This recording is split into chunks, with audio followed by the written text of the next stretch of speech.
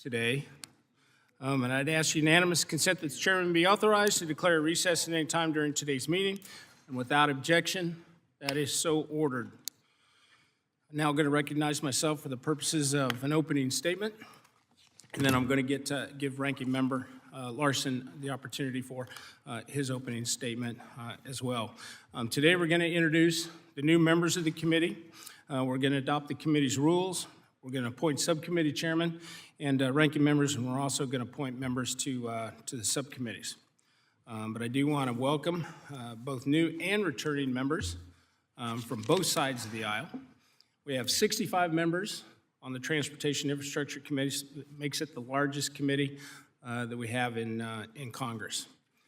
And while the work that we do here may not always grab the national headlines, this is a committee that does deliver results, and it's also a committee that delivers results for the good of the country and for the American people. And I consider this to be a work committee, not a show committee. There's other committees that have different ideas, but we have reauthorizations to do. We have things that have to be done to govern, and that's exactly what we are going to try to do. I'm honored to serve as chairman of this committee and to have the opportunity to help contribute to the rich tradition and to the history of this committee. And if you take just a minute and you look around the room, we've changed things just a little bit. We've added all the chairman portraits, at least all of them that we could find in storage, and they go back to 1947, starting right over here. And that was our the previous committee, which was the Committee on Public Works. And so it goes around the room. A few of them, obviously, in storage have fared better than others. But regardless, I think if you've been chairman of this committee, then you deserve to have your, and you've had a painting, you deserve to have it up on the wall.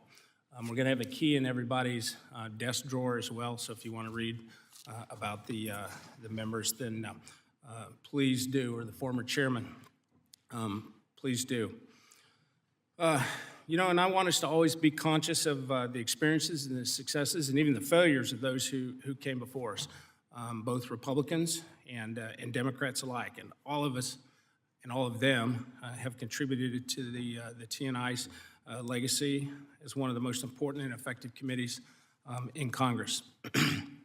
In 2001, I started with Don Young, who has obviously the most gargantuan painting in the room, and that was Don's personality. So it absolutely reflects his personality. But I've personally been involved in many of those successes that I talked about and the failures, and they weren't always the result of members working out their differences to find common ground. And that's exactly what I expect on the committee. We're not going to agree on every single issue, but I am going to be open to work with every single person on the committee. I'm not saying that just to say it. When I say it, I mean it. And Rick is going to be right with me. Rick is going to be my partner in this process as we work through some of these issues, whether that's FAA reauthorization, pipeline safety, Coast Guard reauthorization, WRDA, the Water Resources reauthorization, all of those bills. So if you've got something, come to me. I hate surprises. That's one thing you'll find out about me is I hate surprises. So bring it to me. Let's try to get it into the text of the bill and find a way to be able to move forward and get good product out on the floor. This isn't my first gavel. I have a little bit different style of doing things. Just to run through those real quick, we will have 4-person panels.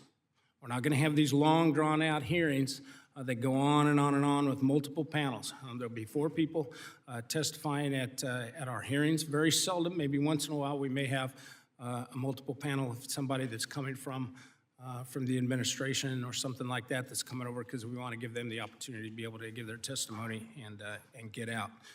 I also give our subcommittees some autonomy. I'm not going to be showing up at every subcommittee and giving opening statements. I want to give the subcommittees the chance to do their work. We each have 5 minutes when we have the opportunity to ask questions or talk a little bit. I'm not going to gavel you down. If you have something to say, please say it, but don't abuse that, Eleanor. I'm just giving you a hard time. Don't abuse that opportunity, but if you got something to say, say it. Just say it. And we have some long-winded people on both sides of the aisle, so please don't abuse that. I don't like gotcha games. Again, this is a work committee, not a show committee. And I think we ought to be thinking about, too, as we move forward in the committee, we got to remember we're the legislative branch of government. Since Rick and I got here, and we came in together in 2001, we got sworn in.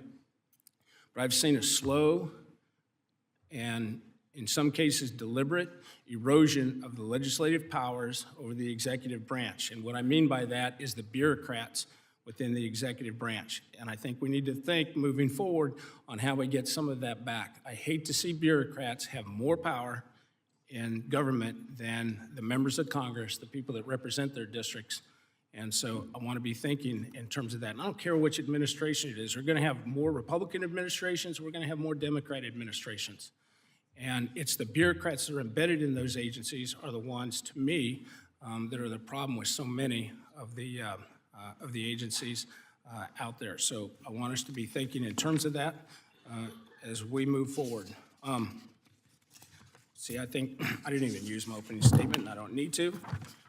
But I do want to introduce the new members on our side, and then I'm going to give Rick the opportunity too. You notice he's got a bigger chair than I do. I took this is the traditional chair. It's a whole lot more comfortable than Rick's chair. But Rick will have the chance to introduce his new members here in just a minute. Lance Gooden, we have from Texas. Where's Lance at? Did he even make it to the hearing this morning? Uh-oh.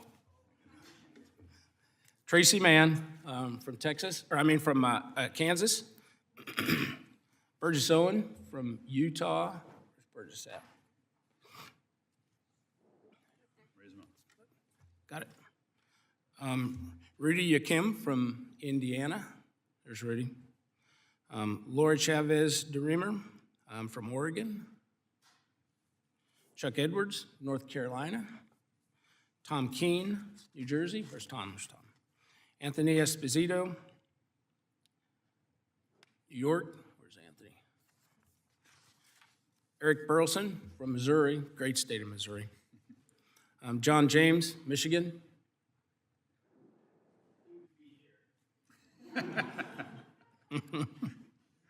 Derek Van Orden from Wisconsin. Brandon Williams, New York. Mark Molinaro, New York. Mike Collins, Georgia. Mike Ezell, Mississippi. John Duarte, California. John's not here. Aaron Bean, Florida. Aaron's not here. So we are excited, obviously, to have all the new members on the committee. We've got a lot of new members on our side of the aisle. But again, I want to welcome both the new and the old members, or the members that's been around for a while. And with that, I recognize Ranking Member Larson for his statement. Thank you, Chairman Graves. And I want to welcome all the members of the Transportation and Infrastructure Committee for the 118th Congress. Those of you who are returning to the committee know what a unique and important opportunity that we have. Not only is the work that we do here important to every single congressional district in the country, we're able to do it in a bipartisan way, despite some of the polarization that we see in other parts of Congress. In fact, if you want excitement, you can leave this room, take a right-hand turn, and then take a left-hand turn, and there's the Oversight Committee and Judiciary Committee, and that's where all the excitement is. If you want work, it's right here in the T&I room. And so we're looking forward to it. I want to echo what Chair Graves said about working together. I expect that we will have differences on some things. We fully expect to do that. We fully expect to have the debate, take the votes, and move on to the next thing in order to get to a bipartisan solution at the end of any debates that we have. We can do it. I know we can do it. We've done it before in this committee, and we can do it again in this committee. I look forward to working with Sam on that. I want to briefly introduce our new committee members. We have two new committee members who are not new to Congress. They were here in the late 117th Congress. Pat Ryan from New York's 18th District is not here yet, but Mary Patola, representing the great state of Alaska, is here as well. In addition, we have 5 newly elected members joining our committee. Rob Menendez from New Jersey's 8th District, Val Hoyle from Oregon's 4th, Amelia Sykes from Ohio's 13th, Hillary Skolton from Michigan's 3rd, and Valerie Fouchy joins us from North Carolina's 4th District. I want to welcome all the members welcome the new members and all the members to the committee. We look forward to working with you. I do want to make a comment on the chair, and I do want to confirm for you. One, I didn't ask for the bigger chair. That would have been rude and out of place for someone who's in a ranking position.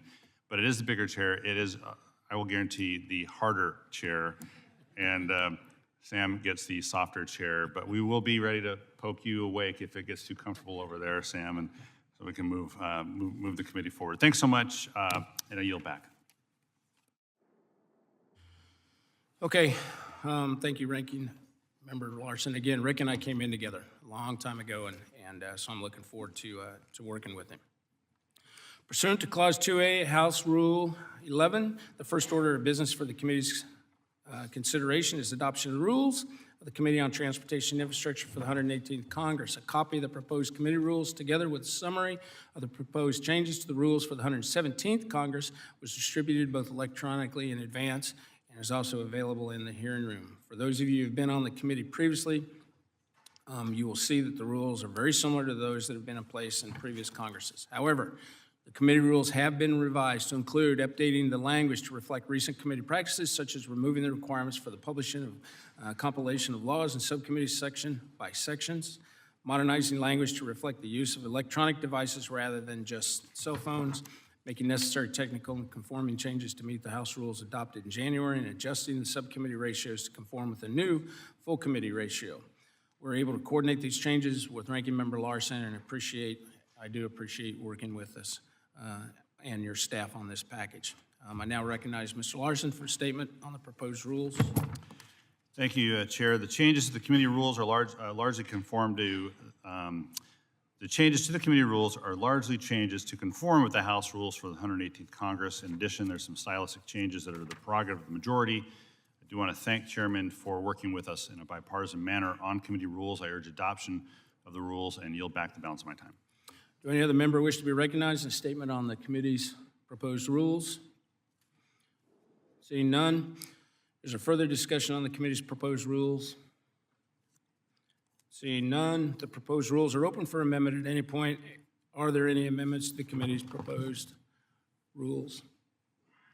Seeing none, I recognize Mr. Larson for a motion. I move the rules of the Committee on Transportation and Infrastructure now before us be approved and adopted as the rules of the committee for the 118th Congress. The question is on the motion. All those in favor signify by saying aye. Aye. All opposed signify by saying no. In the opinion of the chair, the ayes have it, and the motion is agreed to, and the proposed rules are adopted. Pursuant to House rules, the rules on the Committee on Transportation and Infrastructure for the 118th Congress will be printed in the congressional record, made available in electronic form to all members of the committee and the public on the committee's website. Thanks, Corey. Now the committee will move to approve the subcommittee chairman and ranking members. The rosters for the full committee and each subcommittee listing the chairman and ranking members was distributed in advance and are available in the hearing room today. I now recognize myself for a statement for 5 minutes. So I'm very excited for the new and returning chairs that we have leading the subcommittees. Let me start with the newest additions. Representative Scott Perry of Pennsylvania is going to be chair of Economic Development and Public Buildings and Emergency Management. Representative Perry served on this committee since coming to Congress in 2013. And with his near decade of T&I experience, he is very well equipped to successfully lead one of our busiest subcommittees as they oversee federal disaster preparation, mitigation, and recovery programs, the reduction of waste in federal office space, and the implementation of programs and policies to spur economic development. That was the first committee I chaired, by the way. Next, Representative Troy Nels of Texas. Where's Troy? Is going to chair Railroads, Pipelines, and Hazardous Materials Subcommittee. I'm confident in his experience and knowledge, and he's going to provide an invaluable expertise when he leads that subcommittee in developing pipeline safety, reauthorization bill this year, and conducting oversight on Amtrak and many more things, obviously. We also have 4 returning subcommittee leaders, and I know that they will continue to contribute greatly to the success of the committee and their new positions as subcommittee chairs. Representative Rick Crawford is going to chair Highways and Transit. Representative Daniel Webster is going to chair Coast Guard and Maritime Transportation. And Representative Garrett Graves is going to chair the Aviation Subcommittee. And lastly, David Rouser is going to chair the Water Resources and Environment Subcommittee. I look forward to working with it's a great, strong group of leaders, and I'm excited for them to bring their perspectives and to the obviously important work that our subcommittees are going to be doing. With that, I yield back, and I recognize Mr. Larson for a statement on subcommittee ranking members. Thank you, Mr. Chair. Yesterday at the Democratic Caucus organizational meeting, the caucus elected 6 subcommittee ranking members. Representative Steve Cohen is ranking member of the Subcommittee on Aviation. Representative Salud Carbajal, ranking member on the Subcommittee on Coast Guard and Maritime Transportation. Representative Dina Titus, ranking member of the Subcommittee on Economic Development, Public Buildings, and Emergency Management. Representative Eleanor Holmes Norton, ranking member of the Subcommittee on Highways and Transit. Representative Donald Payne Jr., ranking member of the Subcommittee on Railroads, Pipelines, and Hazardous Materials. And Representative Grace Napolitano, ranking member of the Subcommittee on Water Resources and the Environment. They're all looking forward to working with your team. Mr. Chair, we're looking forward to, in fact, first subcommittee hearing is next week, as I understand. Additionally, I just note the caucus also elected Representative Greg Stanton as the vice-ranking member for on our side for the 118th Congress. With that, I yield back. Do any members wish to be recognized for a statement on the subcommittee chairman and ranking members? Seeing none, is there further discussion? Seeing none, I recognize Mr. Larson for a motion. Mr. Chair, I move the subcommittee chairs and ranking members as set forth in the rosters be approved and adopted for the 118th Congress. The question is on the motion. All those in favor say aye. Aye. All opposed, nay. In the opinion of the chairs, the ayes have it, and the motion is agreed to. All right. Now, the final order of business before the committee is to approve subcommittee assignments, and the rosters for the subcommittees were distributed in advance electronically and are also available in the hearing room today. And I now recognize myself for a quick statement. I do want to thank Ranking Member Larson for working with us to determine subcommittee ratios. We have an aggressive agenda ahead of us this Congress, which I've already talked about. And the work of our committee is going to be guided by individuals with a variety of backgrounds and perspectives, and that's something else that makes this committee interesting. It is the largest committee, but that also gives us a lot of variety in terms of knowledge and institutional knowledge in this room. We have members who are truck drivers. We have members who are pilots, farmers, small business owners, former state and local legislators, former law enforcement officials, just to name a few of the things that I've noticed from some of our members. These are very diverse experiences that are going to be useful as we tackle a lot of that busy work that we have before us. And with that, I yield back and recognize Mr. Larson for a statement on subcommittee assignments. Thank you, Chair. I don't have any long statement, just to briefly say we are equally excited to get moving on the variety pack of issues that we deal with in this committee. I think sometimes we will be surprised about the things that are in our jurisdiction, as well as we'll find that other committees are surprised about the things that we believe are in our jurisdiction.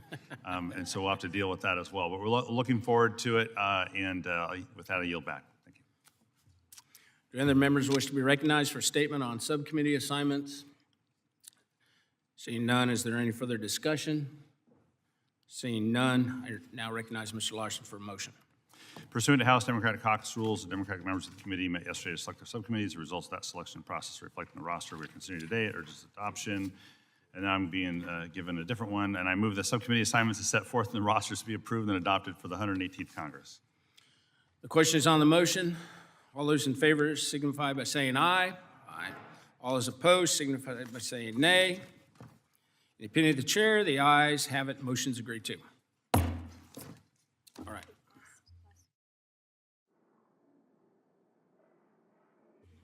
Pursuant to Rule 6 of the Rules of the Committee on Transportation and Infrastructure, the chairman notes that the presence of a quorum for the actions taken on all committee business today. Without objection, it's so ordered. And I'd ask unanimous consent that staff be authorized to make all necessary technical, clarifying, and conforming changes to each item adopted today to reflect the actions of the committee. Without objection, that is also so ordered. I will remind members that we are about to move into our full committee hearing, but the Committee on Transportation and Infrastructure, we now have completed our organizational business for the day, and the committee is adjourned. We have to switch to get the witnesses up, so up to you guys if you want to take a break or how.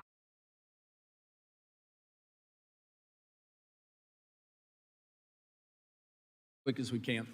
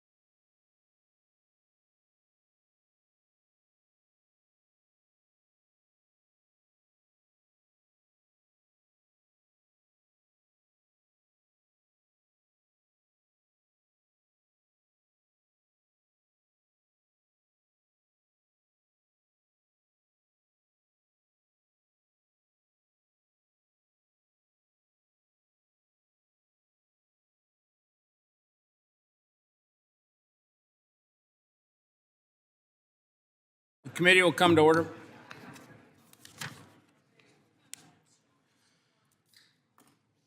I'd ask unanimous consent that the chairman be authorized to declare a recess at any time during today's hearing. Without objection, that is so ordered. I now recognize myself for the purposes of an opening statement. I do point out that in my opening before, that I said that we will have 4-person panels. I see we have a 5-person panel. My staff has just taken note of that.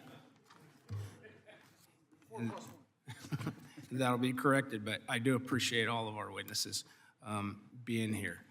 Robust and respectful discussions are very much a part of this process, and which brings us to today's hearing, which is entitled "The State of the Transportation Infrastructure and Supply Chain Challenges," which kicks off our activity for the 118th Congress.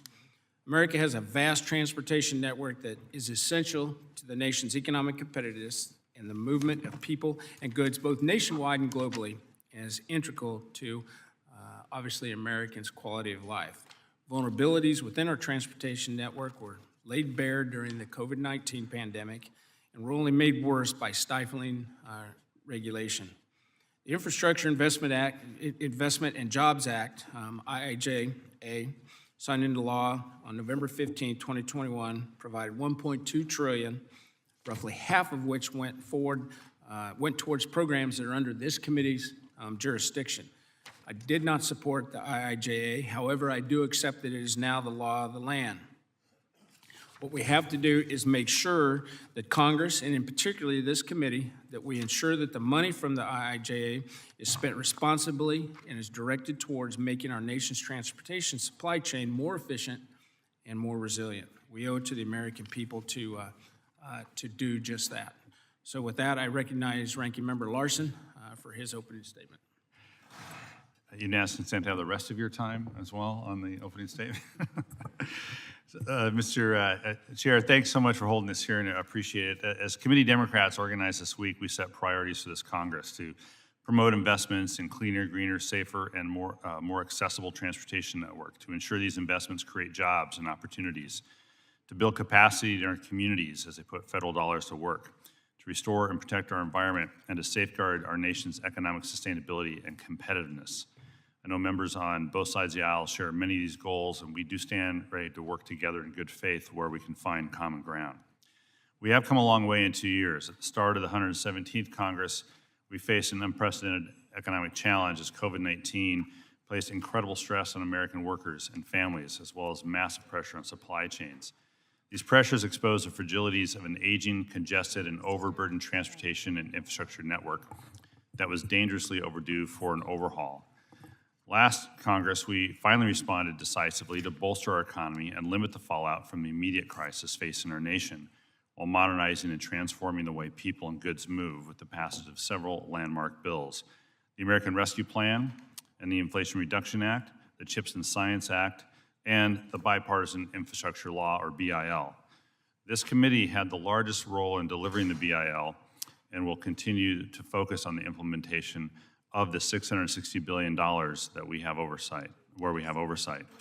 This dollar amount and the number of grant opportunities is significantly larger than any previous transportation or infrastructure authorization that the DOT has administered. And the pace at which these dollars are reaching communities is impressive. DOT has already made available over $150 billion in highway, transit, and airport formula money over fiscal years 22 and 23. And these are not federally controlled dollars. This funding passes through the DOT, US DOT directly to states and local governments to build projects designed and built by private sector construction and engineering firms and workers they hire in everyone's districts. That's why that you will hear me say frequently that transportation means jobs. States have launched 29,000 new projects with federal highway formula funding in fiscal year 22, according to an analysis from the American Road and Transportation Builders Association. That's at least one new project underway in every congressional district in the country. The BIL also provides funding for competitive grant programs, and to date, the administration has announced funding for 6,900 projects under competitive grants to over 4,000 communities nationwide for roads, bridges, rail, buses, ferries, ports, for safety projects, and other infrastructure needs. BIL grants provide strong support for projects in geographically diverse areas. Under the RAISE grant program, funds are awarded evenly between rural and urban areas. In the latest round of infra grants totaling $1.5 billion, 15 of 26 projects selected were in rural areas. The Rural Surface Transportation Grant Program awarded $274 million to 12 projects in its first funding round as well. And it supports major projects that are larger than any one state or community could advance, such as the recently announced grants for the Hudson Tunnels in New York and the Brent Spence Bridge connecting Ohio and Kentucky.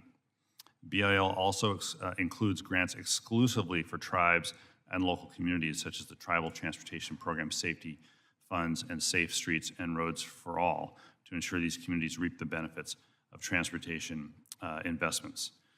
So we have 4 more years of this bill to implement for states and local communities and tribes that we have oversight to continue. We need to ensure that the investments represent a benefit for local priorities, put people to work in our districts, and maintain and modernize our infrastructure. However, this won't happen if we play chicken with the U.S. ability to invest, especially invest in our competitiveness, and threaten the U.S. economy with a catastrophic default on our debt. That would set back infrastructure projects immeasurably. So we need to ensure that we find a way to come up with a debt ceiling deal so that infrastructure investments and the money that comes with it are not cut or eliminated over time. And I hope we can focus some of our work on defining what would happen if there was a default and what would happen to transportation investments. I look forward to working with you. We're getting here today about how inflation is undercutting purchasing power of federal transportation dollars. We'll hear today as well about how the BIL has invested in U.S. competitiveness in our transportation infrastructure. And finally, with the time I have left, I want to emphasize the human infrastructure, the need to develop today's necessary workforce and to build a pipeline for new workers in the next generation of infrastructure investment. I want to thank our witnesses today. With that, I yield back. Thank you. Now I'd like to welcome all of our witnesses here today and thank you for coming in and for your testimony. Just to explain the light system real quick, green means go, yellow means you're running out of time, and red means you're out of time. But I'd ask unanimous consent that the witnesses' full statements be included in the record, and without objection, that is so ordered. As your written testimony has been made part of the record, the committee asks that you try to limit your remarks to 5 minutes. And with that, we have Mr. Chris Spear, who's the President and Chief Executive Officer of the American Trucking Association. Thanks for being here. Chairman Graves, Ranking Member Larson, and members of this committee, thank you for the opportunity to testify this morning. For 90 years, the ATA has helped Congress shape its understanding of our nation's infrastructure needs and supply chain challenges, and today's oversight is both welcome and timely. The IIJA provided a 38% increase in road and bridge funding, a historic investment not witnessed since the Eisenhower era. Prior to passage, ATA testified 25 times before the House and Senate, sharing how the decaying state of our nation's infrastructure is hamstringing America's ability to compete with rising global powers like China. In short, a first world economy cannot survive a developing world infrastructure. While the ATA strongly supported the IIJA, it was not a perfect piece of legislation. No bill is. This hearing provides oversight of $1.2 trillion of taxpayer-earned income, an industry that makes up just 4% of the vehicles on our nation's highways, yet pays nearly half the tab into the Federal Highway Trust Fund. We ask that every dollar be spent wisely and in accordance with what Congress instructed. To that end, ATA objects to the Federal Highway Administration's memorandum directing the IIJA monies be spent on existing roads and bridges and not new construction. Not only does this directly conflict with congressional intent, it does nothing to address congestion, improve safety, and reduce emissions. Our industry loses nearly $75 billion a year sitting in congestion annually. That's 425,000 drivers sitting idle every year. That's 6.87 billion gallons of fuel, more than $34 billion of wasted energy. That's 67.3 million metric tons of CO2 being pumped into our environment. Let me be clear. Funding existing infrastructure alone does nothing to fix congestion. It just makes it worse. Congress has proven that it can do the right thing. Passage of the Ocean Shipping Reform Act, passage of the CHIPS Act. We need more of this. We need new, secure truck parking capacity as proposed by the bipartisan Truck Parking Safety and Improvement Act. We need a greater emphasis on our workforce. The IIJA, including elements of the bipartisan Drive Safe Act, will do what none of the 49 states have done, requiring training and technology for young talent to operate our equipment. What the IIJA didn't do is require inward-facing cameras, opposed by drivers young and old, union and non-union.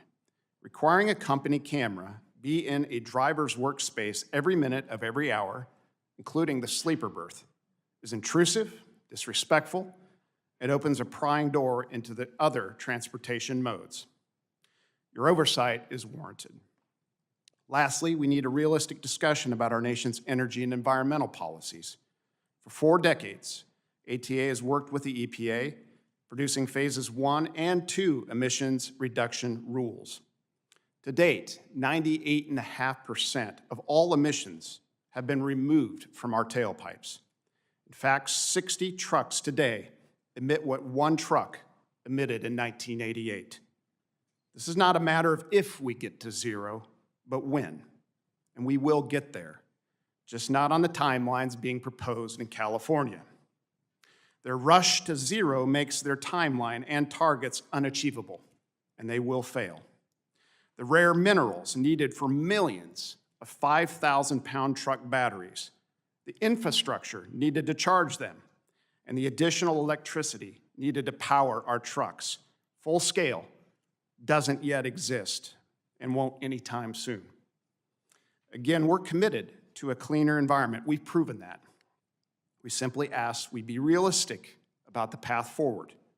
Do that, and we'll have the best infrastructure and the strongest, most sustainable economy like no other. I thank the committee and yield. Thank you very much. Now, we now turn to Ian Jeffries, who is the President and Chief Executive Officer of the American Railroad Association. Thanks for being here, Ian. Chairman Graves, Ranking Member Larson, members of the committee, thank you for the opportunity to be here today representing America's freight railroads. And thank you also to my colleagues and friends at the table today who are all critical to the integrated supply chain. Collectively, we work together to move the goods the nation relies on to grow and thrive. Taking a moment to reflect, railroads were a prominent part of the national discourse over the past year. From untangling pandemic-related supply chain challenges to a historic collective bargaining round that culminated at the end of the year, railroads were in the national spotlight like never before. Certainly, this level of exposure has its pros and cons, but one core truth was clear. Freight rail is critical to the economy. To that end, while it is important to reflect on and learn from past experiences, it is equally important to focus on the here and now with an eye toward the future. And so I hope you take away 4 things today from my remarks. First, safety is at the forefront of everything railroads do. Our industry operates a 24/7, 365 outdoor assembly line, handling a mix of traffic across every terrain imaginable, and we do it safely.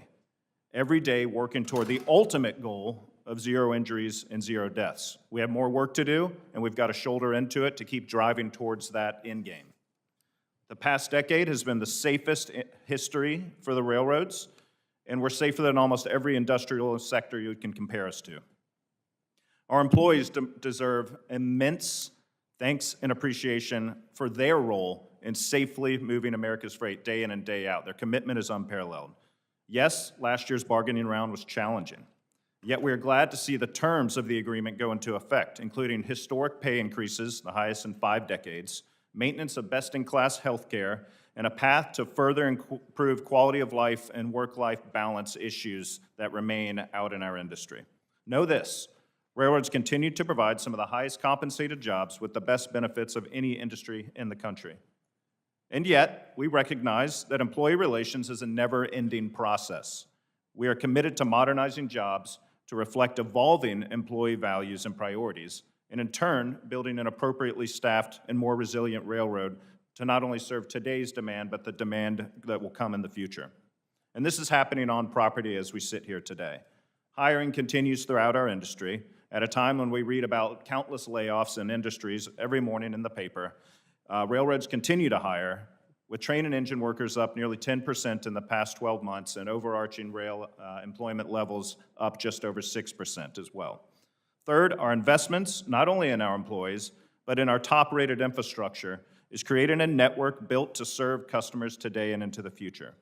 Each year, railroads invest billions of their own funds to maintain and expand their infrastructure. The result? The highest-rated infrastructure in the country, according to the American Society of Civil Engineers. For context, railroads invested an average of $24 billion annually of their own funds over the past 15 years. That's $1 billion more than the investments Congress made in this year's historic level of spending in rail and multimodal programs as part of the IIJA and the Omnibus combined. So if the IIJA's investments are historic, I guess railroads make history every year with their investments. Last, in no small part because of these factors I've outlined, service is improving. Over the past year, we certainly had service challenges, and many of our customers didn't receive service that they deserve and expect. And so we've kept a shoulder into that, working hard, and the results are coming. Velocity, terminal dwell, trip plan compliance, other measurements, other metrics are improving across the board, and even our regulator, the STB, recognizes that as well. Still more work to do, and we're continuing to drive those processes forward. Now turning to matters of direct import today, AAR and its members absolutely supported the infrastructure bill. Of course, no bill is perfect, as Chris said, and certainly we had issues with some of the pay-fors. We'd like to get back to a user-pay structure with the highway system, but it had numerous positives. Specifically, the creation of a multi-billion-dollar grade crossing elimination initiative will pay dividends into the future, reducing accidents, limiting motorist delay, and increasing freight fluidity. And while we proudly fund our own infrastructure, we'll work diligently with our public partners in states and towns across America so that they can leverage the CRISI program, MEGA program, INFA program, and other grant programs out there. Looking at agency oversight, we continue to have concerns about the Federal Railroads Administration's view on technology and technological deployment. We need a champion, we need a partner about getting new technology that's going to drive safety to its next levels, not one that's going to hold us back. And so we can get into that further, but I see my time is running out. And thank you for holding this today, and look forward to the discussion. Thank you very much. I appreciate it, Mr. Jeffries. And now I'm going to yield to Ms. Hoyle for introduction of our next witness. Thank you, Chairman Graves and Ranking Member Larson, for the opportunity to introduce Jeff Firth from Hamilton Construction, one of Oregon's largest construction firms. He has deep ties in Southwest Oregon, and we both live in Springfield, Oregon. He is here today on behalf of the Associated General Contractors of America, and I'm delighted to have this opportunity to introduce him to you, Mr. Chairman, and to the rest of my colleagues. Thank you, Mr. Firth. You're recognized. Good morning, Chairman Graves, Ranking Member Larson, and members of the Committee on Transportation and Infrastructure. Thank you for inviting me to testify on this vitally important topic. Again, my name is Jeff Firth, and I am the Vice President of Hamilton Construction Company and a board member of the Associated General Contractors of America, or AGC, where I serve as Vice Chair of the Highway and Transportation Division. AGC is a leading association in the construction industry, representing more than 27,000 firms, including America's leading general contractors and specialty contracting firms, many of which are small businesses. AGC contractors are both union and open shop and are engaged in the construction on nation's infrastructure, including roads, bridges, airports, transit systems, levees and dams, and more. In 2020, 91% of firms within the construction industry had 20 or fewer employees. Hamilton Construction Company has been building bridges and highways as a heavy civil contractor since 1939. Hamilton has partnered with owners to deliver numerous award-winning complex bridges, highways, dams, and other critical infrastructure projects. We have 4 divisions that operate throughout the West. In my testimony today, I'll discuss the status of the construction industry, including the challenges that lie ahead for rebuilding our nation's infrastructure. The Infrastructure Investment and Jobs Act, or IIJA, represents the most significant infusion of investment, including over $350 billion dedicated to roads and bridges in our infrastructure since the enactment of the interstate highway system since 1950. However, inflation and supply chain constraints have threatened the success of the IIJA. And in my testimony today, I'll discuss the challenges that have emerged from the industry, even as some conditions improve. Infrastructure projects costs continue to climb, and rising construction material prices and shortages. Material prices have increased and doubled or even tripled in some cases. The construction industry is facing material challenges that reach far and wide. In fact, a recent survey of AGC members found that 93% of construction companies are experiencing long lead times and/or allocations less than full shipments for construction materials. Supply chain disruptions from the pandemic have inflated the cost of construction materials and made project delivery schedules and product availability more uncertain.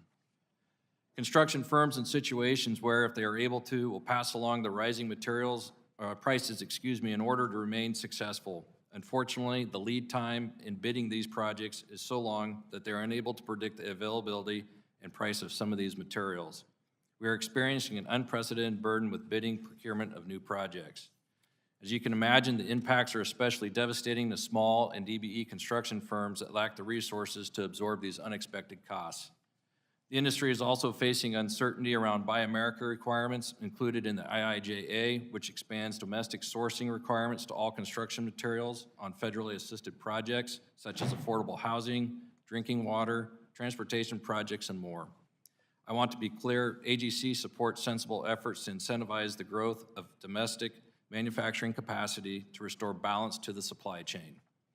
There is still significant confusion among industry, federal, state, and local agencies regarding the difference between a construction material and a manufactured product and what manufacturing processes must occur domestically for construction materials.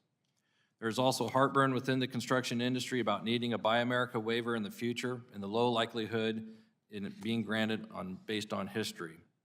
To make the waiver process even more problematic because of an executive order, federal agencies must submit waivers for items not made in America to the Office of Management and Budget. At Hamilton Construction, this new requirement has caused us confusion.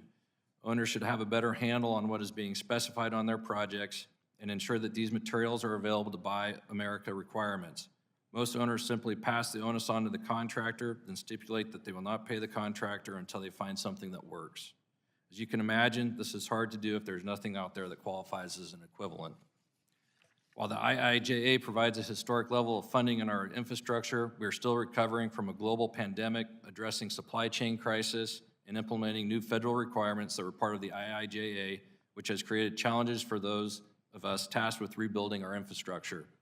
But let me be clear, if Congress did not pass the IIJA, the impacts on the transportation contractors would have been significant, with likely a cut of 20 to 30% in projects by the states. I thank the committee for the opportunity to testify today. I look forward to answering any questions that you may have. Thank you, Mr. Firth. Now we'll move to Mr. Roger Gunther. Did I get that right?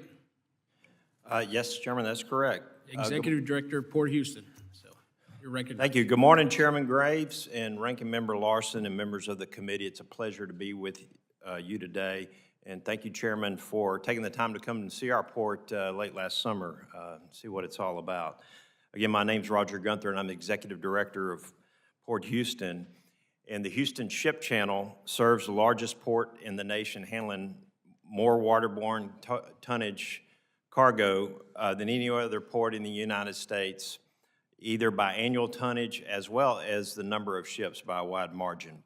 Our ship channel sustains more than 3.2 million jobs each year and more than $800 billion in annual economic impact for the United States.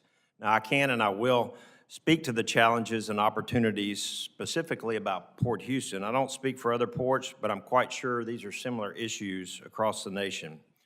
Over the past 2 years, Houston has not been immune to the challenges of a global supply chain that has been overwhelmed. Our strong partnerships with labor and industry played and continue to play a critical role in our ability to push cargo through our terminals and accommodate the increase in cargo our share of the Gulf continues to experience strained, unprecedented demand. We have seen firsthand how critical each logistic segment of the supply chain is for the efficient movement of freight, and I can tell you seaports are one of those critical links. As demand peaked, terminals became congested as import and export cargo were limited by many, many factors, and container facilities maxed out the capacity because they had no place to go and nowhere to take them. So they sat on our terminals. To ensure a resilient supply chain and be prepared for future demands, investment must be made in our nation's seaports where cargo continues to rapidly grow and where private investments are being made near the ports in distribution centers for imported consumer goods and for manufactured goods that are exported, like petrochemical products and agricultural commodities of the like, and again, exported globally. As Congress provides money for infrastructure, those resources should be focused on federal assets, the roads, the rails, the waterways, and perhaps even nearby inland depots that are critical to serving the fluidity of our nation ports. I can give you an example of what's going on in Houston. In 2022, as the U.S. container imports were flat, Houston grew by 19%, and our exports were up 18% compared to an overall decline in exports of 5%. That's container imports and exports. To put it simply, Houston is an example that is exponentially outpacing cargo growth around the nation, and we have to speed up many projects to try to accommodate this continued growth, and we cannot wait. Ports are responsible for capital investments of their own terminals, such as wharf improvements and facilities to accommodate this growth, and we are making, as ports, those improvements. But it must be a federal priority and a federal obligation to make the capital investments on the water side and land side in our channels and highway infrastructure that serve our nation's ports to maintain the resiliency and fluidity going forward. Houston and ports most critical to the nation's economy should be prioritized for infrastructure investments. If not, the nation's busiest supply chains are vulnerable to disruption. Another example, the Houston Ship Channel has been underfunded by 50 to 60% for operations and maintenance dollars over the past several years, resulting in draft restrictions throughout our channel. We receive 18 cents per ton of cargo compared to the national average of 60 cents per ton of cargo. Houston serves as the gateway for the Gulf for many global trade routes, and without an adequately maintained channel, vessels must leave behind cargo, whether at their point of export or import, port of origin, which exacerbates the chain backups. In Houston, we've been able to speed our deepening and widening project, Project 11, by pre-funding the segments of the dredging, shaving off already 5 to 7 years of a traditional timeline.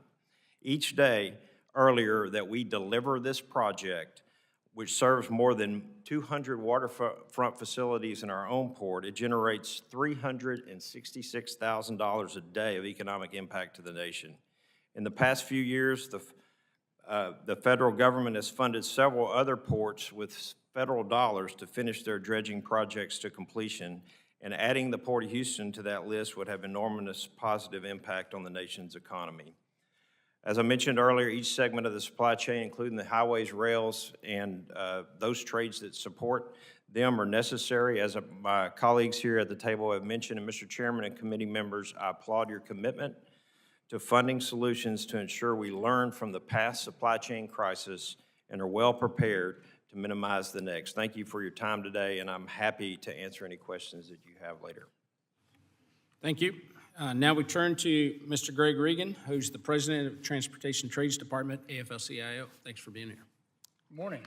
Thank you, Chairman Graves and Ranking Member Larson, for inviting me to testify at this committee's first hearing of this new Congress. You might pull your mic a little closer. A little closer. Yep.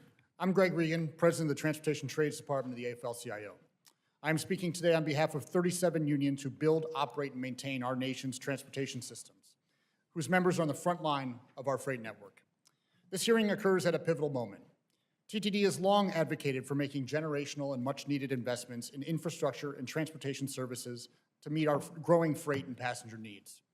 Because of the Infrastructure Investment and Jobs Act, there are already 7,000 projects underway that are putting Americans to work. That includes 3,800 bridge projects, improvements to nearly 70,000 miles of roads and highways, and the largest ever dedicated investment in our ports. These projects are creating jobs, growing the economy, and strengthening supply chains in rural and urban communities alike. Just yesterday, the DOT announced the first round of mega grant recipients, and we learned that long overdue freight needs are being met nationwide. This includes $250 million for improvements to the Brent Spence Bridge, which facilitates $400 billion in freight movement annually. Another $150 million will go to replace the I-10 Calcasieu River Bridge in Louisiana, and that will include a workforce agreement to target jobs and training opportunities to underserved communities.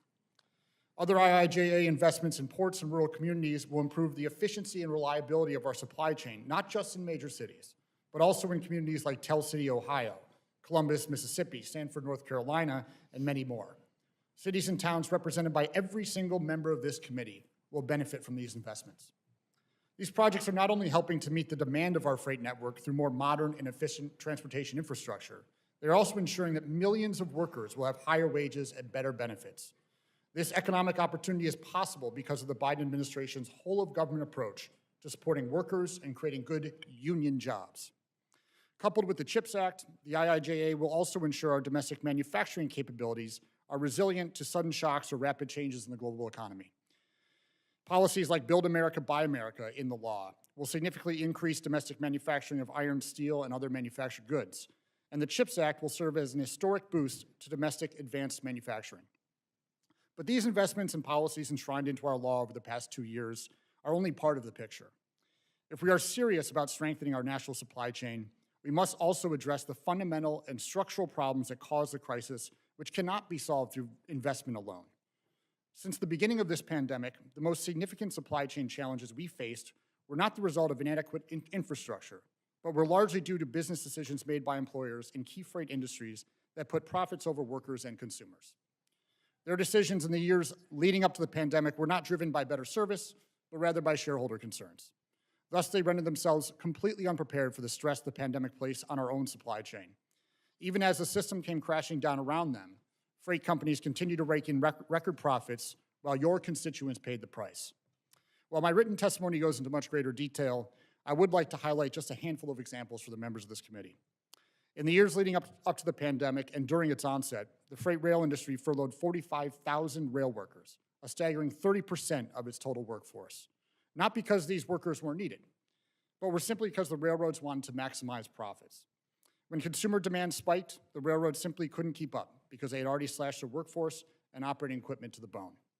The trucking industry has complained of so-called workforce shortages, but the truth is they have slashed wages and benefits and made working conditions so bad that workers who would otherwise be interested in driving are simply looking elsewhere.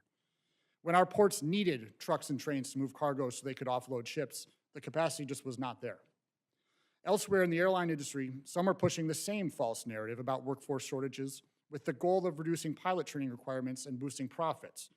As we prepare for an FAA reauthorization, we must reject any efforts to go backwards on safety for any reason, least of which being profit margins. And in the maritime industry, the lack of a comprehensive national maritime strategy has left our country subject to the whims of the largely foreign-owned shipping conglomerates, since we do not have the sea lift capacity to meet our own export and import needs. We can loosen this chokehold and increase our competitiveness by supporting the construction and operation of Jones Act vessels, enabling U.S.-built, U.S.-flagged, and U.S.-crewed feeder vessels to carry a portion of America's trade will ensure a more resilient supply chain. Finally, pursuing a more efficient supply chain cannot be an excuse to eliminate or weaken longstanding labor laws such as collective bargaining rights, fatigue protections, training and qualification requirements, and others. Doing so would only harm the workers that tirelessly keep the economy and the flow of goods moving. But it is the dedication and expertise of these workers, in addition to the investments that are currently being made, that give me the confidence that we will deliver a stronger and more resilient supply chain in the years to come. Thank you for inviting me, and I look forward to answering your questions. Thank you very much. Now we will open it up for questions from the committee, and we'll start with Mr. Crawford. Thank you, Mr. Chairman. Ask unanimous consent to submit a letter for the record from the Fertilizer Institute on their concerns about supply chain challenges. Without objection, so ordered. Thank you, Mr. Chairman. I thank the panelists for being here today. I want to start with you, Mr. Spear. Looking back at the COVID-19 pandemic, in your estimation, what could the federal government have done better to manage the public health concerns at the same time maintaining the continuity of our supply chain? How much time do you have? Yeah. Seriously, I think, look, it's our first time, all of us together, dealing with a global pandemic. I mean, there were, a lot of things thrown at our country, our economy, our industry, that we had to adjust to very quickly in order to make certain that store shelves had, milk, eggs, bread, gas stations had fuel. But then became the rush to get PPE, test kits, certainly the vaccine itself. That was moved largely by truck. And our industry stepped up to the plate when a lot of people stayed at home, not knowing, what impact this would have on their health, their family's health, real concerns. And isolated in the cab, with those risks still in their minds, they still got in the cab. They still drove those loads to where they needed to be. They were the glue, certainly in the early weeks and months of the pandemic.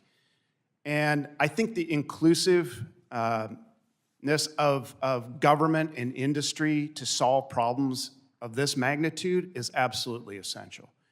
I can point to things where we had a lot of conflict between our government and the government of Canada, and our inability to match bearings with public safety and health policy to get our trucks across the line, their largest trading partner. We're dependent on one another. And it just took two governments sitting down to hammer that out, and they didn't do it. So that's leadership, and I'm not pointing fingers. It's just a reality that has an impact on an industry like ours to serve the populace, to serve society on the basic needs that they have to have. I think that, when we looked at the OSHA announcement to require vaccines for employers with more than 100 employees. And my background coming off Senate Labor Committee, OSHA, at DOL, we knew, my team and I, that they did not have the authority to do that. We did not want to go to court. That was something that we certainly could have sat down and worked out, but we ended up litigating it. It went to the Supreme Court, 6-3 decision, you know the outcome. A lot of waste of time on issues that we really should be sitting down and working collectively toward. But I can also point to a lot of good that came out of it as well. I drove many instances across the country. We have a home in Wyoming. Seeing those billboards out in the cornfields thanking a trucker. Seeing the banners fly off the overpasses. Our drivers getting off an interstate and being met by a police officer to escort them to where they can get a hot meal and a shower. Girl Scouts, Boy Scouts, church groups handing out baked goods at rest areas. Our image climbed to a level not even known possible. On that note, Mr. Spear, I would say that you did this at a time when the trucking industry was suffering and continues to suffer through a massive driver deficit. Yeah. And on that note, I share your support, as you outlined in your testimony, make it easier for our constituents to choose a career in the trucking industry, such as ensuring that 18 to 20-year-old drivers who have a CDL can work across state lines. And now you've been supportive of that in the 3-year pilot program that was included in IJA. How's that implementation going? It's like everything in this town, slower than we would like, but we've grown accustomed to it. I do think this program's going to bear fruit. We've worked really hard in this committee to create a bipartisan understanding of this block of talent, 18 to 20. But I'm also mindful, as you understand, that 49 states already allow an 18-year-old to drive a Class 8. They just can't cross state lines. Now, that works pretty good from Redding, California, down to San Diego. 20 minutes outside of Providence, Rhode Island, not so much.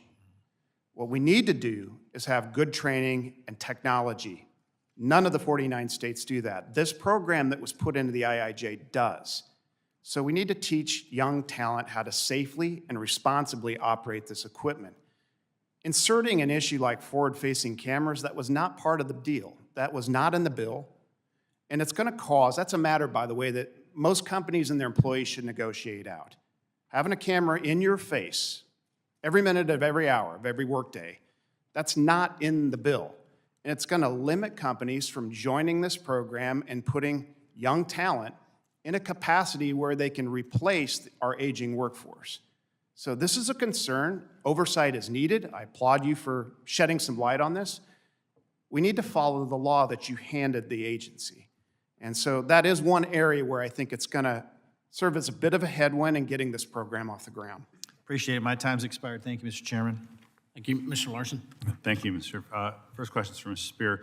First, I want to recognize on page 2 that in your testimony in paragraph 3, your recognition that this debt limit debate could have existential threats to our economy and certainly to spending on investments on our infrastructure if infrastructure spending gets wrapped up into this debate. So I want to recognize that. My question, though, is I'm going to put up a graphic up here, if I can have staff put up the graphic. So in your testimony on page 5, it'll get there. On page 5, you note the December 16, 2021 memo and your concerns with it about from the DOT and your concerns that it will put the guidance will force money into fixing infrastructure first as opposed to highway expansion. And this graphic does show in FY21, there's about $8.1 billion. This is Federal Highway Administration numbers. $8.1 billion in 2021 to highway expansion or reducing congestion. The memo comes out. The FY22 number is about 25% higher.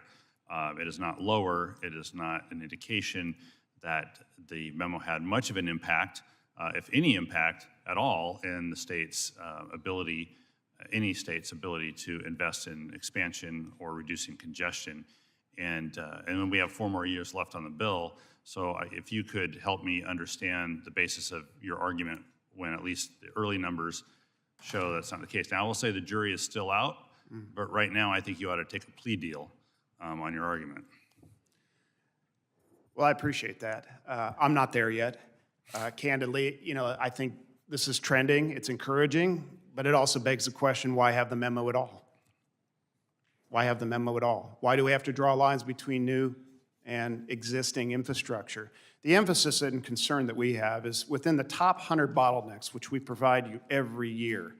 We track it every year based on GPS data, shows by speed, where are the worst bottlenecks, start with that, and let's address them. What we don't want to have is really nice roads and bridges, and we're still sitting on them going nowhere. We need truck lanes, we need parking, we need new bridges, we need more capacity to move the freight. We're burning fuel and we're emitting CO2 just sitting there. That is the concern. And if this trend continues, I can see that being resolved, but I don't see any need for the memo. I see, and I think that's a fair concern when you look at the competitive grants the administration has included with regards to highway expansion. In 2022, $225 million through the RAISE program, $1.3 billion through the Mega Infra and Rural Grant programs were awarded that include highway expansion as well. So it does seem to go headed that way. And Mr. Firth, good friends who are members of the AGC in Washington State, so this is not certainly not an anti-Oregon question. I want to clarify that immediately for you. But given these numbers and the AGC's argument on highway expansion versus, in Washington State, we call fix it first preservation and maintenance, and we believe we actually do need to preserve and maintain our existing infrastructure as well as invest in new infrastructure.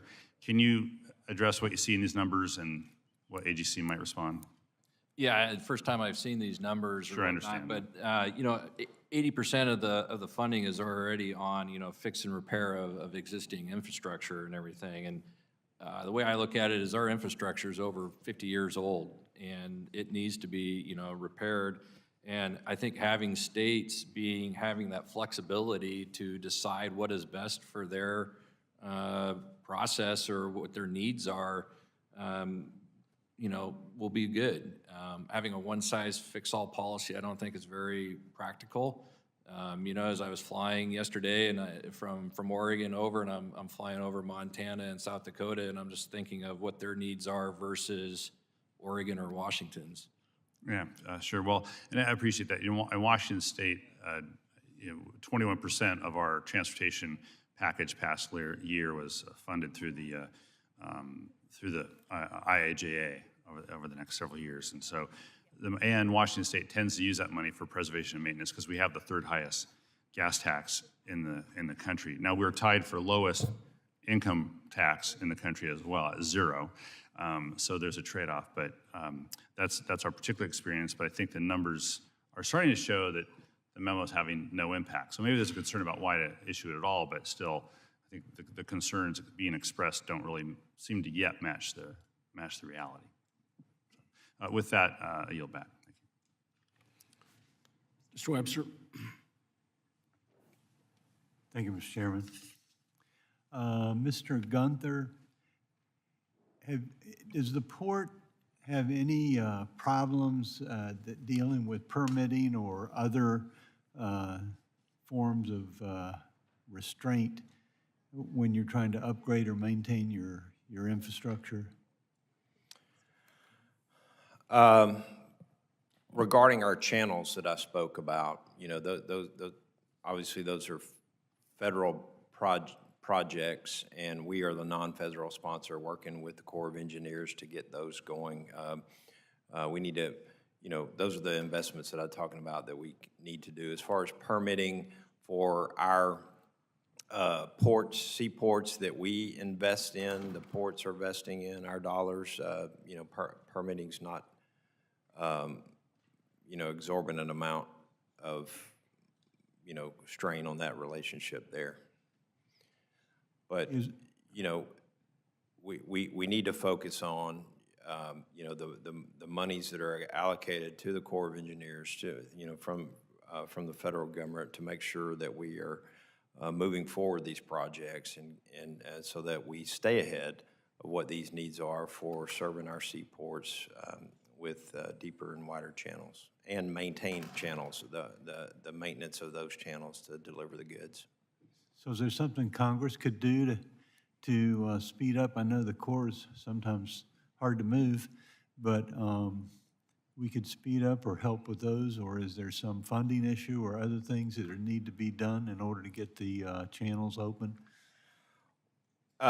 Sure, and you know, we really focus on, you know, again, the operation and maintenance funding.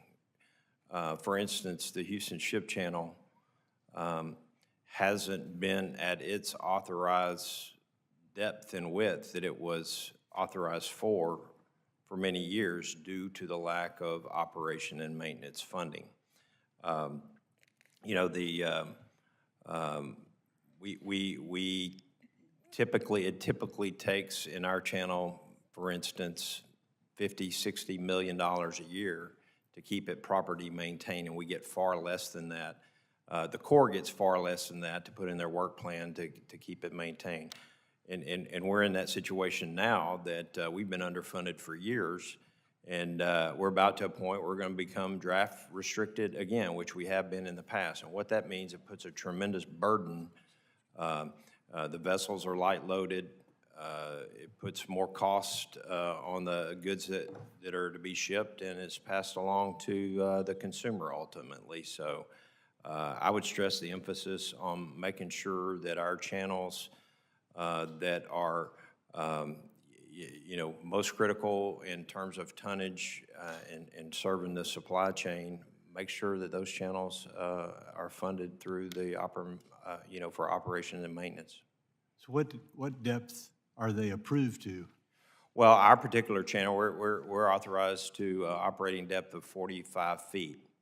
And, you know, without going into detail, typically they'll, you know, have some advanced maintenance on that. But, you know, several times, and we're about to get to that point because there's not enough money in the Corps work plan right now to maintain the channel, that we're about to be draft restricted probably as early as March.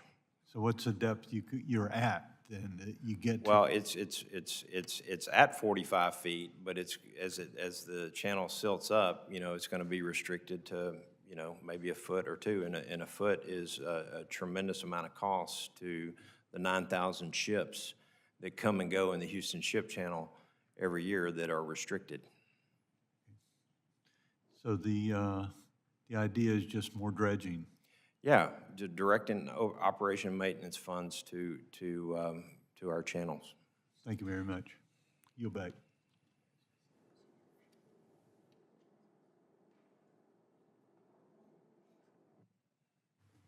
Eleanor. Thank you very much, Mr. Chairman. First, I would like to submit into the record a letter from the Advocates for Highway and Auto Safety that outlines important issues of trucking safety. Without objection. Thank you, Mr. Chairman. Mr. Jeffries, the Infrastructure Investment and Jobs Act provides $102 billion in total rail funding. This is a historic investment that will advance our goal of reducing carbon emissions from transportation. In addition to mitigation, adaptation is also an essential aspect of responding to climate change. Could you expand on how the industry is investing in climate-resilient rail infrastructure? Well, thank you for that question, and certainly a very top-of-mind point. So right now, freight rail is the most fuel-efficient, least environmentally intensive way of moving goods over land. One freight train, or excuse me, one gallon of diesel can move 1 ton of freight about 500 miles. And one intermodal train will take about 200 trucks off the highway. What does that do? That reduces emissions, it reduces congestion, it reduces wear and tear on public infrastructure. And so as we stand here today, an immediate way to reduce emissions is to partner with my friend at the ATA and get that supply chain humming. So you're going from truck to rail to truck, pulling trucks off the highway. But we can't just sit where we are right now and be happy with our environmental performance. We've got to continue to drive that process forward, and that includes both out on the network, but also in the yard. So in the yard, we're investing in electric cranes, emissions reduction technology, the technology that shuts off a locomotive so it's not idling, similar to what you have in your car at a stoplight or stop sign. But we're also investing in battery electric power, hydrogen power, increased use of biofuels, decreased friction between wheel and track to increase glide. So there's a vast number of tools that are being deployed. And certainly the IIJA provides significant opportunities to partner with the federal government, both in money coming out of the DOT, but also money coming out of DOE as well. And we're working with our members to leverage those opportunities to really partner with the federal government and with the suppliers and the OEMs to make sure that we are really pushing the limits of what we can do with battery electric, what we can do with hydrogen, what we can do with biofuels, because it's not a just pick one path right now and go forward. We need to be exploring all opportunities and the pros and cons of each type of next-gen fuel or next-gen power source. And so that's what we're doing. And the programs that the IIJA provided and the agencies that it did are just getting up and humming. And so we're looking forward to really working with the government to advance that R&D. Thank you. Mrs. Spear, I was surprised, perhaps I shouldn't have been, to note that women make up, according to the Bureau of Labor Statistics, only 7.9% of truck drivers. That was in 2021. That was an increase of only 0.1% compared to the year before. How does the trucking industry plan to increase recruitment and training opportunities for women? Great question. Added emphasis across all of our member companies has to change and shift toward different pools of talent. We talked just recently about the 18 to 20, veteran service members exiting. We also need to really make an emphasis on urban hiring and gender. And with respect to women drivers, you got to sit down and listen to them. You got to begin to understand what it what are the headwinds? What are the reasons and concerns that they have about joining our industry? Talk to the ones that are out there among the 7%. And what are their concerns? You're going to find that within training, those programs need to improve. There needs to be more women and women trainers. And that's essential that those programs be adjusted and understand the concerns that women have about becoming a truck driver. But you also have drivers that will say when they're out on the road, their concerns for getting out of the truck at night, not having well-lit, secure parking. And it's an inhibitor. It's a deterrent from someone, entering a good-paying job with exceptional benefits. We want to grow this populace. I was just in Europe and found out that their percentage is actually 3%. I thought 7 was bad. So we really need to have better training. We need to look at ways that we can improve safety and security and alleviate those concerns that when women feel safe in this industry. And they are a major contributor. It is a pool of talent that we believe could really shore up our shortage. We're short 78,000 drivers. I would love all 78,000. The gentlelady's time has expired. I now recognize Mr. Perry for 5 minutes for questions. Thank you, Mr. Chairman, and thank you, gentlemen, for making the trip and being here. Mr. Spear, since we're on the discussion, not where I wanted to go, but I think it's important to recognize that truck drivers, whether you're a man or a woman, need to be able to protect yourself in an increasingly violent society, and the inability to carry a firearm across state lines in many cases because of the restrictions in various states makes that an impossibility and to stay legal. So something that you might want to consider taking up in all the things that you're doing to protect your drivers and keep them safe. But I'd like to talk to you about the independent contractor business model in our nation and how important it is to the trucking industry, the supply chain, and to people's freedom and ability to get into a business and make good decisions for themselves and for their family. And to note that the administration, in particular, people on the left and states, are assaulting this model of making a living and in your industry.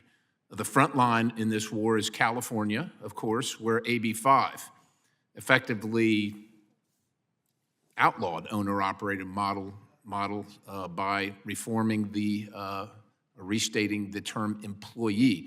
I just wonder if you could characterize, as with as much cargo comes into California and has to be shipped across the country, how AB 5 has affected the industry and the supply chain from your viewpoint.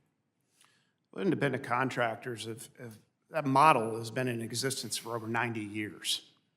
And it is the spirit of being a small business person. A lot of our largest members started with one truck as independent contractors. Now they employ thousands of people.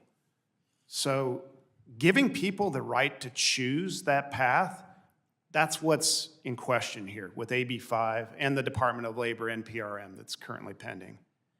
And I would just say that stop talking to the media and start talking to the independent contractors. I can bring scores of them up here, and they'll tell you exactly why they choose this path. They want seasonal work. They want part-time work. They have another business on the side. Whatever the reason may be, that is their decision. That's their choice. And saying that an employer is forcing them into this category because they don't want to pay them more or they don't want to pay health benefits, the independent contractors will tell you that that is not the case.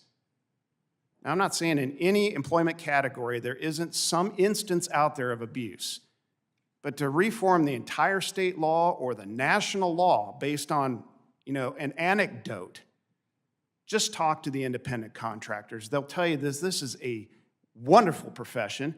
This is a business that they want to grow. They want to add trucks, drivers underneath them, serving other companies. Give them that option. Don't take it away. We're short 78,000 drivers. You take away our independent contractors, you're going to pay more for everything we eat, drink, and wear. I think inflation's bad now. It makes it only worse. Sir, so everybody in the room knows, even though we're not sometimes willing to talk about it, what this is about. It's not about profits. It's about unionized labor and forcing that on people.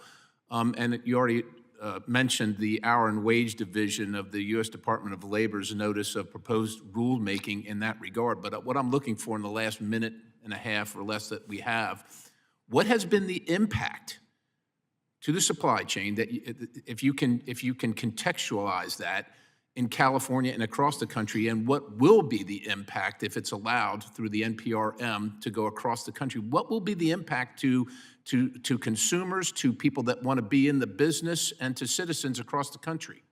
Any state like California that adopts AB5 as a model, you're going to have an inability to move freight from those ports to the rest of the country. I have companies that are simply dependent on this model, cannot operate, cannot comply with the rules of AB5. They added layers for testing who is and isn't an independent contractor. They're going to pull out. They're just simply not going to operate in California. And that's unacceptable, not just for the people that live in California, but throughout the rest of the country. I can't put everything on rail. I mean, we have to work together, ends right. But that stuff's going to have to move out of those ports by truck. By and large, those companies aren't going to operate there. That's the impact on the supply chain. You're going to pay more. You're going to have less options. I think consumers, constituents are going to find that unacceptable. And you're right. By the way, there is no enforcement mechanism in California for this. It's done by the plaintiff's bar. That's by design. They're going to litigate us, and then the unions are going to come in and try to organize them. That's what's behind this. Gentleman's time has expired. I now recognize the gentlelady from California, Ms. Napolitano. Thank you, Mr. Chair. Mr. Jeffries, it's on. Can you hear? Okay. The infrastructure law provided $3.7 billion for much-needed grade separation projects. Now, we need to construct these projects to relieve congestion, improve safety, air quality, and freight movement in communities such as mine. How and when will the railroads work with local communities and state transportation agencies to ensure these projects get built quickly? Are railroads willing to both remove red tape and invest in these projects? Well, that's a great question, and we are 100% willing to remove red tape to get projects done. We often need a partner in the state and federal government to do that as well. But you're spot on. The $3.7 billion for grade crossing safety, grade separations was probably the most dynamic, exciting piece of that vast legislation for our particular industry.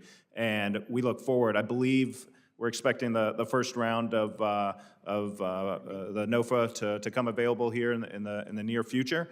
And I know my railroads are excited about the opportunities there. And you're right, we've got to pick the most high-impact projects. We've got to collaborate with communities to make sure that we're being good partners. We do have a track record there. We've got models around the country of working with states and localities to get projects done. And this is a really, really transformational opportunity for pedestrian safety, for quality of life, for freight fluidity, for emissions reductions. So we're absolutely ready, willing, able to work to put these dollars to work. We should could have approved of some of those on the Alameda Corridor East. We have some projects that railroads gave zero on projects. Mr. Spear, I'm very concerned by the increasing number of reports of new female truck drivers being sexually assaulted during training rides. Stories are often the same. New truck drivers required to take a training ride with experienced truck driver and then sexually harassed or assaulted during the ride. Often occurs in isolated areas and results in trainee being left on the side of the road. What is the trucking industry doing to address this situation? Great question, Congresswoman. Zero tolerance. Zero. It's unacceptable to have that happen in any industry, but specifically to trucking. Just with Congressman Norton, I'd love to have all 78,000 vacancies filled by women drivers. To do that, our members, our industry have to have not just programs that train to this, of why that's unacceptable. They actually have to enforce it to ensure that it doesn't happen. At ATA, we are very active with Truckers Against Trafficking, working with our driver populace to train them to spot the trafficking of women and children for sexual exploitation. That there sets the bar, that behavior is unacceptable. We train drivers to look for it internally within the company. we have to go further. We just launched last year the Women in Motion program to really focus on training programs that overcome this instance, and having women train women drivers is certainly a good step forward. These programs have to speak to that. Well, I certainly would like to see some of those programs carried through, sir. Absolutely. Mr. Reagan, I recently visited bus drivers in my district in El Monte bus station. They were very pleased with our work in the infrastructure law to improve driver bus safety. They informed me of the need of more and bigger shields to protect them. We must continue to hold FCA and transit agencies accountable for these bus safety improvements. Bus drivers also mentioned that many drivers are reaching retirement, and there needs to be improved recruitment and training on the jobs. Can you please comment on both of the needs for bus safety and these bus driver recruitment? Yes, thank you for that question, Congresswoman. And thank you for your help in getting that work driver safety provision included in the IIJA. That was a vital piece of legislation. And to be honest with you, I'm a little frustrated by the pace with which that's being implemented. I'd like to see us moving a little bit further along, a little bit faster in terms of protecting these workers, simply because it's horrific what they have to deal with and the number of stories I see of somebody being attacked. But also, I think that's a direct impact on your second part of the question, which is on recruitment. We do need to recruit a whole lot more people into this industry. It starts with making them good jobs, which I think in most systems, these are going to be good paying jobs with good benefits. But if the best advertisement for your industry is the local news story about another driver being assaulted, then that's not a very good advertisement about bringing people into your industry. So we need to address this right now, and I think shields are a good start, but also bringing workers into the planning and training and the safety planning committees is a critical part. Thank you, Mr. Chair. Gentlelady's time has expired. The gentleman from Texas, Mr. Babin, is recognized for 5 minutes. Thank you, Mr. Chairman. Really appreciate all these good witnesses that are here today. I proudly represent the 36th district of state of Texas and home of our great Port of Houston. Thank you for being here, Mr. Gunther. We really appreciate it. I'm going to get to a question to you here in just a little bit. As you all know, some of you mentioned in your testimonies, government investment is absolutely vital to our transportation and infrastructure industry. And that said, we all also know that just throwing money at a problem doesn't make it go away. Unfortunately, the federal government proved that once again with last session's Democrat bill, the $1.2 trillion bill that is directly, I think without question, contributed to the current economic crisis that we find ourselves in. I hope that some lessons were learned. Throwing billions of taxpayer dollars at this industry without prioritizing supply chain solutions, pandemic recovery issues like fraud and abuse, serious workforce issues, overly burdensome red tape, and other underlying issues will not actually allow us to see long-term sustainable improvement and investment in our nation's infrastructure. As some of you noted, it will lead to industry-specific inflation, increasing the costs that are unique to our sector. On top of that, carving out political handouts for niche green transportation and infrastructure projects and companies is not good for the industry as a whole. In fact, it causes delays, increased costs, and is anti-competitive and all-around counterproductive. I'm very deeply concerned about the left's rampant spending and impact it's having on inflation and our economic stability as we face a $31.4 trillion national debt now. Quickly, Mr. Firth, are AGC members hurting due to higher costs, timber, transportation, equipment, and things like that? I'm sorry, could you repeat the question? Yes, are your general contracting members hurting due to higher costs? Are higher costs hurting your members? Yes, absolutely. Okay. You know, I mean, look anywhere you want, you know, fuel is a big one. You know, just internally in our own company this last year, our fuel bill, we were close to over $1 million over budget on fuel. Absolutely. Our workers have to drive further, you know, as we're in rural areas. It costs more money. So fuel is just one that comes to my mind.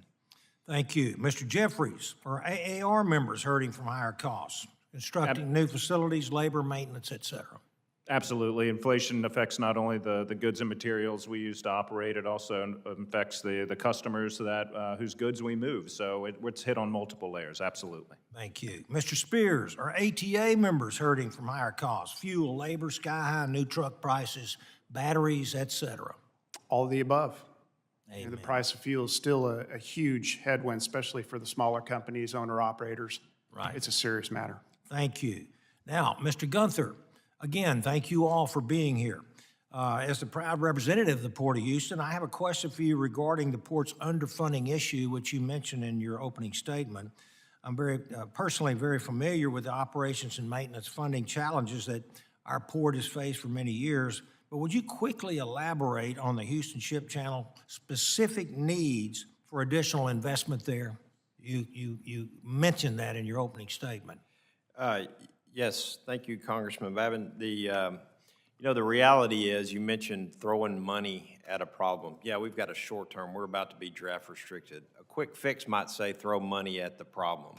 But what really needs to happen in reality is annual maintenance, deliberate, robust, and decisions to make sure that we are providing the funding for those waterways in the United States that have the most economic benefit, and make sure they're not deficient or limited. As I mentioned, we the largest port in the country in terms of tonnage and number of vessel calls are on a per ton basis are getting less of funding for operating and maintenance, which makes our channels, our Houston Ship Channel, become more limited. And at the end, when ships are drawing less water and able to haul less freight, it's going to cost more money. And we have to be prepared for those ships and making future investments. We're building our channel now, deepening and widening our channel now to handle those ships that can come through the Panama Canal, the new Panama Canal. Yes, sir, exactly. I see that my time is up, so I will yield back, Mr. Chairman. Thank you. Gentleman yields back. The gentleman from California, Mr. Garamendi, is recognized for 5 minutes. Thank you, Mr. Chairman. I want to thank Chairman Graves for calling this hearing. The implementation of the IIJA is of critical importance to this nation. The bill itself could, properly implemented, really lay the foundation for America's economic future. All the pieces of it, whether it's dredging or highways or railroads, also the grid system and the like, critically important. I want to focus on two issues. First of all, Mr. Reagan, if you could respond to the AB5 issue quickly. Yeah, I would, thank you for that. First of all, the language, what AB5 does is simply provide clear definition for what is an employee, what is not. It does not eliminate the independent contractor method, because there are plenty of ways for someone to do outside work and clearly demonstrate they're independent contractors, nor does it require them to be in a union. In fact, all it does is properly classify workers so that they have the constitutionally guaranteed ability to join a union should they choose to do so. Thank you. There'll be much more discussion about this. This is an ongoing discussion in California about the implementation and possible modification of it along the way. Thank you. I want to really deal with an issue that was raised by Mr. Firth and also you, Mr. Reagan, and that deals with the $1.2 trillion. Who's it to benefit?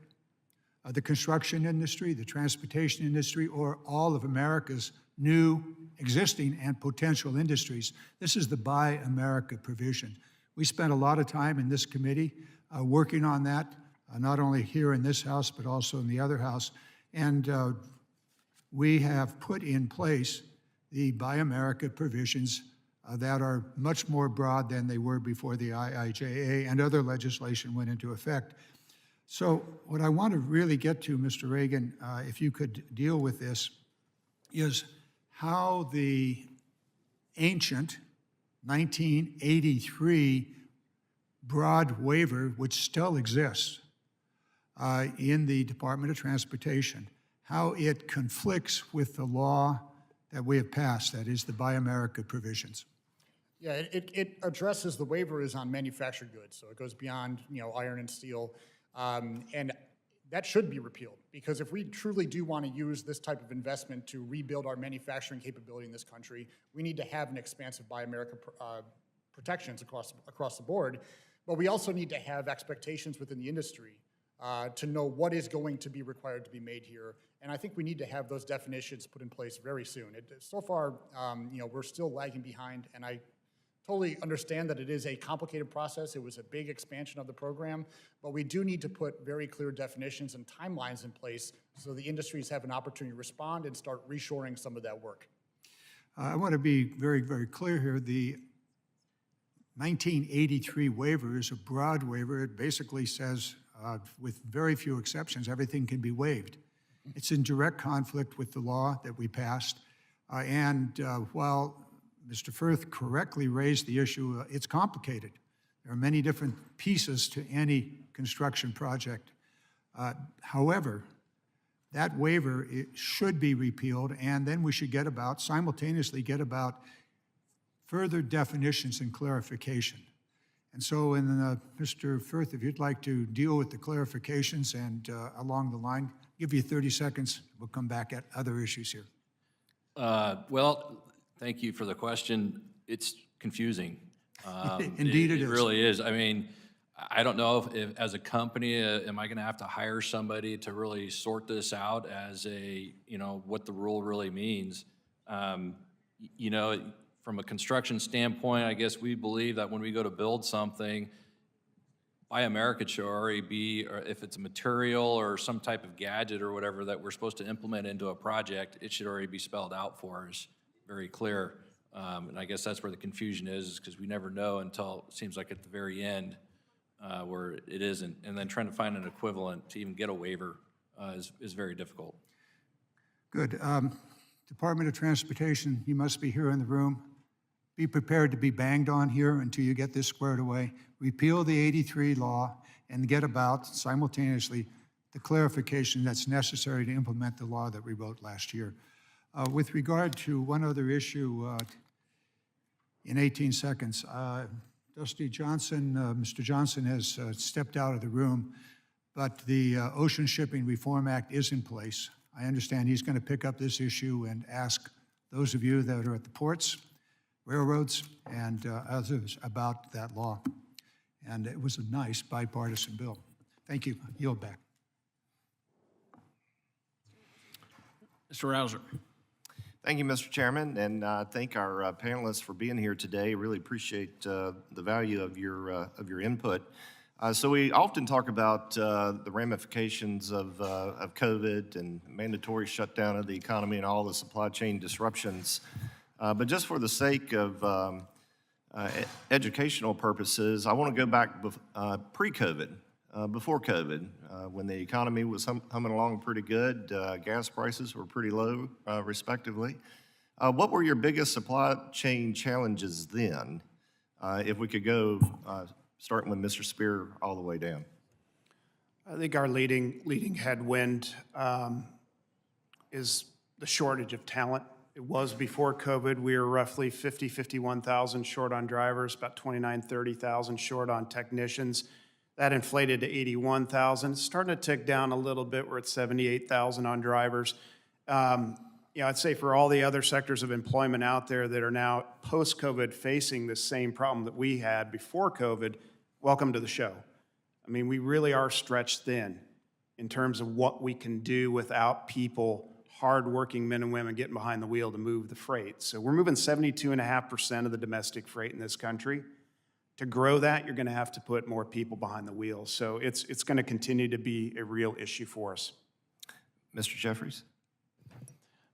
I think it's the ability to put dollars to work on projects and do it in a reasonable amount of time in order to not only maintain and replace what might be older equipment, bridges, et cetera, or expanding into new facilities, new yards. Really just incredibly long timelines for review, a lot of uncertainty there. So lack of certainty and lack of timeliness of being able to put our dollars to work to maintain and grow capacity. Mr. Firth? For us, it's probably going to be steel.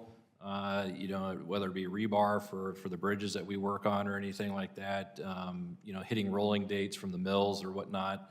It takes a little bit of logistics to make sure that you get your order in ahead of time. Mr. Gunther? For ports, our port and most seaports, I would say it's just, the supply chain is very asset base with, from ships to ports to trucks to chassis to where they end up at a warehouse or vice versa. And, when one link in that supply chain backs up, for us as seaports, it causes a lot of congestion on our ports, and with the inability to move them out quickly, ports can't be storage facilities. They have to be transit facilities in order, and you saw ships backing up in Houston and East Coast and across the country. So just measures and that may be more fluid to move cargo through ports, and you'll have to continue to look at that, making investments in opportunities to get cargo out of our ports. Mr. Regan? Thank you. Honestly, it was insufficient workforce levels at Class 1 railroads. It's a problem that continues today, and I appreciate the comments from my friend Ian about what they're doing to address it, but that was a problem before the pandemic and continued throughout. Mr. Jeffries, going back to you, what are some current or proposed regulations being discussed that could negatively impact freight railroads' ability to respond to significant supply chain bottlenecks? And then follow up to that, are there any deregulatory actions that need to be taken to help address the matter? Well, to pair up my friend Chris, how long do we have?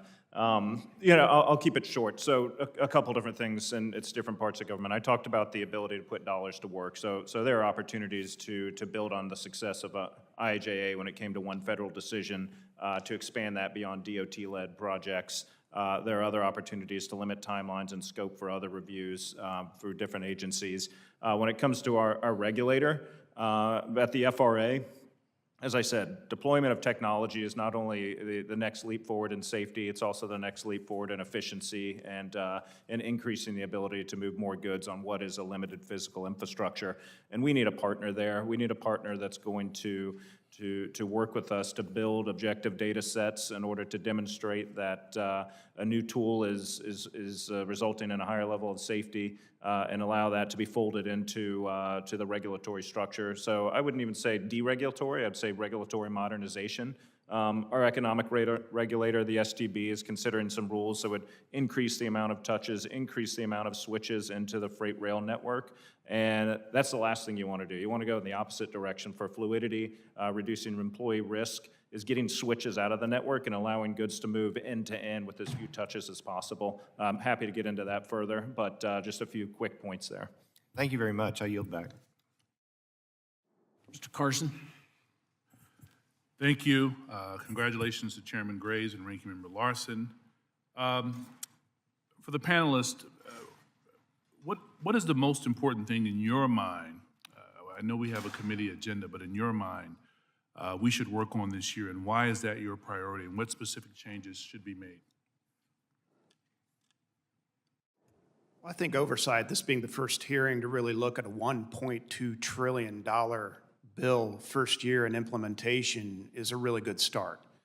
I think we all have a vested bipartisan interest in having a solid supply chain that isn't contracting in various points, and when it does, to collectively look at the problem and come up with real solutions. And I think we've demonstrated an ability, government and private sector, to do just that. I thought the Ocean Shipping Reform Act, the CHIPS Act, bringing back those sensitive items so that we can manufacture them here, ensures that we're going to have the capability to serve this economy long term. If there's anything that came out of COVID, it's really shining a spotlight on the weaknesses. I think the IIJA does a lot of potentially good things to solve that. Oversight of this law, not just this year, but in the coming 4 years, is going to be really, really important. I would certainly echo that. Wherever you are on whether you supported or didn't support the IIJA, there's an immense opportunity to put a lot of dollars to good projects. And so I would say the hard part starts now, is how do the agencies get that money out in a merit-based, transparent, objective manner to make sure that the impact of such projects is maximized and how do you put that money to work as quickly and expeditiously as possible. This committee can really lead that charge in a bipartisan way. I think we're all excited to hear the tone coming out of the heads of the committee here. And you look around the room and you see all the prior leaders of this committee, all of them now. There's a lot of folks from different walks of life, different backgrounds, but I think getting back to the tradition of accomplishment and getting things done together will be key and allow this committee to be remarkably successful in supporting the projects that I've mentioned. No doubt. I think for us, from the contracting community, it would be streamlining the permitting process. You know, as we get all the work from the designers and the owners and everything like that, concurrent reviews, something that can speed up the process to get the projects out the door. I mean, the projects all start with permits, and for us, that's where our biggest bottleneck is.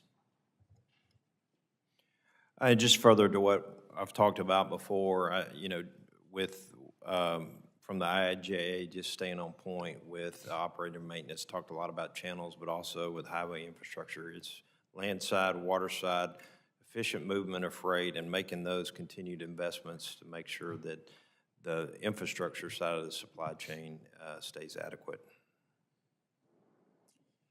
I think it's pairing the investments that are being made with really strong workforce development and training programs as well, to ensure that not only are we building our human infrastructure as we're building our modern transportation infrastructure, but more importantly, that once we're able to deliver on expanded services, new routes, things like that, that we have the workforce there ready and able to deliver the service that the people expect. Thank you. I yield back, Chairman. Mr. Boston.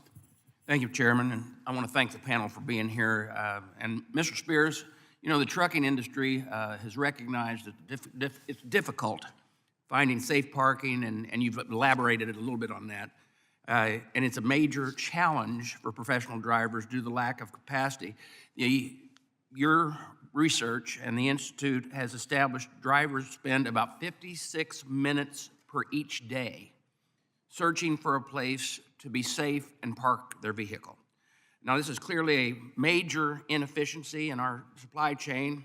However, the problems can be fixed, and I thought we were going to get it done last year. This committee unanimously passed a truck parking bill out of this committee. It got to the floor, but didn't get anywhere from there. Have you ever seen any issue that is such a time when we have a fix, we know what we need to do, we pass it, we can't get it through, in a time whenever we really need to get something done? And I've been around government a long time, but watching something that is so much agreed on and then stalled, I'm just going to ask you, have you seen anything that's to that level? I have, actually. But yeah, me too. Let's focus on this issue. And first of all, thank you, and to the entire committee for the support. This is not a partisan issue. No. Anybody can drive out of the Beltway here, and you will see trucks on and off ramps resting. Why? Because they're required by federal law to take breaks. And when those breaks come up and they don't have a place to park, they're going to look for the next best thing.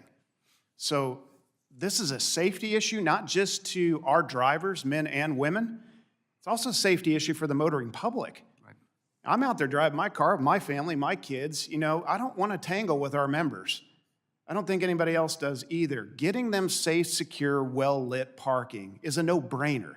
That's why then Chairman DeFazio had $1 billion in his bill. Didn't go anywhere. Your bill, I hope, bipartisan, start early. We're going to be out there pounding marble. We're going to be knocking on doors to make certain this gets done. This is a necessity.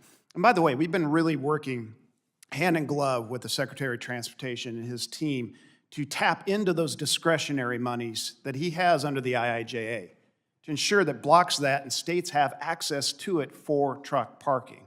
So in the interim, while that legislation moves, we're going to be working with them to ensure that we're tackling the problem as well. I haven't confronted anybody on this issue that disagrees. And by the way, we sent that letter up. That's a joint letter between ATA and OOIDA. That makes a statement. We are in this together. This is an issue that impacts whether you're an owner-operator, an IC, a full fleet. We all need more safe parking. Yeah, thank you. And my next question, I want to go this route. and you know that I was born and raised in the trucking industry. I like to tell people I came home from the Marine Corps, ran the business for 10 years, loved it for 8. But I need you to expand if you can. Now, this is a state issue, but I want to bring it up here. My brother works tirelessly to get drivers. He gets the drivers, gets them qualified, makes sure he wants to have them, and then because of state law now that has legalized marijuana, they can't pass the drug tests. And it's happening all over this nation, and if this committee needs to know exactly how much that is affecting the trucking industry, and can you expand on that? The secretary asked me what keeps me up at night. This issue. Someone who is impaired getting behind the wheel of an 80,000-pound vehicle. And you got multiple states, over a dozen now, plus Canada, legalizing recreational marijuana. It's widespread. We're regulated by the federal government. We cannot have anyone impaired using marijuana or any other narcotic operating this equipment. So this channel conflict between the federal rules and the states allowing it, this ambiguity is creating a litigious environment, and we're caught right in the middle of it. Somebody's got to step up to the plate and put safety first.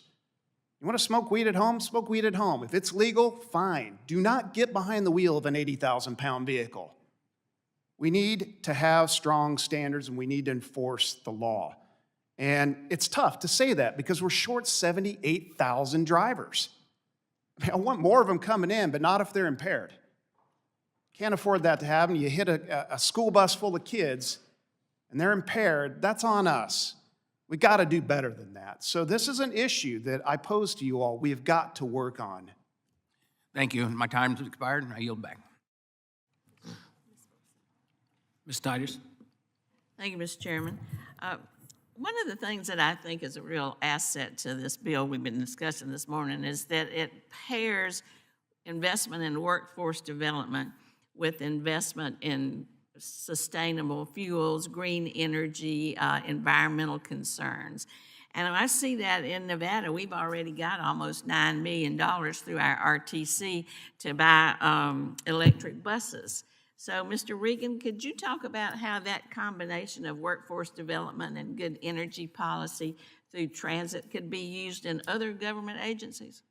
Yeah, thank you so much for that question, because I think one of the really great developments that's come out of the implementation of this law was with the low and no emission bus program, where 5% of that money is required to go towards workforce development.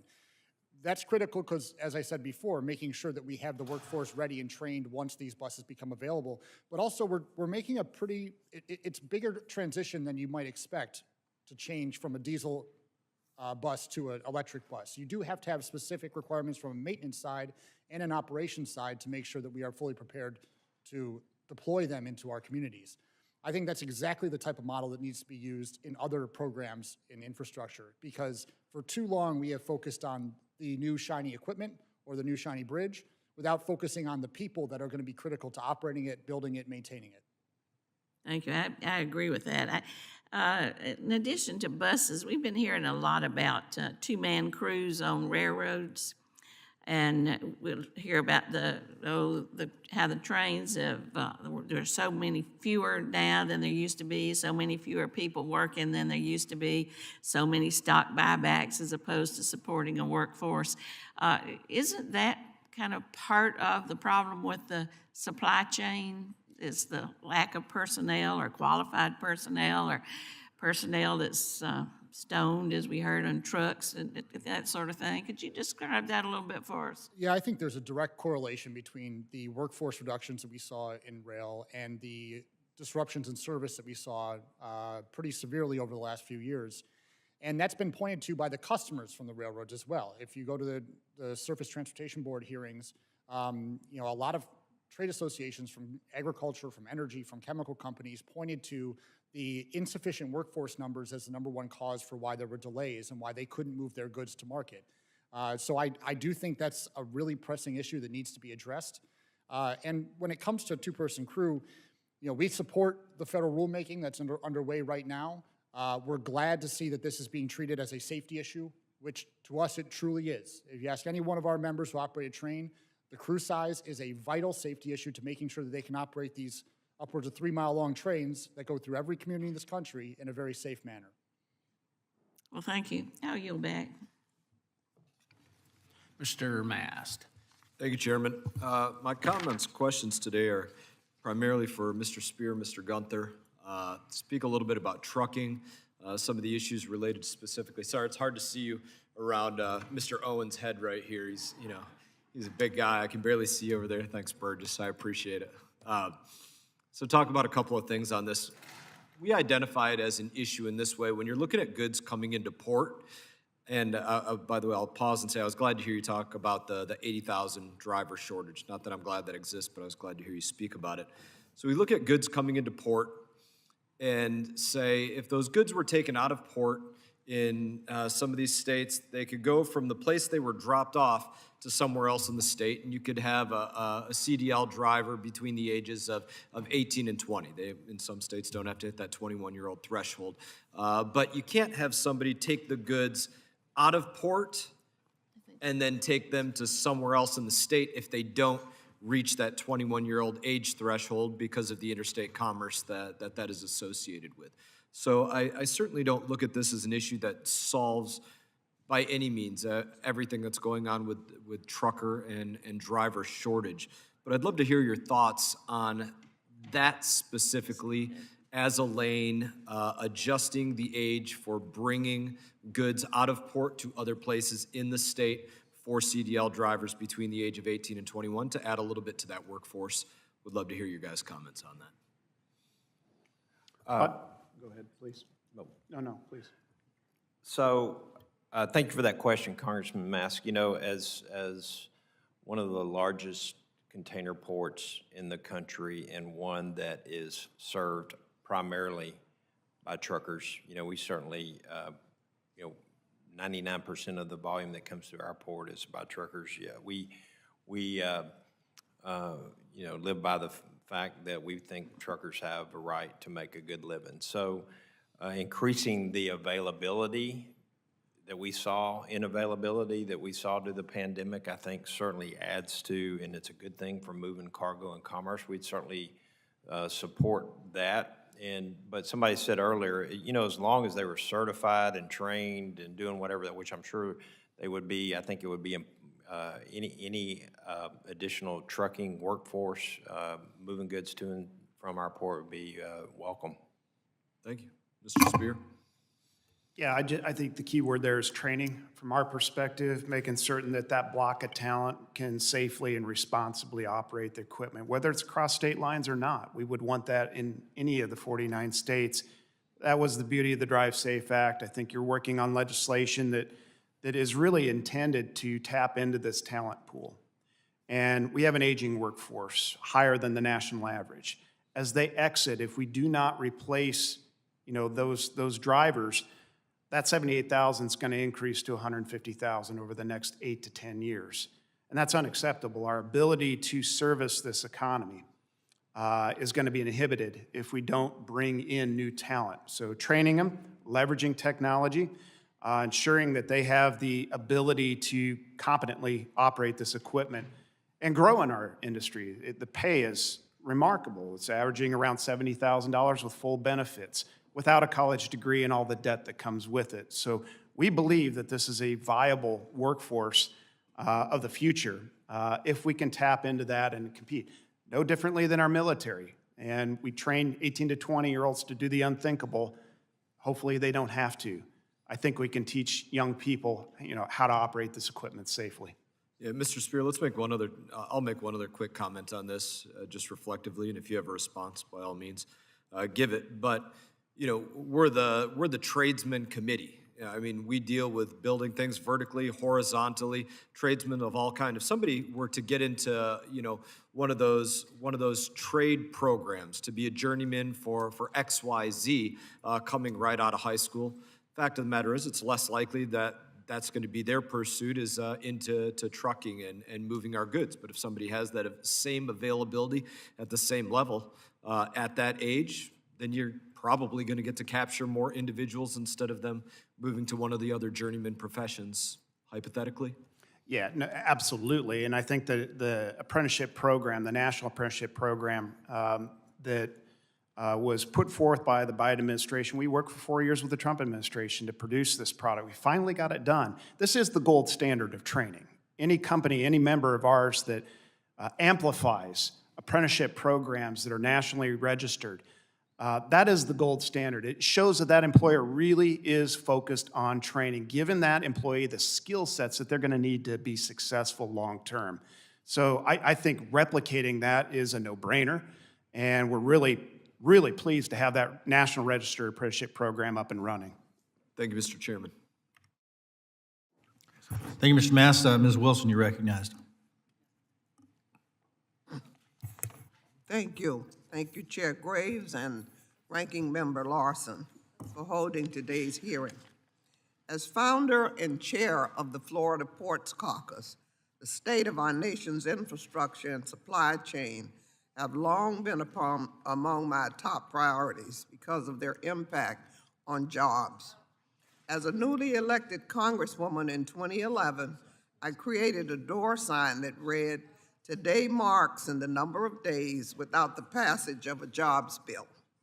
It took 3,970 days, or more than 10 years, but finally, under President Biden's leadership, Congress finally passed a landmark bipartisan infrastructure law that supports the level of job creation that I long sought. The bipartisan infrastructure law, along with the American Rescue Plan and Inflation Reduction Act, delivered the resources to rebuild our infrastructure and address the supply chain crisis. I'm especially proud to have been one of 5 members selected to co-sponsor this historic infrastructure bill. Consequently, Florida is receiving $18 billion to update our highways, bridges, transit, seaports, and airports. Chairman Graves and Ranking Member Larson, I look forward to working with you on a bipartisan infrastructure legislation. With that, I have a few questions. Mr. Reagan, thank you for bringing attention to the bridge improvement projects authorized by the IIJA. In my district, we have Broad Causeway Bridge, which connects mainland Miami-Dade to various cities on the beaches. The Broad Causeway is looking to use that funding to update the bridge and increase accessibility. Can you explain how discretionary grant funding has benefited the men and women of the TTD? Yes, thank you for that question. The grant programs, and we're starting to see the money really flow now, are just critical towards advancing, especially the building and construction trades that I represent. But the bridge programs in particular, you look at the number of structurally deficient bridges around this country that have been highlighted by the American Society of Civil Engineers. I mean, it's an epidemic in this country that we have so many bridges that are not safe to drive on right now. And getting this money out quickly and getting it with expert union workforce operating on these bridges is going to be critical to making sure that we have both a more efficient but also a safer system in this country. Thank you. Mr. Firth, you stated in your testimony that without the IIJA, states would have to cut roughly 20 to 30% of their projects. Can you provide examples of the projects that you were able to complete because of the IIJA grant programs? We haven't had any IIJA projects yet. We anticipate, though, here in 2023 that they'll be coming out, so I don't have any examples for you. Okay, thank you. Mr. Spear, in your testimony, you mentioned years of infrastructure neglect. Can you highlight how the IIJA has improved working conditions for drivers?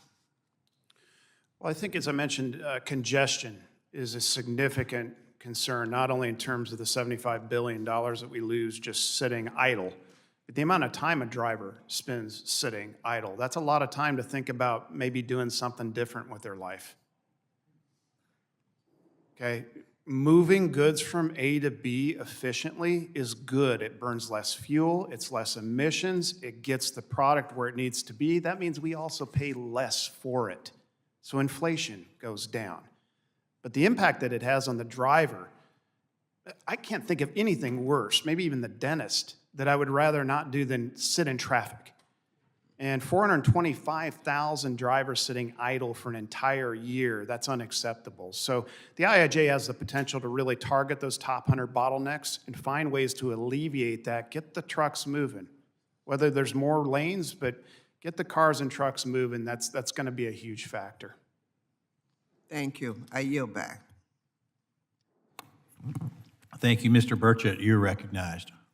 Thank you, Mr. Chairman. I have some very hard-hitting questions on COVID, but I realized I'm not in the Oversight Committee right now, so when I get to Oversight, I will ask some hard-hitting transportation questions, Mr. Chairman.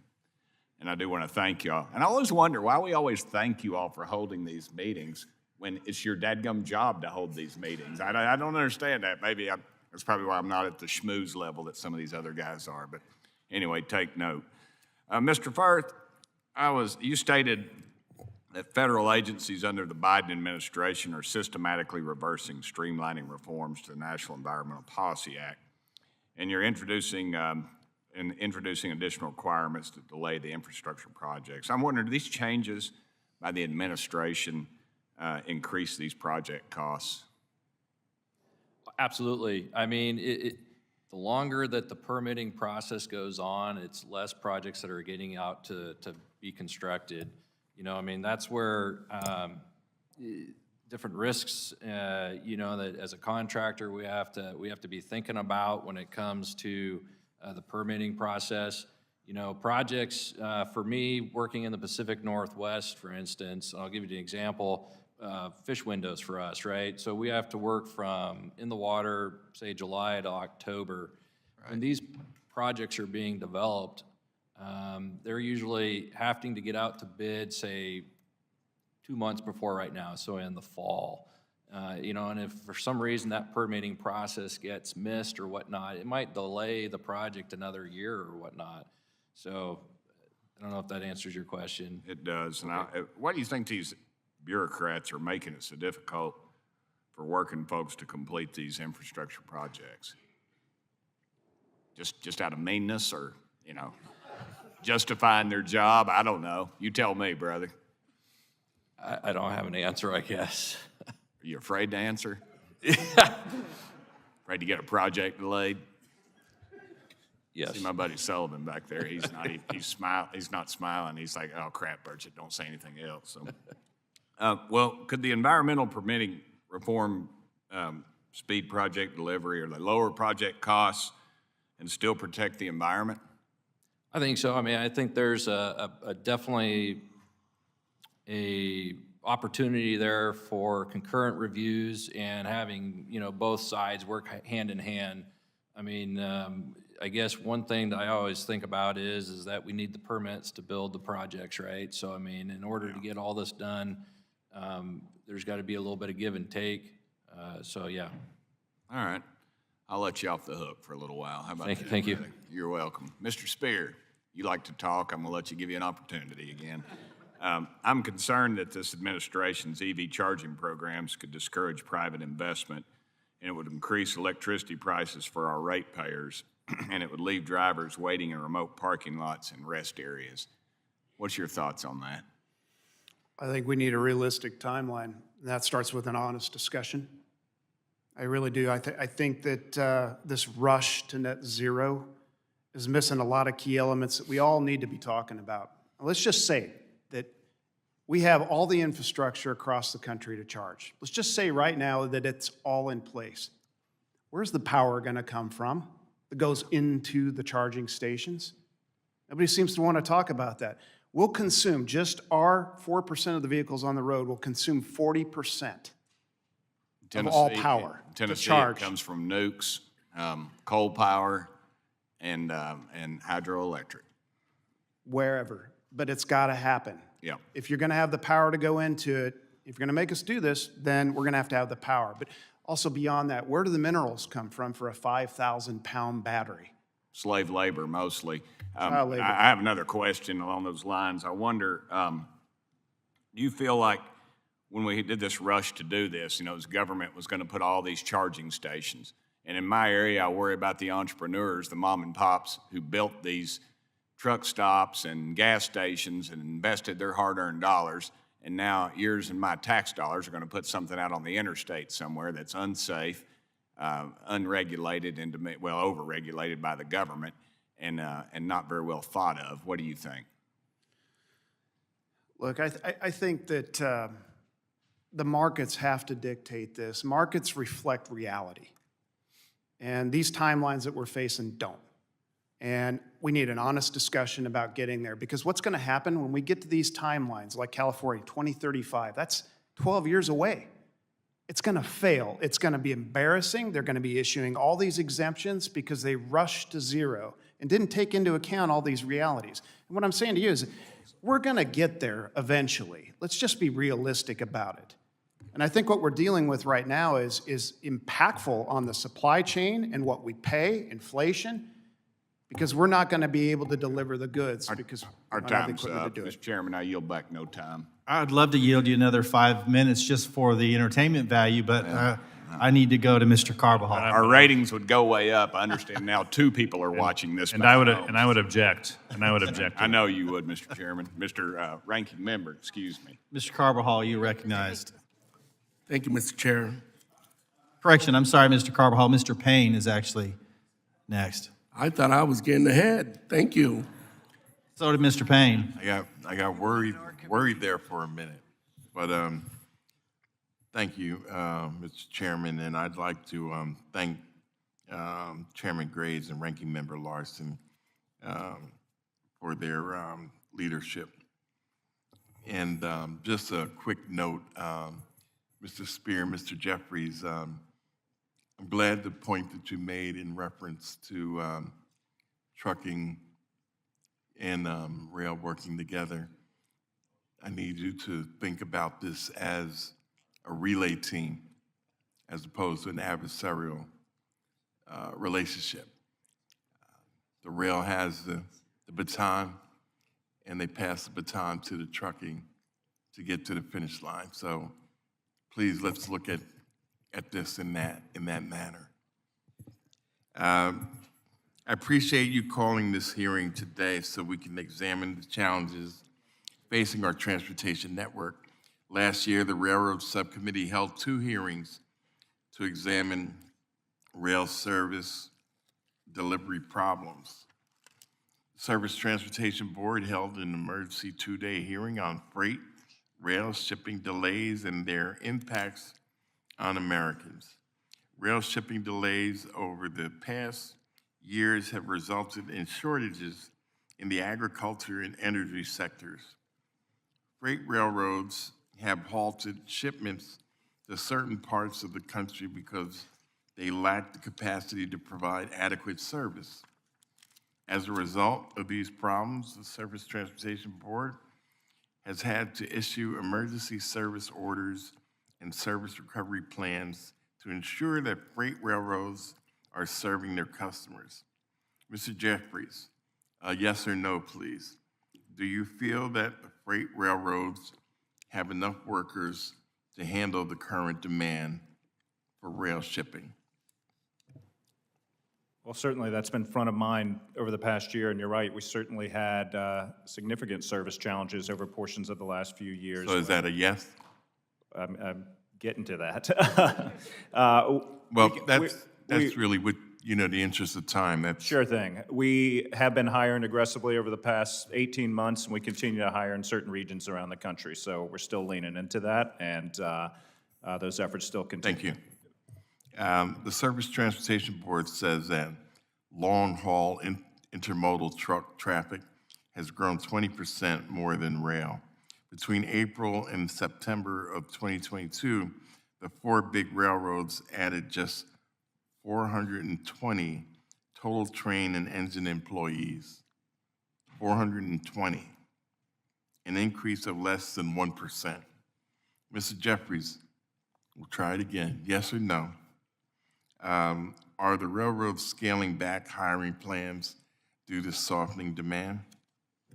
We continue to hire as we stand here today, and that number is actually 9% year over year when it comes to employee increases of T&E. So you're saying it's more than 420? I'm sorry? You're saying it was more than 420? I am saying that. Okay, we'll check that. And with the time I have remaining, I'd like to ask Mr. Reagan, who represents these workers, if his members share the assessment of the state of the freight railroad industry, and if not, how do the men and women working for the freight see the state of their industry? Thank you for the question. I think as we saw very clearly last year, the morale among freight rail workers has never been lower, at least in my experience.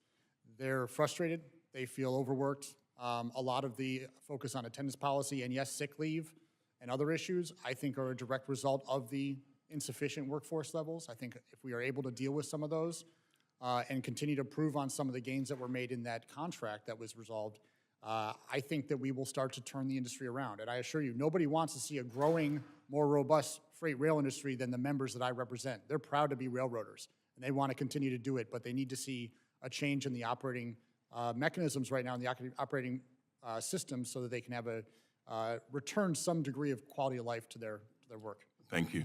And with the few seconds that I have left, I'd be remiss if I didn't mention that I'm going to continue the effort.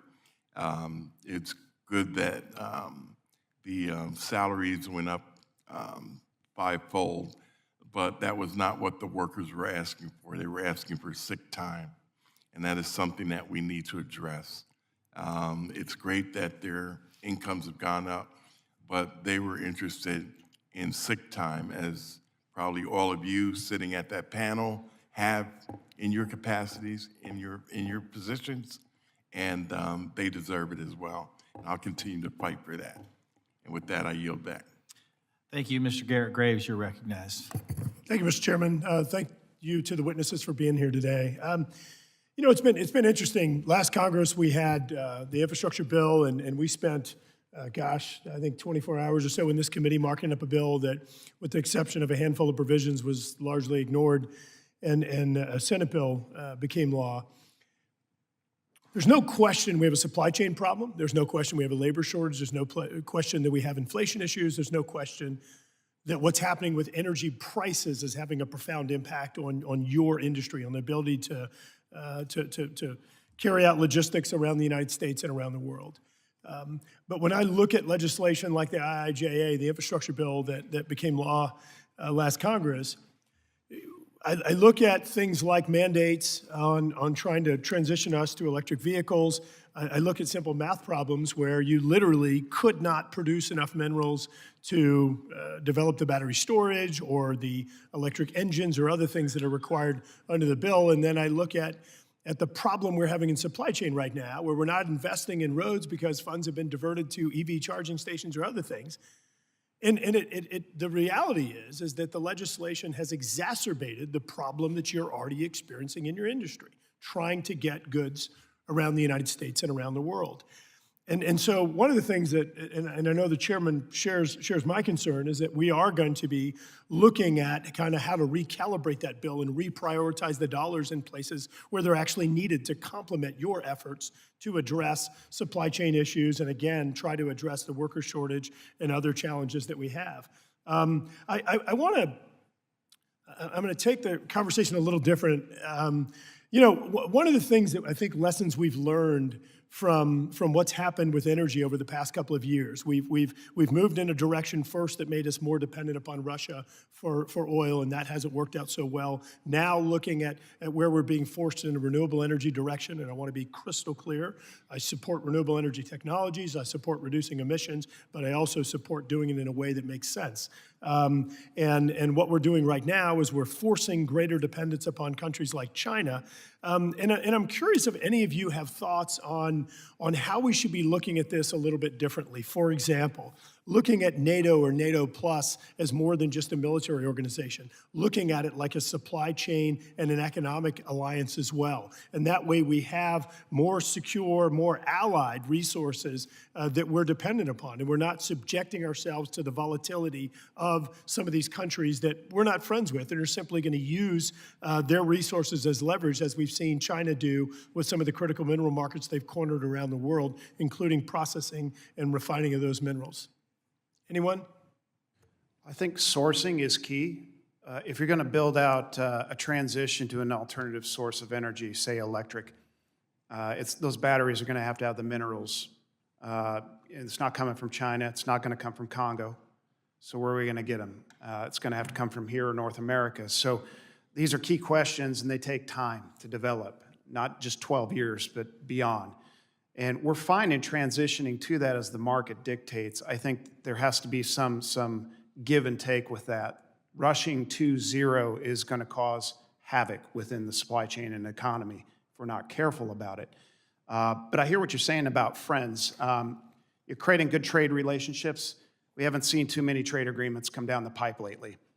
And I think we really need to focus on shoring that up. If we're going to transition away from China, we're going to have issues with Europe, certainly about sourcing in Africa, then we need to have better, stronger trade agreements that allow us access to these minerals and can manufacture sensitive things here at home. That's going to be very key.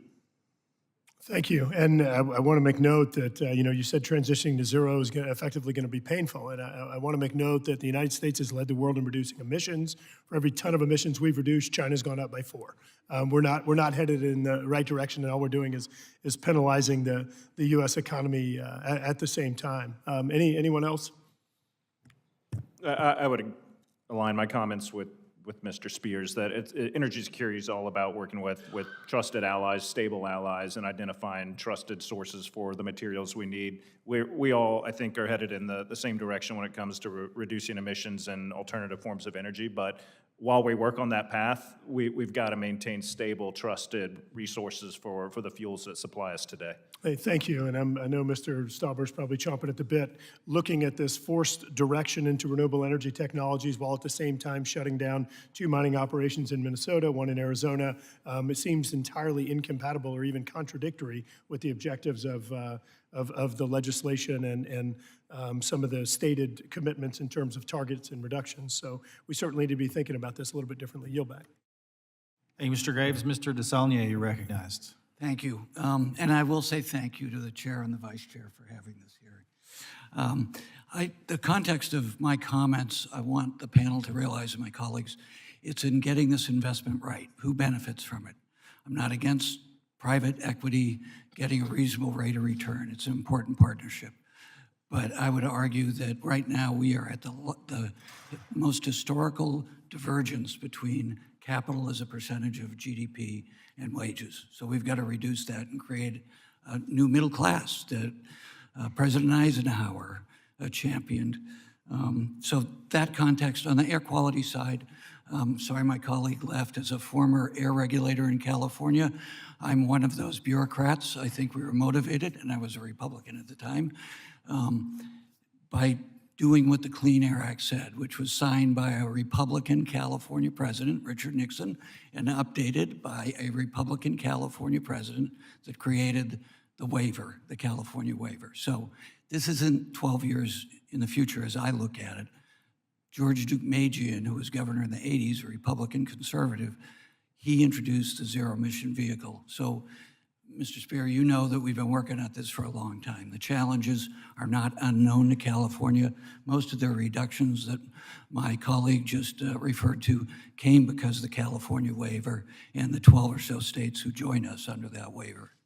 So in that context, Mr. Spear, you mentioned President Eisenhower. One of my favorite quotes by President Eisenhower said, "Only a fool would try to stop an American man or American working woman from joining the union of their choice." And President Eisenhower said that when GDP was at historic records because we were building an amazing middle class.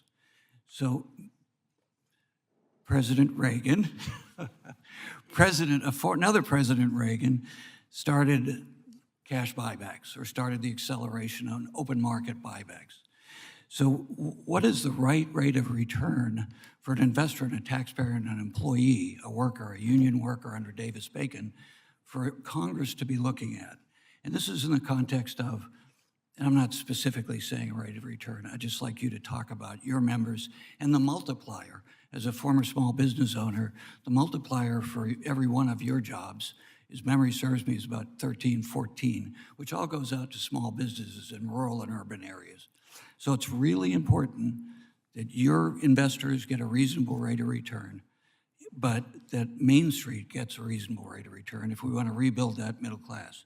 So just for instance, the rail industry has had more cash, open market cash buybacks in 2021 than ever before. You're more profitable than ever before. Granted, you're a semi-utility, so the profit margin is smaller, but there's historically supposed to be low risk, reasonable return, not low risk, high return, from my perspective. Chevron, which is headquartered, back to the environmental question, in my district, has a lot of employees. They just did $75 billion in cash buybacks on the back of inflated gas prices during COVID. That's not going back in the refinery in the county I represent. That's going off. So UP did $4.6 billion in cash buybacks in 1 year. No, wait, $4.6 billion in payroll and benefits, but they did $6.3 billion in cash buybacks. So, Mr. Reagan, can you talk a little bit more about what you said in your introduction about the balance between returning that investment to the workforce and capital investment in the infrastructure versus going back to the shareholder at obscene rates of return?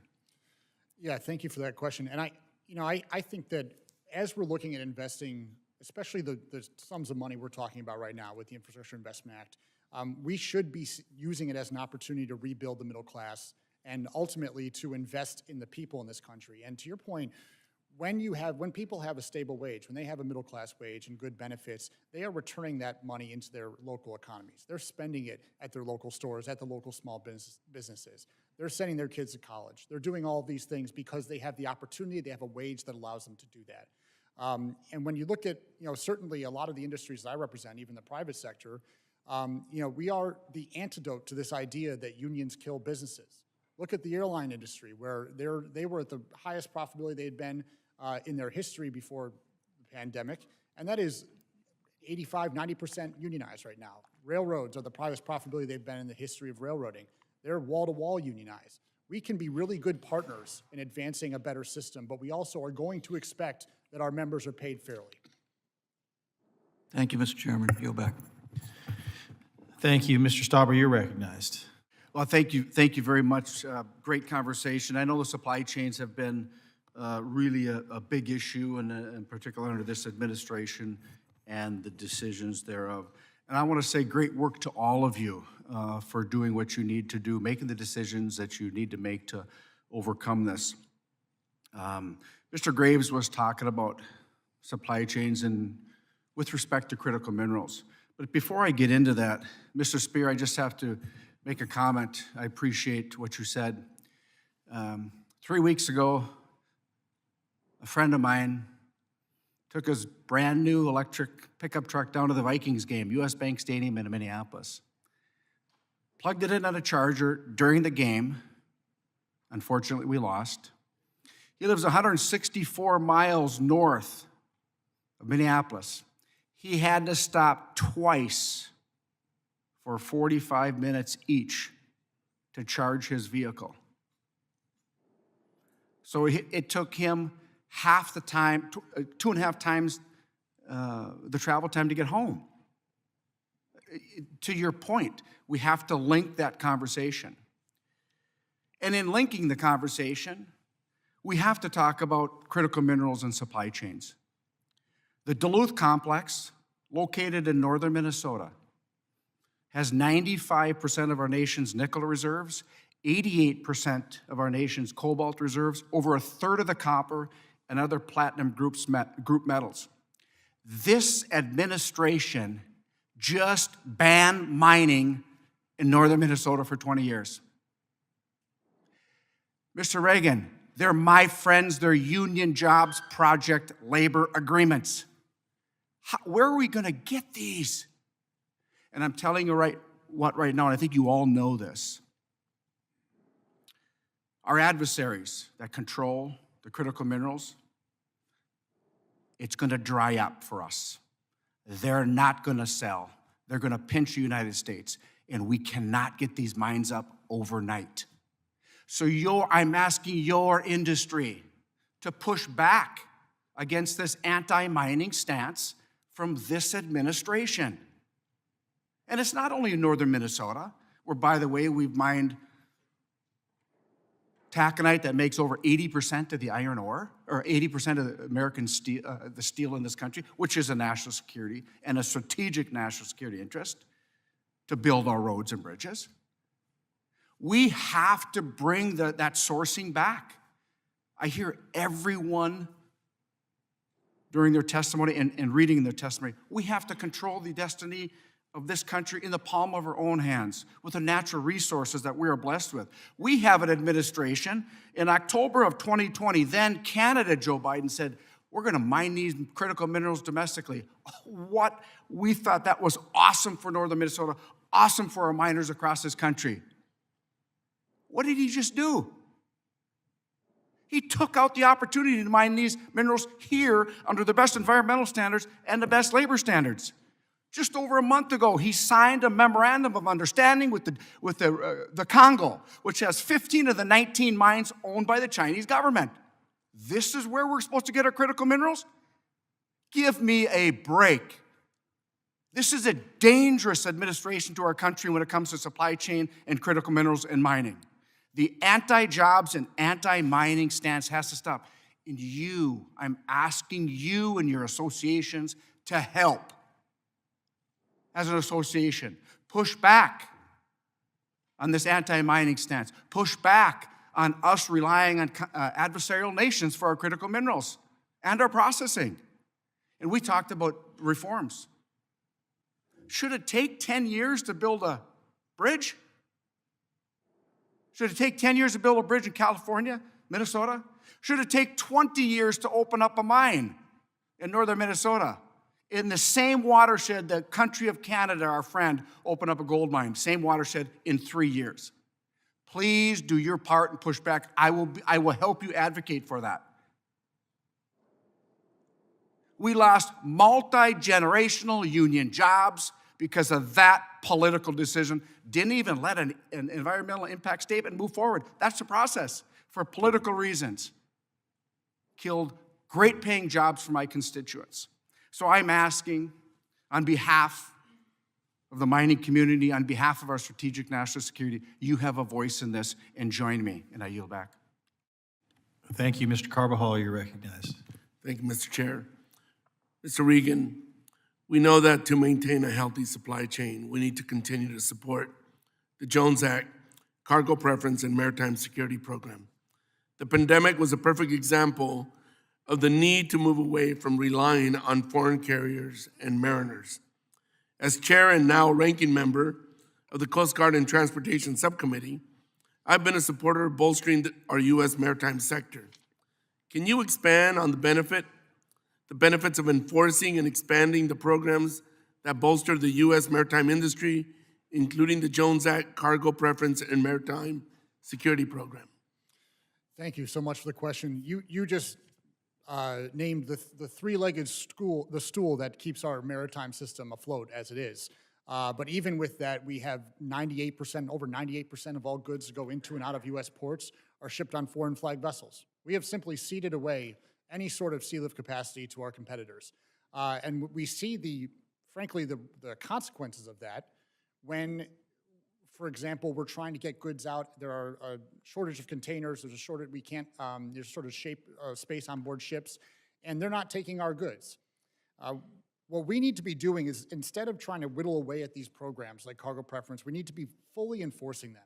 We need to be advocating for more U.S.-built vessels. We need to be advocating to ensure that every time we are shipping goods overseas on the government dime, that we're doing it on a U.S. flag vessel with U.S. mariners. Because once we do that and we start expanding their capacity, we are going to generate more business. And we're going to grow the mariner population, and we will be more competitive and less reliant on foreign shipping conglomerates. Thank you. Mr. Regan, I continue to read industry reports about the ongoing mariner shortage and the lack of new mariners entering the industry. This is obviously an issue of deep concern. Simply put, the current mariner shortage is a national security issue, as you pointed out as well, and that the Department of Defense cannot do its job if the maritime industry cannot supply enough mariners to support the DoD sea lift readiness capacity for contingencies such as global conflicts. While I understand that the core of this issue has to deal with recruitment and retention, what can Congress do in short and long term to shore up the pool of qualified mariners working in the industry? Thank you. In short term, obviously, we need to invest in the training schools that are out there. It does take 10 years for an entry-level mariner to become a chief engineer or a captain, so there is a growth period there. But one thing we can do to attract more people into the industry certainly is improve the onboard experience for mariners, so that we have to have better connectivity so people can speak with their families, better access to internet. We also need to make sure that it's a safer environment. I think there was a lot of publicity about some really horrific sexual assault allegations that happened on board ships, and that has absolutely no place in the U.S. maritime industry. And if we don't address some of those problems, and I know the unions I represent are focused on making sure that that never happens again, we are basically casting aside half of our population who would be potential mariners for what is a very good job, one you can go see the world with. And so we need to make sure it's a safer, better workplace for everybody. And then finally, I think we need to invest in more opportunities so that there are options for shoreside work for employees, so that we can have a continued pool of mariners that are available to operate on ships, but continue to do that work if there are not opportunities at that very moment. Thank you. I was going to ask you to say shoreside 10 times, but I won't. Mr. Reagan, while the bipartisan infrastructure law provides over $60 billion in federal dollars for rail infrastructure, I know we need to do more to improve passenger rail and freight rail services. In your testimony, I know you highlighted the need to invest in workers. Can you delve into what that means, what you mean by that? Yeah, I think, again, going back to what I said earlier about making sure that we are investing in the workforce while we invest in expanded services. And I certainly believe that the money that was invested into Amtrak through the infrastructure law is going to be the catapult to get us towards a true national passenger rail system, and one that is more efficient and a better option for people in communities large and small. But we do need to have the workforce to be able to do that. I'm very happy to see that Amtrak is aggressively hiring. They had a goal of 4,000 people in FY23 in order to hire that many new people into Amtrak. They hired over 3,000 people last year, and they are, when I talked to Stephen Gardner, the CEO of Amtrak, I mean, that is the number one thing on his mind, is how do we hire more people into the railroad? And so I think that as we start doing that and demonstrating this is another really good middle-class job, we will have the workforce to make a passenger rail system that we can be proud of in this country. Thank you, Mr. Chair. I'm out of time. I yield back. Thank you, sir. Mr. Nels, you are recognized. Thank you, Mr. Chairman. I would like to thank the witnesses for being here today. I think this is wonderful. We're all together, meeting in person. Just what a treat that is. And it's no secret that the transportation sector has experienced a series of supply chain issues, some resulting from the pandemic and others obviously resulting from the policies of this administration. And so, Mr. Gunter, certainly good to see you, sir. Good to see you this morning. And my question to you is from a port perspective. What is the best investment we can make today to minimize another supply chain crisis in the future? Thank you for your question, Congressman.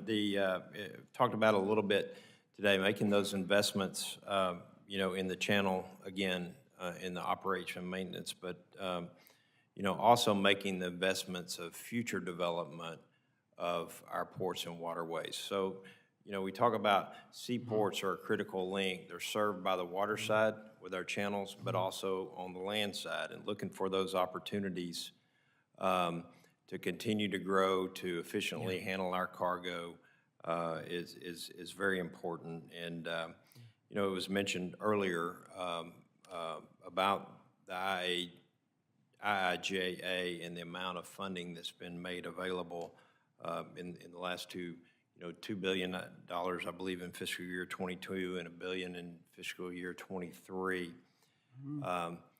But to maintain our channel, for instance, we've got $12 million for the Houston Ship Channel. So we have to emphasize, if I answer your question, we have to emphasize the important things, whether it's on the water side, whether it's on the land side, to make sure that we keep freight moving. Yeah. And in your testimony, it says that the Houston Ship Channel has been underfunded by 50 to 60% as it relates to O&M dollars. Is that correct? That's correct. All right. It's my understanding also that draft restrictions are going to occur in March. What changes do I and the Houston delegation, Houston members, need to be aware of to prevent this from happening again? In other words, what's the long-term fix for this issue? Well, the short-term fix is inevitable. We talked about, hey, do we throw money at it to fix this? But the long-term solution is looking at, the need based upon the tonnage that is served by these waterways like the Houston Ship Channel, and making sure that those dollars are invested to keep, to keep the channel maintained to its authorized depth and width, and we have to do that. Thank you, sir. I can assure you that you have my attention. Mr. Jeffries, I'd like to zero in on regulations affecting the rail industry. Often we hear about automated technologies in the transportation sector with media coverage and attention given to the other industries like the autos and drones. In your testimony, you mentioned ATI, which is automated track inspection, has resulted in some instances more than 90% reduction in the rate of unprotected main track defects found. So my question is how is FRA preventing railroads from implementing these kinds of safety-enhancing technologies? And can you provide some examples, sir, how this sort of technology reduces supply chain issues? Sure, that's a great question. The role of a safety regulator should be pretty simple: to advance safety. To advance safety in an objective, data-driven, transparent way. Not to call in political favors, not to play politics, not to seek other outcomes. And we're running into roadblocks in deploying technologies and advancing innovation in this industry that has undeniable safety benefits. Automated track inspection allows a railroad to inspect vastly more track with a vastly higher level of frequency, with a vastly more sensitive technology that allows for detecting potential defects before they become issues at upwards of a 90% higher rate.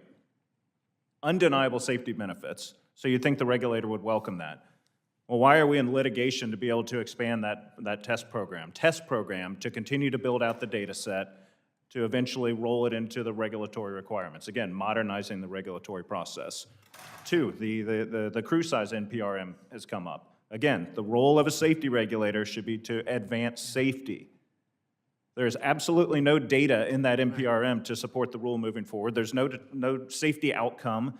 And if it is a safety issue, why doesn't it apply to passenger railroads? And I'm looking forward to hearing more. I'm going to end with this. It doesn't get much attention, but I think it's relevant since we're discussing supply chain issues. Bathroom access for truckers. I said, what the hell do you mean bathroom access for truckers?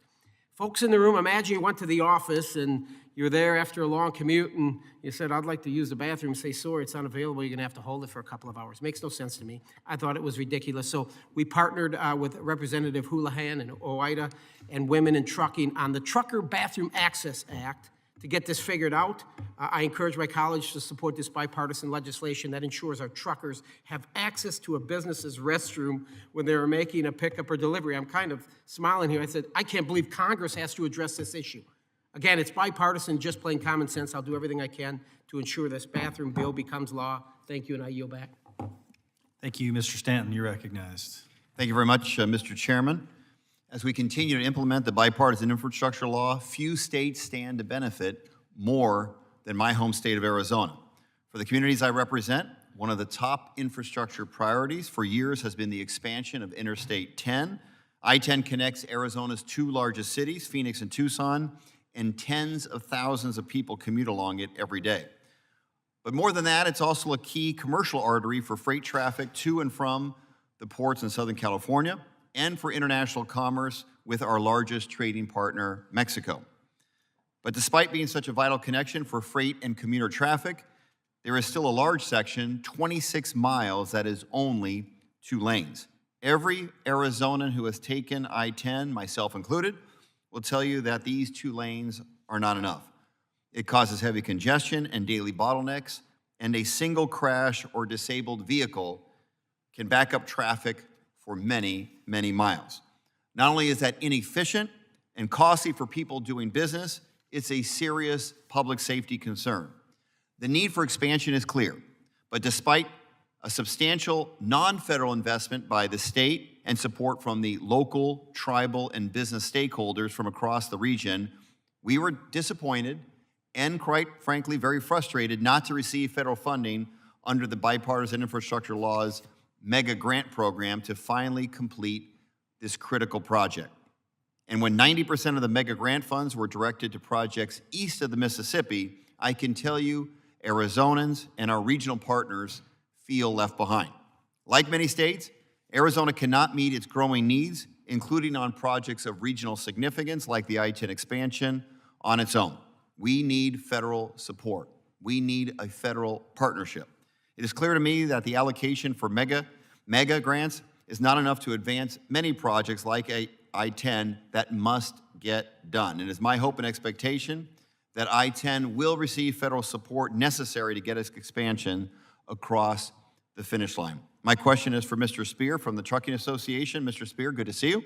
You too. I understand the ATA strongly supported the IAJA and that the American Transport Research Institute works with the Department of Transportation both to identify key points of congestion along our nation's highway system and to quantify the impact of that congestion.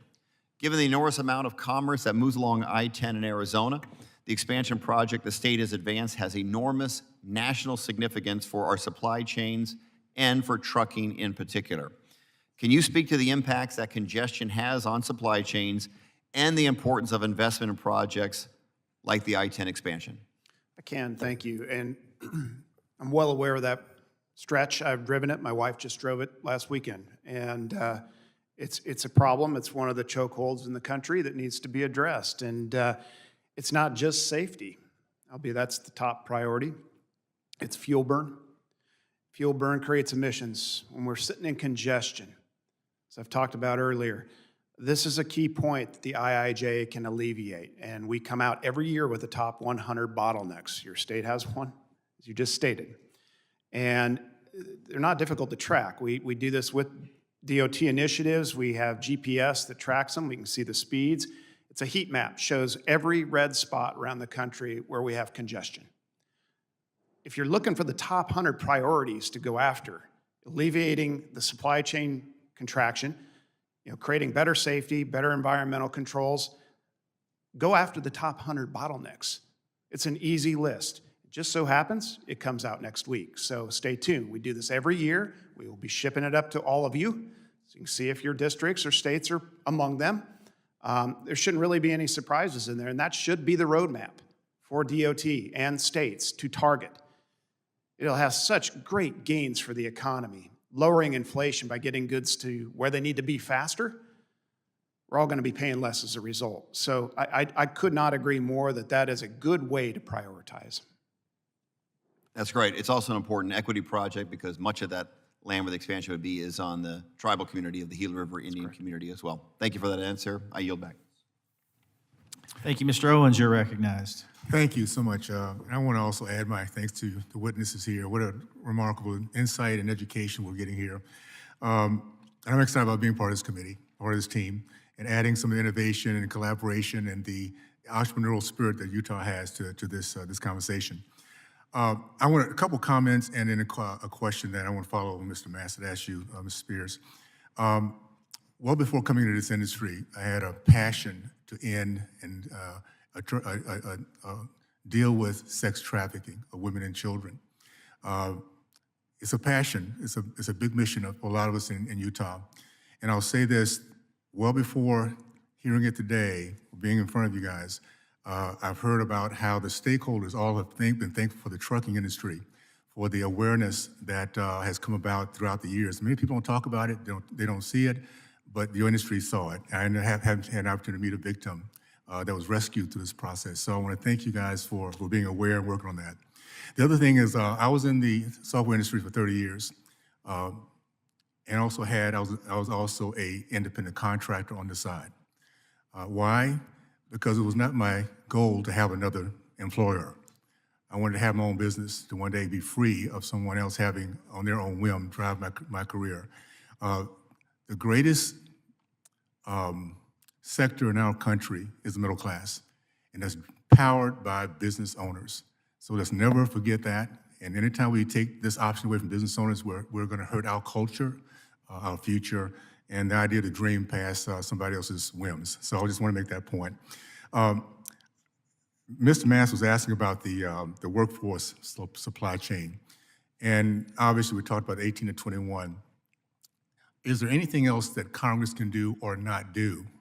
As we understand, we have to mitigate the fact that we're graying out in all these industries. Some kind of way we have to bring these young people in, knowing there's income to be made, and they can pursue their dream at a much lower cost, getting into the process.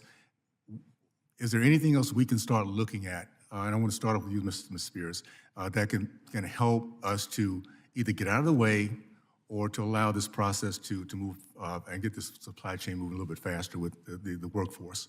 I think it starts with training. You know, Greg and I are actually friends. We have some differences, obviously, but I don't think you'll ever hear either one of us talk or devalue training, the importance of it, especially with entering talent. Whether it be 18 to 20 or anyone coming into our industry, we want to make certain, first and foremost, that they can safely and responsibly do their job. We want them to get home to their families at night safely. I mean, that's something we should all want. So training is absolutely paramount, and ensuring that they have the right standards in place across the board. Entry-level driver training comes to mind. This is a rulemaking that we do support. I think exemptions for certain folks to not comply with that, based on what segments of our industry they're in, create inconsistencies in that. I think we all need training. And, you know, I go through it myself at work. You know, we're aware of a lot of things in our work environment that are reoccurring every year.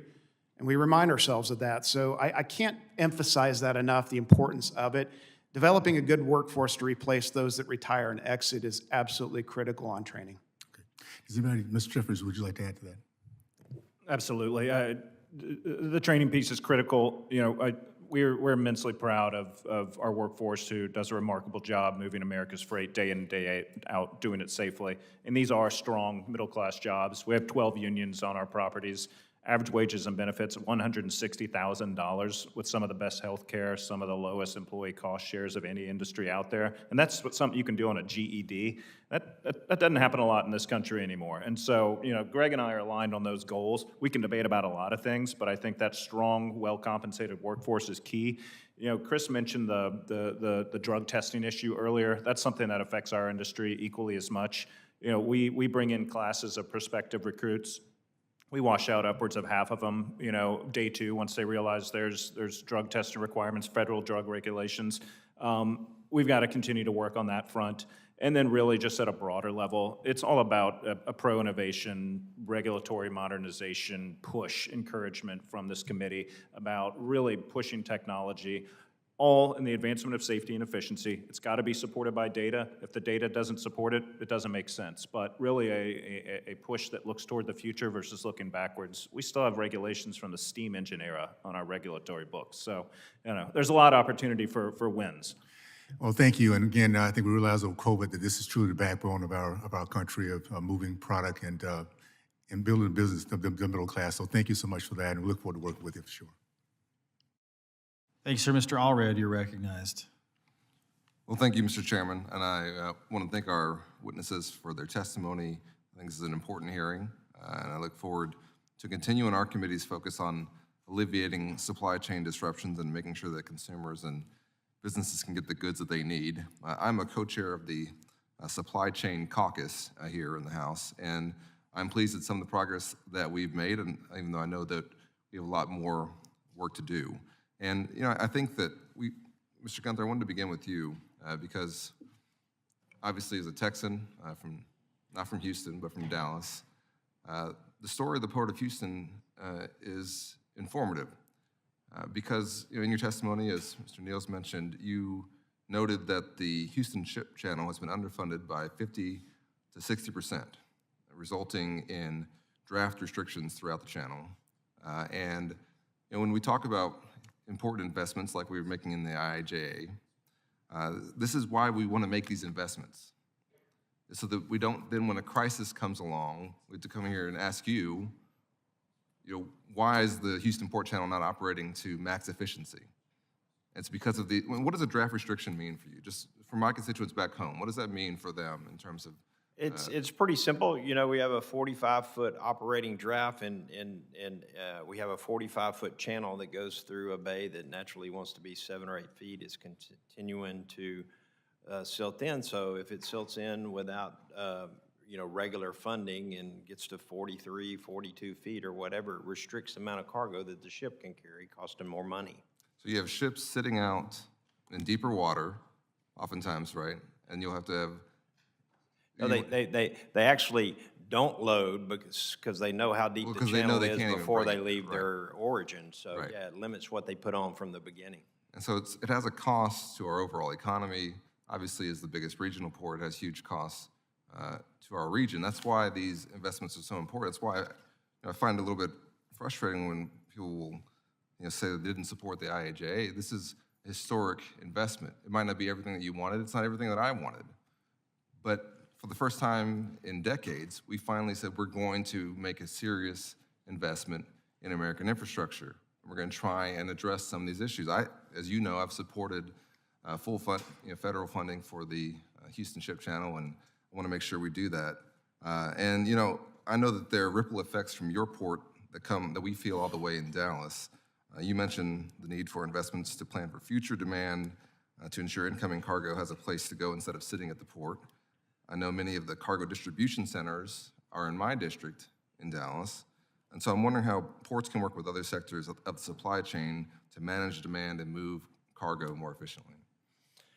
Well, thank you for that question. And we know Dallas is a big hub for distribution centers, and a lot of that cargo comes through the port. An example of what we've looked at is things that maybe we wish we would have had during the supply chain, like either nearby inland depots or further away, to be able to move freight through, to move ships faster, and we didn't have that capability. We applied for a mega grant, because we thought that kind of met the needs of what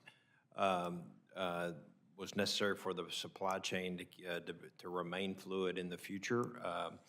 We weren't selected for this grant cycle, but we certainly have a plan of fine-tuning that or whatever. But those type of investments, I keep talking about the water side, but also it's very important on the land side, the opportunities to perhaps move freight more efficiently, nights, weekends, and utilization of off hours and doing those time. And that infrastructure investment is very important in making that happen. So thank you for your interest in that. Yeah. Well, thank you. I appreciate it. Mr. Regan, as we talk about your workforce issues, I'm a former union member myself in the NFL Players Association. How do we make jobs more attractive. That's how you get young people to go into them. So it's a career that they can make a good wage in, that they can be treated right in, they can retire with dignity. What do you see in the implementation of the IIJ that we need to be doing better by our union workforce? Yeah, thank you for that, and I couldn't agree more. I think if you look at one of the best ways to have job retention in any industry is have a union, because we're there fighting for you. Someone's got your back, and for us, you look at the way we're investing, and we're lucky enough in transportation to have one of the highest union densities of any sector in this country, and that is, in my view, why transportation has been for so long an oasis of middle-class jobs in an area where too often we've seen wage suppression in this country. Transportation has high union density, and because of that, we have a lot of people who are able to deliver for their families and have good wages and benefits. Well, thank you, Mr. Chairman. I know I went over. I yield back. Thanks, sir. Mr. Yakum, you're recognized. Thank you, Mr. Chairman. It's clear that reckless spending from the last 2 years has stoked runaway inflation. From the food on the table itself, to the trucks and trains transporting the food and tables, Americans were hit hard in the last 2 years with inflation. I'm looking forward to working with my colleagues to get inflation under control and put our fiscal house in order. By definition, inflation causes your dollar to go less far than it once did. I had one of my constituents in my office talking about a massive infrastructure project within my district that because of inflation is now going to cost a projected $10 million more. And it's an important infrastructure project that we need. Mr. Spear, can you talk about how inflation has impacted your industry, whether it's CapEx, delays, foregone projects, labor rates, and how those increased costs have impacted our supply chain? Certainly, I think that, inflation, as we look at the impact it's had on fuel pricing, it's our second biggest cost burn, right under what we pay our employees. And when you're seeing it more than double, even triple in certain parts of the country, that is a major headwind in terms of operations. And our ability to get goods to where they need to be with a shortage that we're experiencing in driver force, the cost of fuel is really impactful. So we've seen that spike considerably, and diesel is still rising, riding higher than petrol. So it is a major concern. A lot of those costs we try to pass on. If you're in contract fleets, you can do some of that. For a good number of companies and owner-operators, that's not the case. So it's even more impactful on them. So we'd love to see the fuel prices get back to where they were pre-COVID. Thank you. Mr. Jeffries, same question. Yeah, it has an impact across the board. So whether it's a cost of goods of doing business, that increases the cost of goods sold or the cost of services you're providing, which at the end of the day makes its way to the consumer, which reduces buying power, which has an overarching economic impact. I would pair, we've talked a lot about permitting reform, delays and getting projects to work. That's only exacerbated by inflation. You get delayed by 1-2 years. My colleague mentioned this earlier, and you're in a high inflation environment, well, that jacks up the price of the overarching project dramatically so that the funds, the CapEx funds you had put aside for that project may not cover that, and maybe you're not doing that project anymore. So it is not just things are cost more, it's impacting investment, it's impacting project delivery, project development as well. And Mr. Jeffries, you mentioned earlier that the amount of dollars that the railroad industry is putting into CapEx for rail improvements around the country. Can you tell us, and maybe you have data on this, maybe you don't, but what's the scope of projects that have gone up in price, and in totality, how many projects have you not done because of inflation? So I don't know if I can put a number on there. I will say this, there's a vast number of projects that we do every year regardless of the cost because they have to be done to maintain a safe railroad. A well-maintained railroad is a safe railroad. So when it comes to that maintenance, that keeping the existing infrastructure where it needs to be, that's happening one way or another because it has to be done.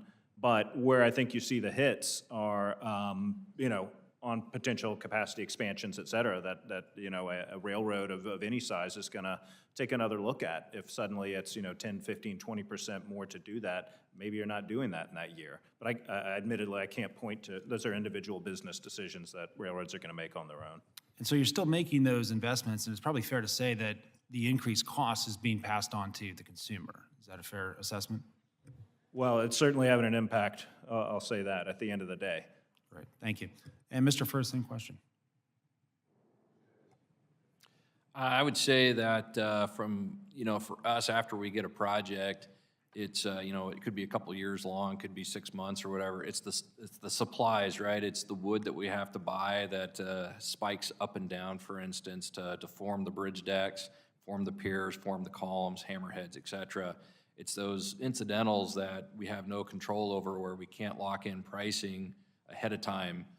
So I would say that would be the biggest hit that we take usually, and we can't pass that along to owners ahead of time because we don't know, can't buy it right then and there if we can even get it and everything. So, thank you, Mr. Chairman. I yield back.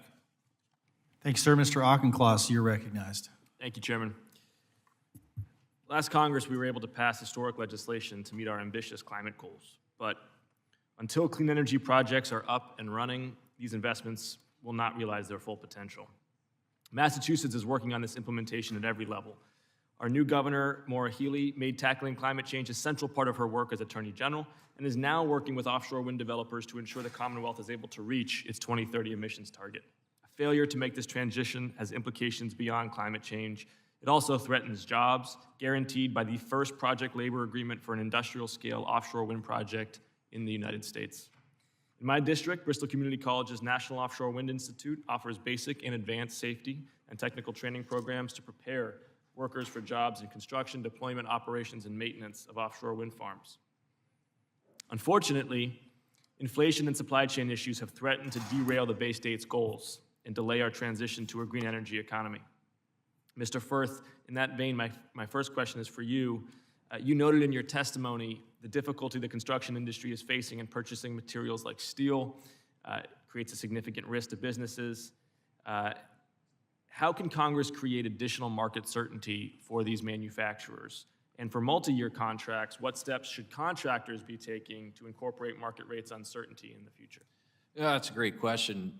You know, when we get at bid time, you know, our estimators are pulling their hairs out because as, you know, let's say at 9 o'clock, you got to turn in the bid. And when I say a bid, it's low bid pricing, right? We might be getting quotes at $8.55. And we're sitting there trying to figure out, okay, how low are they? Are they cheap? Or are they more expensive? And then also then they say, you know, by the way, you need to let us know by the end of the day whether or not you can lock in our price. We might not even know if we got the job because maybe the job is over budget from the owner's perspective, right? They have an engineer's estimate and everything. So if all of a sudden, you know, for us, we're taking huge risks on, okay, well, maybe we were low bidder, but we were over the engineer's estimate. Will it be awarded? And then, by the way, we got to lock into a price to where we might not even know if we get the project or not. You know, so something along those lines to where I think some of the owners are starting to look at separate contracts ahead of time that they know as they talk to industry about, you know, what can we do to help. Maybe it's procuring those permanent materials, such as steel girders for bridges or whatnot. So I think, you know, more of that and getting more industry feedback would be helpful. Thank you. Mr. Spear, I have a separate question for you, but first I do need to respond to your points in your testimony about the Federal Highway Administration's 2021 memo, I think it was, that you referred to. Just to be clear, first of all, over the last 3 decades, Congress has made highway program funding more and more flexible. And that is partly in response to the fact that the public is deeply concerned about deferred maintenance and repairs. They expect us to be a good steward of their tax dollars. And states are still free to make their own investment choices. But being a good steward of those dollars would suggest that we should fix the 4 million mile road system that we've already built first. And I would also take some issue with your point that highway widening is going to be the answer to congestion. I think we have seen that widening roads induces demand. We need to manage more intelligently the roadways that we have, whether it's HOV lanes, whether it's congestion pricing. We have got to think beyond simply the physical infrastructure and instead the pricing mechanics that we use and the management mechanics that we use. My question for you, though, is about the reauthorization of the NTSB. And one issue I want to explore is truck safety data ownership. Cars and commercial trucks continue to become more advanced, and as a result, they will produce more data that we can utilize to make our roads safer. If drivers and mechanics and regulators and insurance companies can access it, do commercial trucking companies have access to and sole authority over their truck data, to your knowledge? They do. Telematics is our property. And what are your thoughts on the increasing push by OEMs to own that data or to lay claim to it in some manner? I think it's probably better answered by the OEMs, but it belongs to them. They produce the product, they sell the product, they maintain the product, to sell it off to somebody else to service it, have access to it, including the government. That's a big debate, and we're not the only ones facing that question that you pose. The autos are too. So telematics is a very sticky issue, and it's been litigated heavily in states, also legislated in states. So it's an issue that we're not foreign to. Look forward to working with you on it. Absolutely. Yield back, Chairman. Thank you. Mr. LaMalfa, you're recognized. Thank you, Mr. Chairman. My apologies to the rest of the committee and others for dueling committees going on. So if anything I ask is redundant, please forgive me on that today.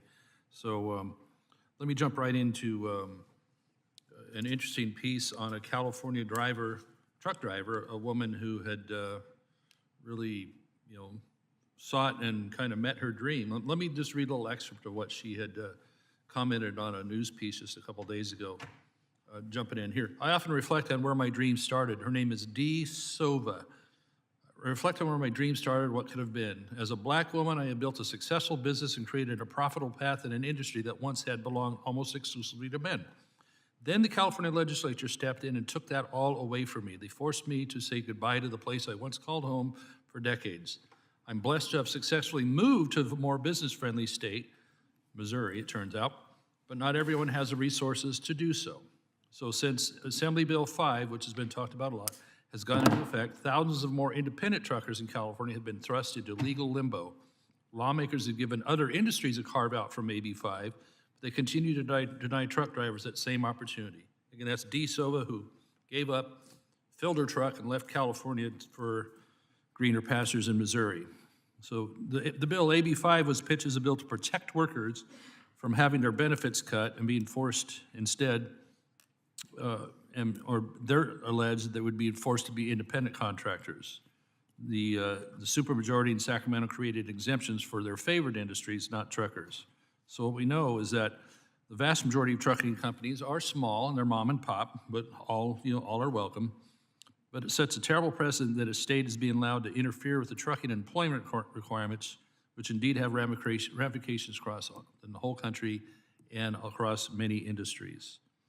So one of the feelings of being a trucker is to be able to have freedom and flexibility for contracted employment. Now, every driver will have to charge more. Things become even more expensive. Every piece of cargo, every box of cereal on the shelf, et cetera, will have to cost more, and further delaying an already bogged down supply chain and delay. So, Mr. Chairman, I'd like to enter this article into the record, if I may. Without objection, so ordered. Thank you, sir. Let me ask Mr. Spear from ATA on this. Now, I probably don't have to really ask it, but have you seen motor carriers leaving the state of California? I mean, we kind of know the answer to that question, or more planning to do so. What kind of numbers, I guess? Yes, I do. Are we losing? I think I saw where 70,000 as of January 1st would be completely ineligible, if I'm thinking correctly. It is a significant number, and Ms. Sova's story is one of many, and I know her well.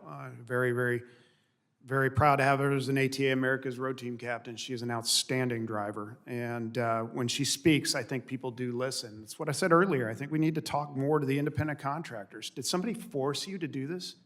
Some heavy-handed employer, push you into this category so they didn't have to pay you as much or give you benefits? You will find that the answer you get is just the opposite of what you think.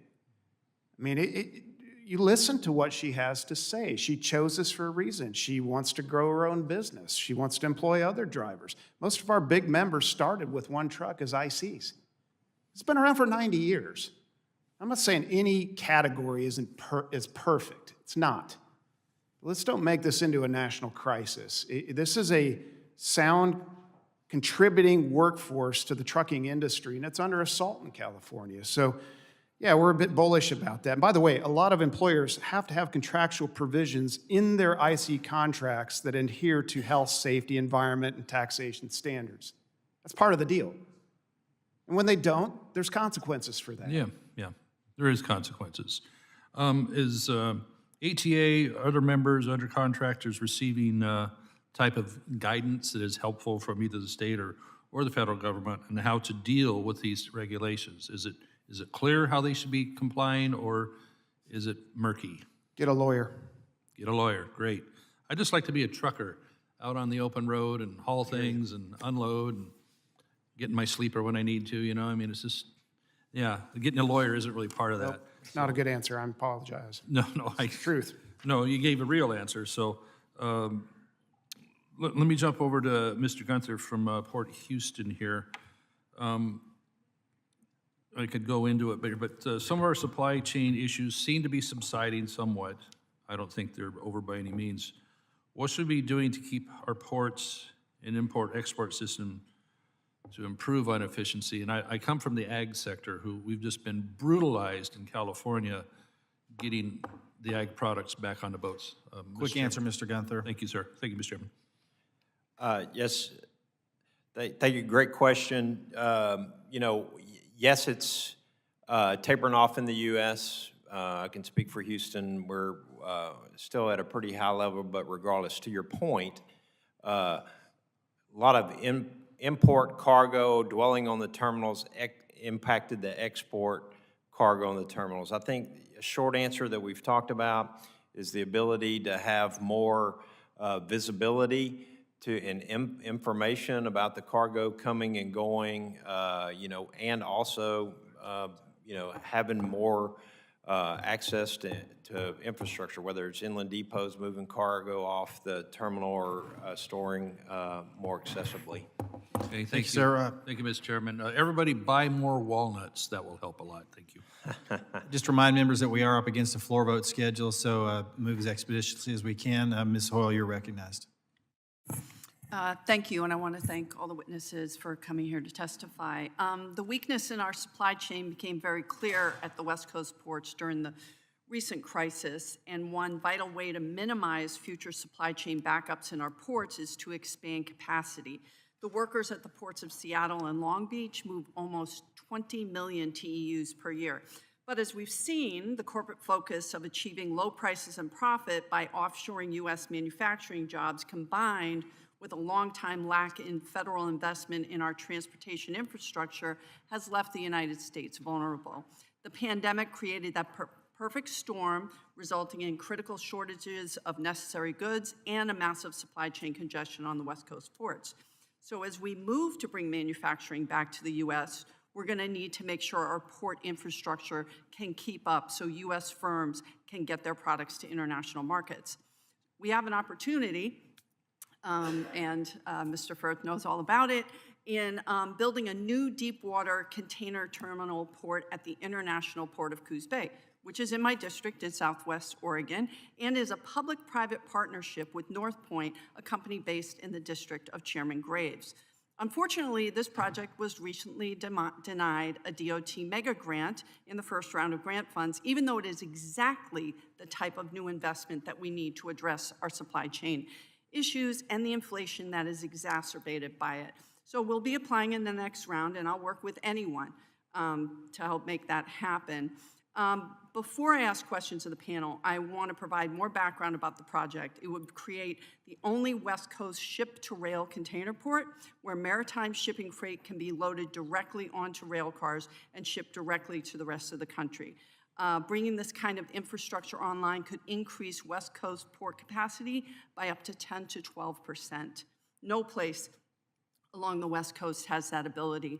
The port, which is the largest deepwater port between Puget Sound and San Francisco, has hundreds of acres of undeveloped industrial land, quick access to the open ocean, and the West Coast lacks any sort of resiliency. If we lose one port due to a man-made or natural disaster, that problem will be significantly worse.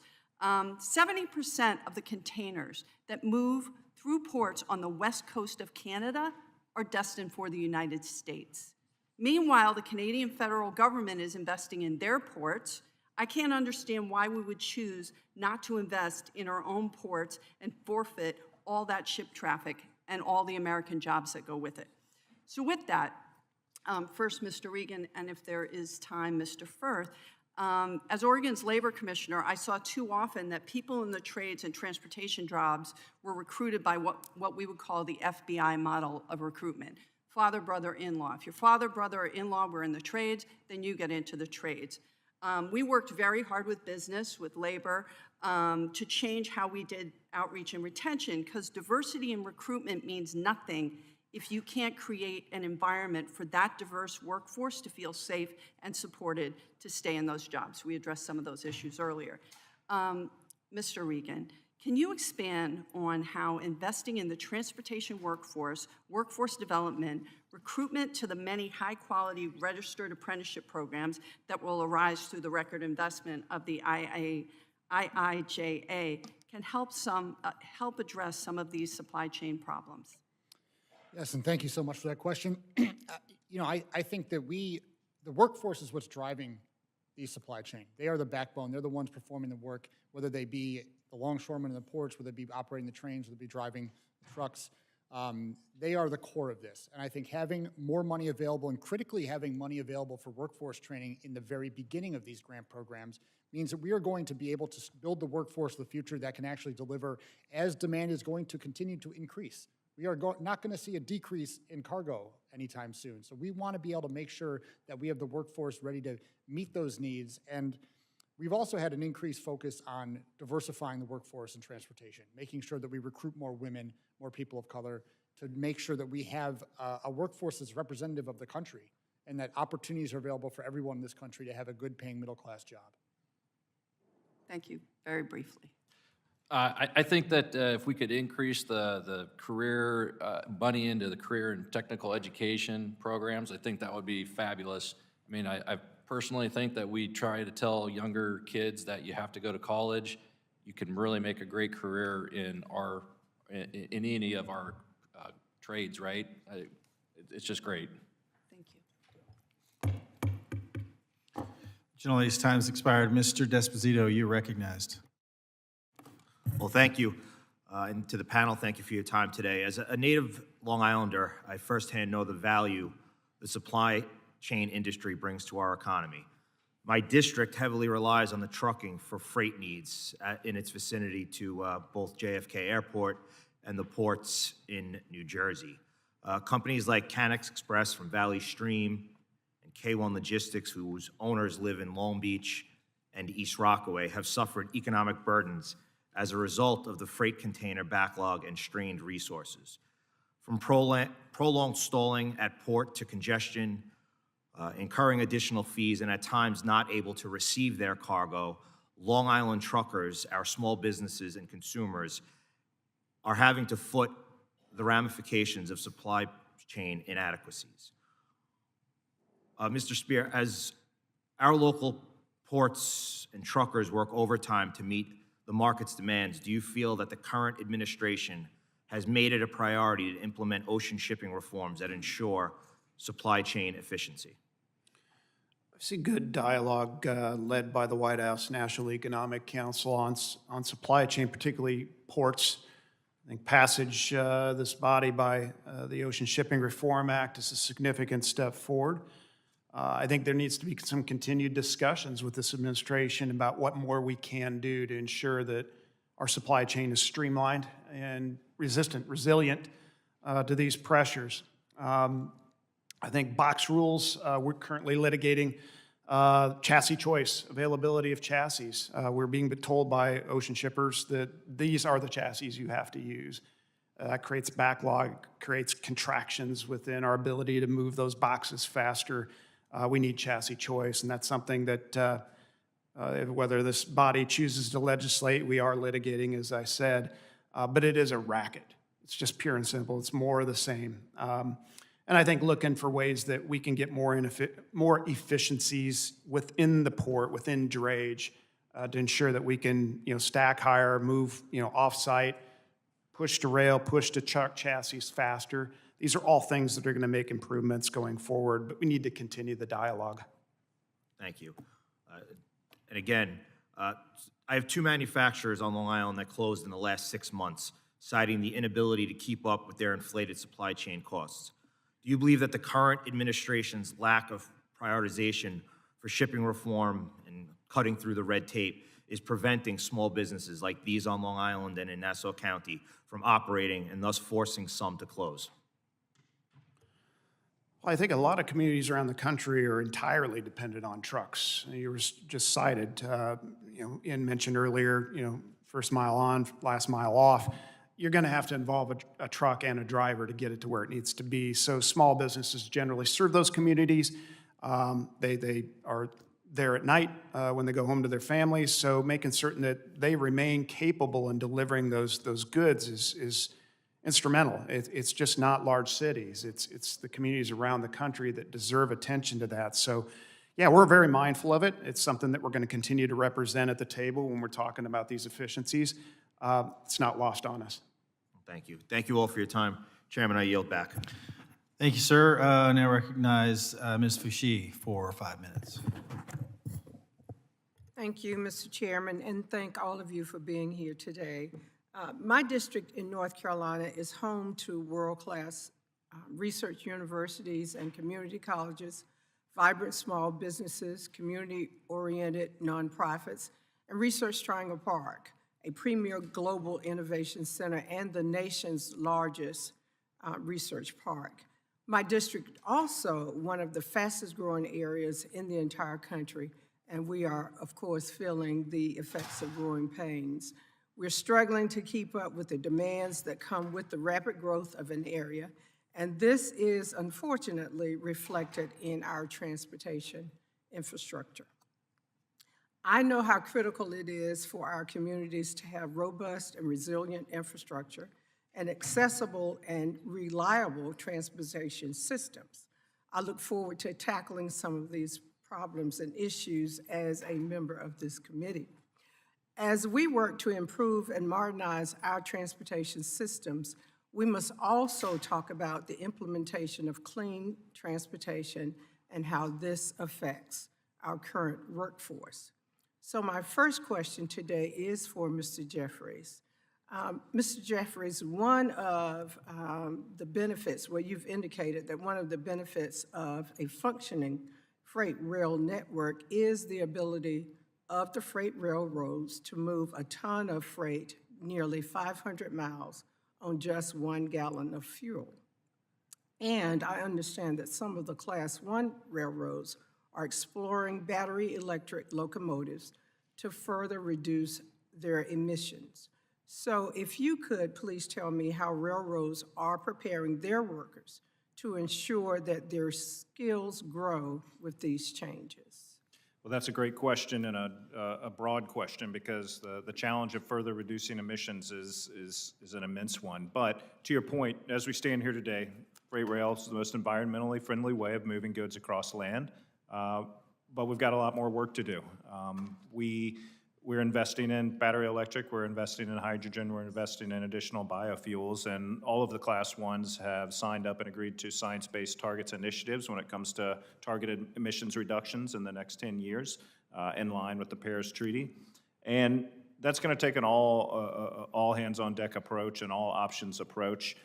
So that's investment in our yards, that's investment to reduce emissions with our propulsion, anti-idling, reducing friction between wheel and track, and you know, that's why we're exploring every opportunity. That's why we have test locomotives, test battery electric locomotives out in revenue service. That's why we're deploying battery switcher locomotives in yards.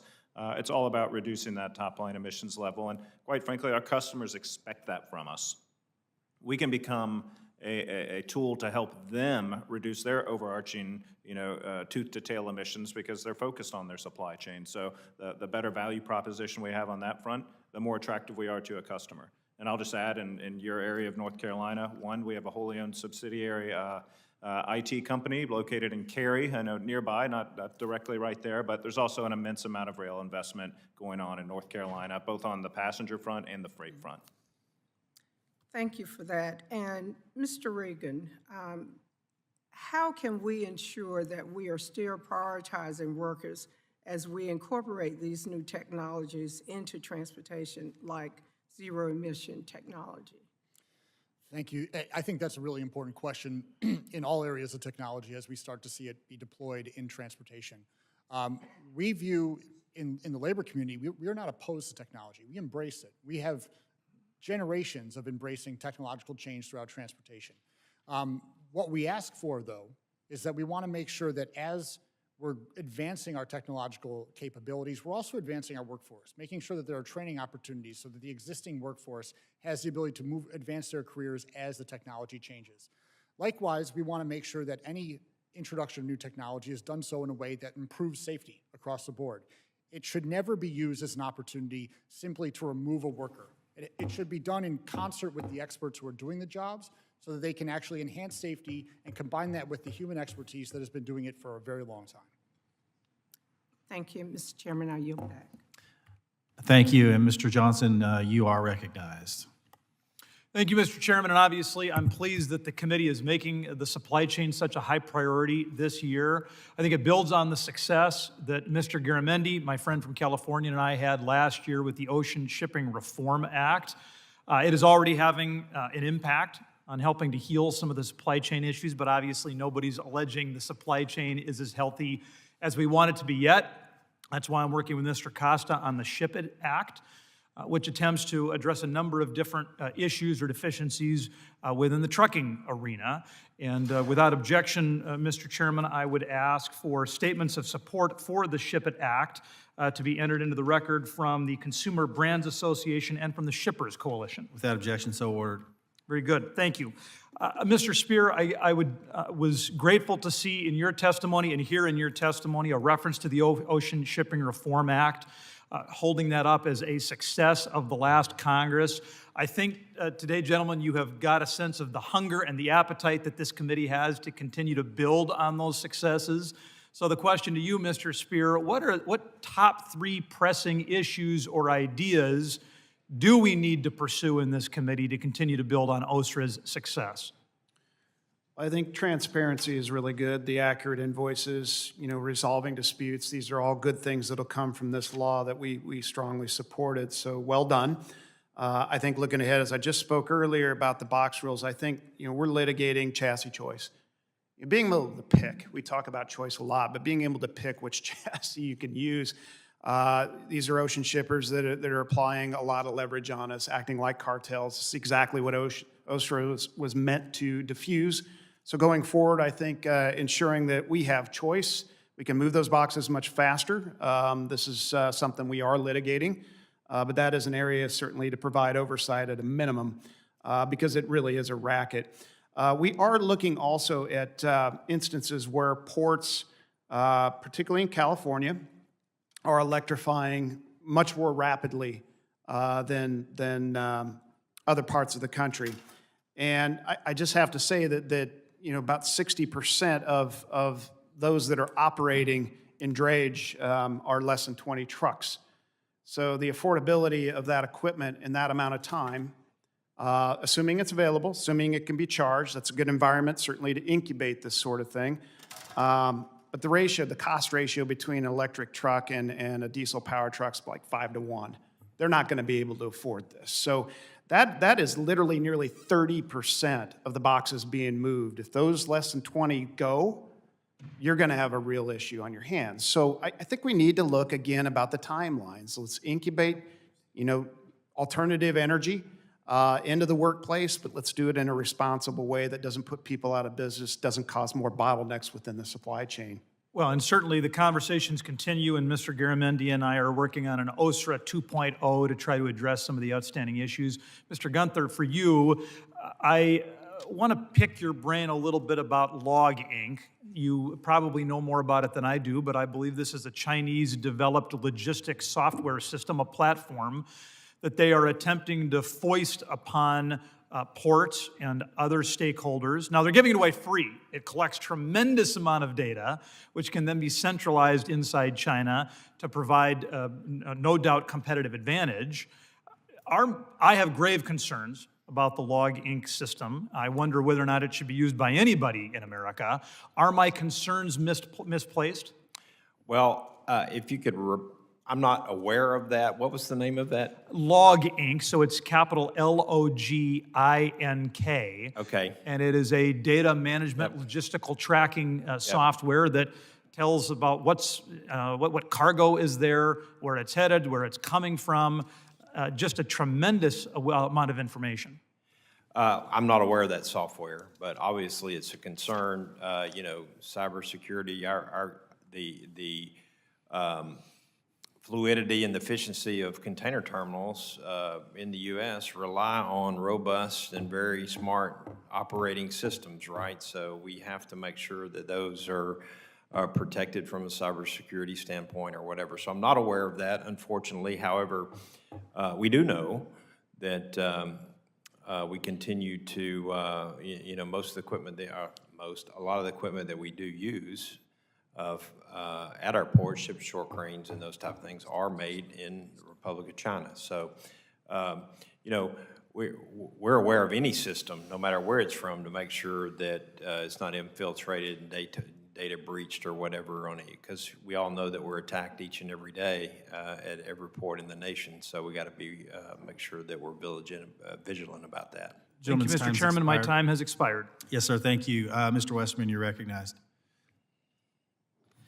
Thank you, Chairman, and thank you to the witnesses for being here today. We had a lot going on in other committees, so I missed a lot of your testimony, but I do appreciate you coming here and visiting with the committee. You know, I've got some grave concerns about our federal permitting process.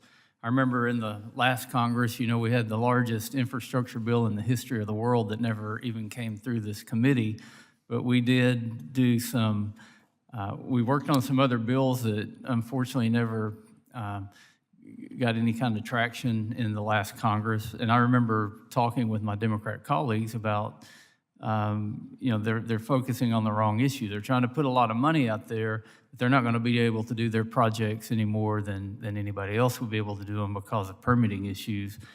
And if we take a quick look at DOT's Federal Environmental Review and Authorization Inventory, that identifies the most commonly used red tape laws and regulation, it outlines a massive list of 64 separate permits and reviews, and that's just the list of the most common hurdles. With the constant need to improve our infrastructure, and we'll just go down the table there, can you speak to me about what issues you and your colleagues are facing that are delaying your ability to improve that infrastructure? And what are the most egregious permitting roadblocks? Mr. Spear, we'll start with you. Thank you, Congressman. I think we work very closely with our state associations, with state DOTs, to really identify the projects that need to be shovel-ready and really moving them forward through the environmental impact process to ensure that they are teed up and have access to the funding, shared funding that could hopefully come through the IIJA. And that, you know, we focus on the top projects. We would deem those as being the ones that have the most congestion in the country. And there's a number of ways that you can deal with congestion, but we need to prioritize. Those should be projects that we are looking at well ahead, because we report on them every year. We know what they are. So it shouldn't come as any shock that these things get through the process much quicker, get more attention, and, you know, speed up that permit process so that these projects are underway and done.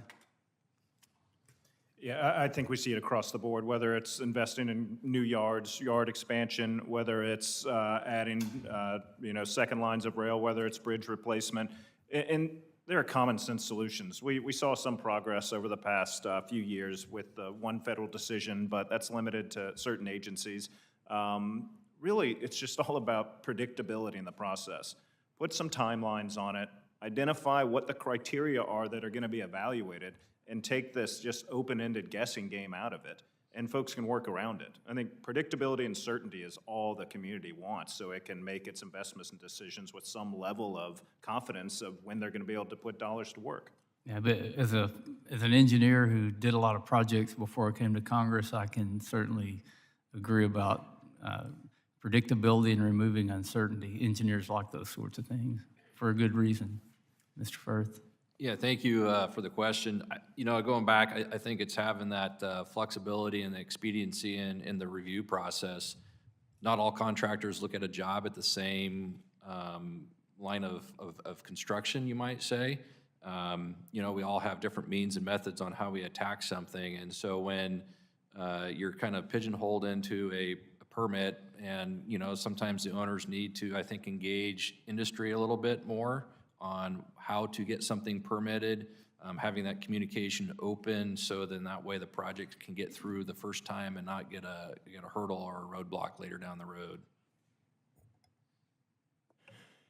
And just to add to that, the permitting process is certainly, it was asked earlier about any delays, and, on the water side, talk about the opportunities, some of the issues that the Corps has, and the time it takes to review and approve it, just a standard project. And, we just need to make sure that there's not a lack of funding for regulatory staff and making sure that there are no delays going through the environmental process, and maybe look at some type of time limits that we need to have on these so we can have some uncertainty for the projects. I know I hear from our dredging industry, right, that is dependent upon these projects, and there's a finite amount of dredges. There need to be some consistency and reliability as well. Mr. Sorry. Reagan, I apologize if I'm out of time and asked to submit this letter from the National Mining Association. Without objection, so ordered. Gentleman's time has expired. Mr. Kane, you're recognized. Thank you, Mr. Chairman. First, I would like to thank the chairman for holding this important hearing today on the state of our nation's transportation infrastructure and supply chain challenges. I also want to thank all of our witnesses for being here today. The 7th Congressional District in New Jersey is home to some of the most significant transportation challenges and opportunities in the country. It actually stretches all the way across the state, from the Kilvan Call all the way to the Delaware River. We face congestion on our roadways and our highways, strained commuter rail and transit systems, and local roads and bridges that are in desperate needs of repair. My constituents, like others around the country, were impacted by the supply chain crises that every family in this country experienced.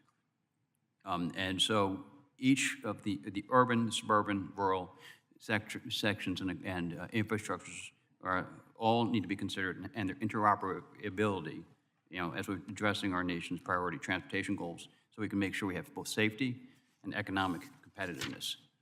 Mr. Jeffries, as you stated in your testimony, I'm going to use this as a model for every one of the witnesses here today, that you said that rail, as you know, rail is a vital part in the New Jersey economy. And if you said in your written testimony, the next great leap forward in safety directly relies on the ability of railroads to innovate and to deploy new technology. How can, and this is a question for every single one of the panelists, how can the Congress support the railroads and the other individuals testifying here today achieve their greatest potential in deploying technology that does both improve safety, efficiency, as we started here today, but also is safe from a homeland security perspective, so we know that we have an entire grid that is safe? Well, that's a great question, and one we could talk a lot about on. I'll just break it down into two factors. One, effective oversight of the agencies and responsible for regulating safety to ensure that their regulatory efforts are focused on objective, data-driven safety improvements. Mm-hmm. Two, really on the legislative side, looking at ways to champion innovation, to expand the ability to use pilot programs, to expand the ability to use waivers, to demonstrate new ways and explore new ways of doing things, to build that safety data set that can allow for an informed, educated debate about whether or not you should move forward with it. This is not anti-worker. This is about creating a regulatory framework that keeps up with evolution of technology and innovation, and then adjusting worker roles and responsibilities to take advantage of that so that they're able to be most effective. And there's a training component to that as well. Okay. Anybody else on the panel have additional, from the port, for example, or Greg, you guys have any? No, look, as I said earlier, I believe that technology is important. Technological advancements are important, and there's something that we, as a labor movement, embrace. Where I get really tired of it is when it's used purely as an excuse to lower headcount, and we see that in industries across the board. Our number one priority is to make sure that as we get new technology, it's done to enhance our ability to do our jobs, to make it safer, so that we know that it's another tool that can be at the disposal of the people who are experts in these fields and are able to do the job to the best of their ability. So we are all about trying to figure out a way to incorporate this and deploy it into the industries where our workers are. But we want to make sure it's done in a responsible way. And too often, it's viewed as an excuse to get rid of another worker. Thank you. I can just add, not about the railroads, but certainly. Well, I was using it as a basis for every single one of the issue areas you were here to speak about. Similarly, technology is very important. We wouldn't be able to do the things that we do and being efficient as we are as a port and terminal operators without the technologies that we have. But again, I agree, they have to be a tool for the worker, and we've been successful in that, and creating better processes, but at the same time, it creates jobs. The more containers that you can handle through a terminal, for instance, the more longshoremen that are going to be employed. So technology is a good thing, and we need to embrace it and use it correctly. But it needs to work with the partnership with the individual as well. Thank you, Mr. Chairman. I've yielded back the remainder of my time. Thank you, gentlemen. Mr. Van Orden, you're recognized. Just a reminder, we are up against the floor vote, so members are reminded to keep your comments brief and tight, please. Thank you. Mr. Chairman, thank you very much. Witnesses, I appreciate you coming here today. I represent Wisconsin's 3rd Congressional District. It's comprised of 19 whole and partial counties, approximately 13,000 square miles. We have locks and dams running from Pierce County, which is almost directly across from Minneapolis-St. Paul, down to the Iowa-Illinois border, across from Dubuque. That's Lock 3 to Lock 11.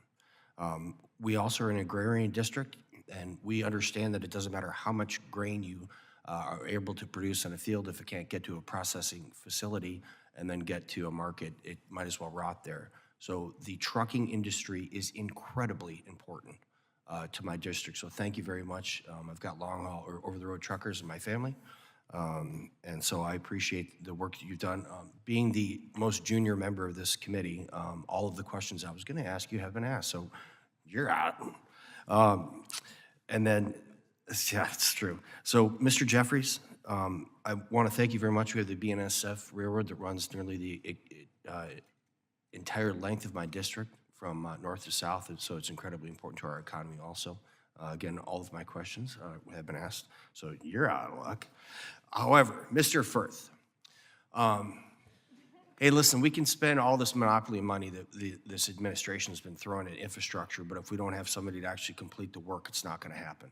And I am not a fan of the federal government imposing restrictions and regulations on states. However, I'd like to ask you this question.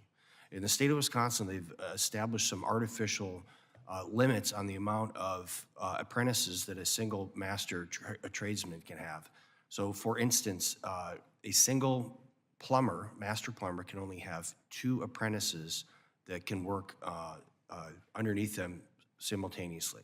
So in your professional opinion, if we were to standardize the ability for our masters to have more apprentices underneath them, what type of effect would that have on your workforce?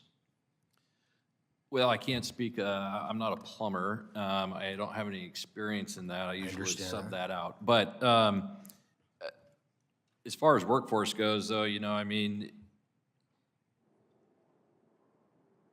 I don't think it would be a bad thing. It's obviously going to be probably cost more. That's going to have to be, accumulated into the bids that, that we would turn in or whatnot. I mean, if you add more people, I think there's other avenues for training, that we could have for through apprenticeship programs and everything. I think the trades right now do a pretty good job of having those, ratios or whatever, and everything. I mean, I'm an open shop contractor, so I can't really speak for how the unions work and everything. But I mean, I think it would probably cost more. Okay. Mr. Gunther, if you could briefly, and maybe we should take this later because I'm limited on time. Can you speak about the effects of the lack of maintenance on our locks and dams and the potentiality for the effect on commerce? I'm sorry, the lack of? The maintenance on our locks and dams. Well, similar. I think it's a big issue, similar to what we've been talking about today. The O&M funding, locks and on the inland waterways are very important. I know that we handle, we're the largest ship channel in the country, but we know there's 200,000 barge movements in and around our facility. So making sure that we're maintaining all waterways, not only deep water, but shallow water barge canals are extremely important and should be included in the funding process. Very well. Thank you very much. And Mr. Reagan, reading your written testimony, I can only assume that you are not related to Ronald Reagan. Is that correct? No, he fired the air traffic controllers. I'm lucky enough to represent him. That is correct. Hey, so listen, man, I got to tell you something. I did read your testimony, and I'm going to strongly encourage you to do something. Change your tone. So I'm a retired senior enlisted Navy SEAL who dropped out of high school and got a GED. I've been supporting myself financially since I was 16 years old. So I consider myself a tradesman. And we have to work together collectively. But the tone of your written testimony is not conducive to that. So I will reach across the aisle to my colleagues. I'm more than happy to work with union labor, absolutely. But we have to start addressing each other in a more respectful manner. And I would just encourage you to do that, and I'm more than happy to work with you. And with that, I yield back. Thanks, gentlemen. Mr. Ezell, you're recognized. Thank you, Mr. Chairman. In accordance with the committee rules, I ask for unanimous consent to submit a statement from the National Association of Waterfront Employers for the record. Without objection, so ordered. I'll try to talk fast. Thank you, Mr. Chairman. I'm grateful to have the chance to discuss the many social and economic benefits provided by a well-maintained transportation system. People want to feel comfortable that they can travel safely through our local communities and industries and need to know that their goods are delivered efficiently and safely at a reasonable cost. Mr. Spear, I'm going to start with you. It's clear from today's discussion there's a need to improve the nation's physical infrastructure to keep pace with our global competitors and address inflation. In your testimony, Mr. Spear, you mentioned how federal policies affect a state's ability to begin critical infrastructure improvements. Mr. Spear, how does biased left-leaning administrative guidance cause uncertainty for the projects in our states back home? I think I'd dial back to the Federal Highway Administration memo that we've been referencing throughout this hearing. You know, if everything is going so swimmingly well with handing states the monies they need to do these projects that they deem priority, then why have the memo? Exactly. Why have it? You're just breeding confusion, including my industry, but certainly in states like yours. So get rid of the memo. Stop playing games. I know why it's there. Environmental lobby doesn't want any more cars and trucks on the roads. That's why. So it's to appease them. Let's say this is a lot of money. It's a law handed to them to administer. There's plenty there to go around, even with inflation. This is a lot of money. And I think states, need to be hand in glove working with the Federal Highway Administration to get these projects funded and underway. So that eliminates a lot of confusion. Just get rid of the memo.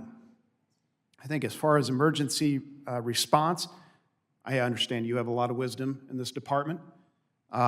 Making certain that the Secretary of Transportation and governors like that in Mississippi have strong lines of authority and communication to ensure that we can respond to instances like hurricanes, but also things that aren't covered in emergency declarations like the Colonial Pipeline, COVID-19. Okay, these are things where we really need to break down barriers and work together. And I know you have a lot of experience in that, and I look forward to working with you on it. Thank you.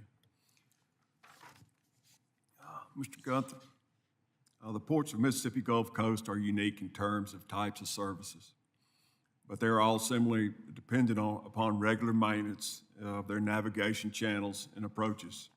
In your testimony, you touched on this briefly, but can you talk more about the importance of channel deepening and widening projects and the maintenance of dredging performed by the Army Corps of Engineers? Also, what are some specific challenges you have faced with these projects, and how can Congress help? Well, thank you for the question. Certainly, Houston is, and the rest of the ports in the Mississippi Gulf Coast have similar issues with maintaining the dredging. I think there's a lot of certainly togetherness in that. And as we move forward, we just need to make sure, like I mentioned before, that we are getting O&M funding to do that, to keep them. All these channels are they're authorized to be at a certain depth and a certain width for a reason to serve the economy of the United States of America. And we ought to spend the money to make sure that we keep those at their authorized depths so that we can have the efficient flow and competitive commerce in this country. Thank you. And with that, Mr. Chairman, I yield back. Thank you. Chair has been notified there will be a series of votes occurring on the House floor. The committee shall stand in recess, subject to call of the chair.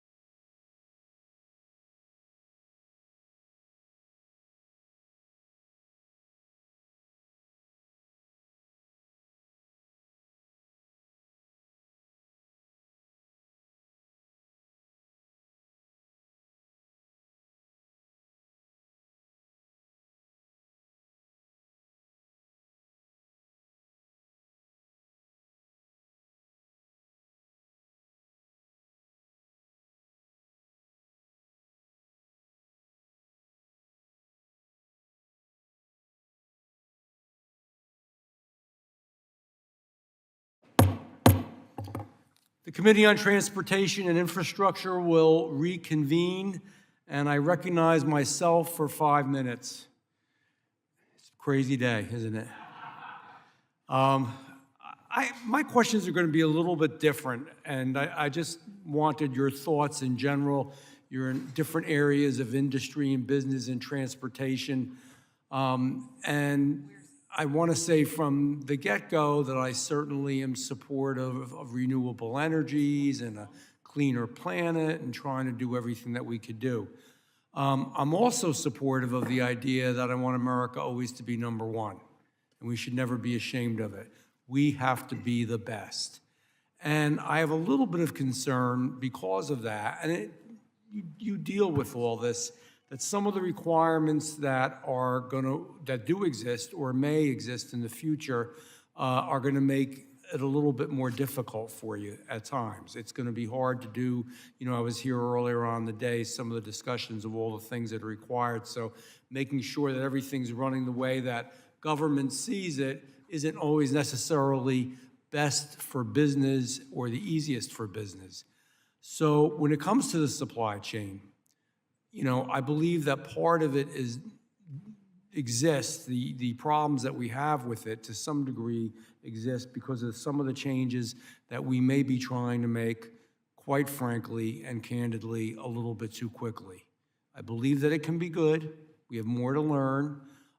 So with that, I would ask you, just each one of you quickly to say what you think the greatest challenge is, and without getting nervous, I promise nobody will yell at you if in some ways you're being pushed too hard, or we could just slow it down a little bit and make sure that we are competing. Because last thing I'll leave with you, again, not necessarily in all of in what you're involved in, but in many forms of business, industry, energy particularly, we are putting all these requirements upon ourselves, for example, in energy.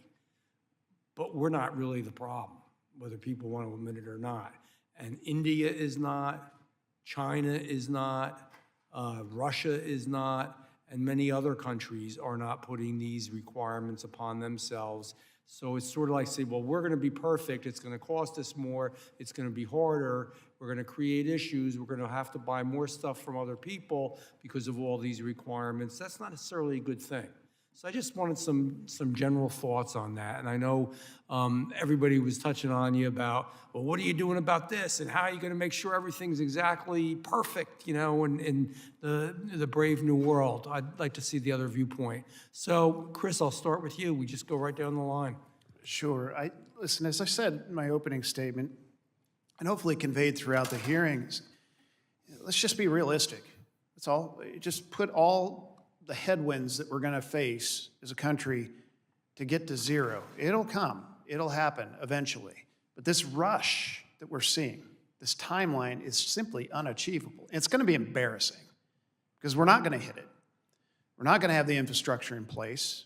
Let's just say we did. We're not going to have the power to put into it because we haven't invested and opened that up. And we're not going to have access to the minerals needed to create the batteries that go into these trucks. I had an instance in Joliet, Illinois, a member built a 30-stall, not a big stall facility, but a 30-stall distribution center there. Thought, well, let's just electrify it. And they submitted the plans. City of Joliet shows up a few days later and said, what are you building here? It's like, what do you mean? It's a truck terminal. I said, you're asking for more power for this 30-stall facility than the entire city of Joliet. That's the disconnect, and that's not solved overnight. So let's be realistic about it. Let's put all the headwind on the table. Let's come up with a timeline that works. And we're all in on that, but that has to be transparent. Yeah, government can obviously, policy can help drive the process forward, but the market's got to be able to react and innovate in order to meet those top-line goals. And you can facilitate, you can support, you can take a carrot approach, but to Chris's point, you have to look at things holistically. And just demanding one thing in one area here without considering the consequences or the inputs required from another part of the process, you just end up in a backward situation where you're being, jerked back and forth and trying to figure out just, what the path forward is. So It just requires a holistic, clear-eyed approach. Yeah, for me, I think it's the administrative burdens that are going to be coming down the pipeline, I think. You know, to comply with all these federal requirements, you know, as it gets more complicated and everything. I mean, we've got 215 employees, you know, that we look after. We've got an office full of maybe 15 people. And I kind of think, you know, if all of a sudden Buy America, do I have to hire somebody just to be an expert in Buy America, for instance? And then I also kind of think about, okay, what about some of these smaller firms that don't have those resources or those capabilities to be an expert in Buy America? So somehow or another, we got to be a little simpler, and, you know, simple's better. I agree with you. Just a thought about the supply chain from a port perspective. Supply chain disruption was really due to one thing, and that was just a historic demand on the system that wasn't able to absorb it. There hadn't been a single thing really that has fixed it so far, except for that the demand has gone down. We've learned a lot. We need to continue to look at more efficient movement of freight of goods with lower emissions that achieve the goals that we need to. And I would just say, let's don't get overly aggressive with the rules that fix it going forward. Thank you. Well, I'm used to getting yelled at. Time's expired, but go ahead, you finish up. Getting me upset. But I would just say we need to have the workforce in place to be able to meet the consumer demand that we're going to have, both from a passenger and freight perspective. And we also need to rebuild our manufacturing capacity so that we're not completely reliant on foreign countries for the critical materials that we need to rebuild in the greener and a better way. Time's expired. I appreciate you guys. I'm going to recognize now Mr. Williams, Representative Williams, for a statement. Thank you, Mr. Chairman. Thank you to the witnesses for being here. We certainly cover a broad swath of transportation here, so thank you for your time. I had the benefit of attending the Wharton School and studying operations under Patrick Harker and Professor Marshall Fisher, if you've ever come across either of them. So I have a slight understanding of, queuing theory and OR models and some of the things, I think, the tools that you use. But more importantly, I played the beer game. And before you... my colleagues here think it's that beer game. It's actually the supply chain beer game, which I think perhaps many of you have played or members of your team has.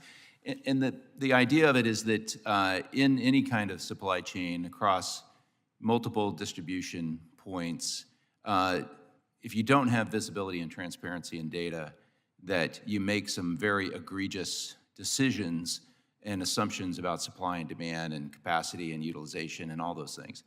And I notice in the petroleum industry, they have the Energy Information Administration, a little bit different function. I know it's a commodity, it's much simpler, but the industry cooperates in ways that shares data and visibility around supplies, storage, transport, all of these kinds of things that seem to make things move a little bit simpler. And it's really an open-ended question. Are you aware of any in industry or federally sponsored clearinghouses or brokerages of real-time or time-relevant data, whatever that is, if it's daily or weekly or hourly, whatever it is, that is giving visibility of supply chain information that makes your jobs easier, that makes you more efficient? Is there a role to be played by the federal government to broker this kind of exchange of information that helps you do your job better? Is that something you've considered, or is there something I should be aware of and I can look into? I'm happy to take a first crack at that. In the rail industry, actually, my organization is a primary clearinghouse for data along those lines. We have a wholly owned subsidiary called RailLink in Cary, North Carolina. That is the IT backbone of information sharing and information transfer, because We are an interconnected network and exchange traffic, exchange business across lines so much that tracking that's critically important. Also, we're required to submit a vast amount of reporting data to our economic regulator, the Surface Transportation Board, and all that data is generated in-house in my shop. I'll also say there's a pretty significant push recognizing that the Amazonification of the world has occurred. And, you know, when I order a pizza, I want to know when the pepperoni's going on it before it goes in the oven. And so there's a lot of work in telematics, in real-time sensor tracking, et cetera, in the industry. There's a joint company that's been stood up with railroads, short lines, class ones, car owners, car leasers, really working to make headway there. So there's a lot of efforts afoot. You know, I understand, like with rolling stock and maybe, you know, to manage capacity across a rail line, again, not my area of expertise.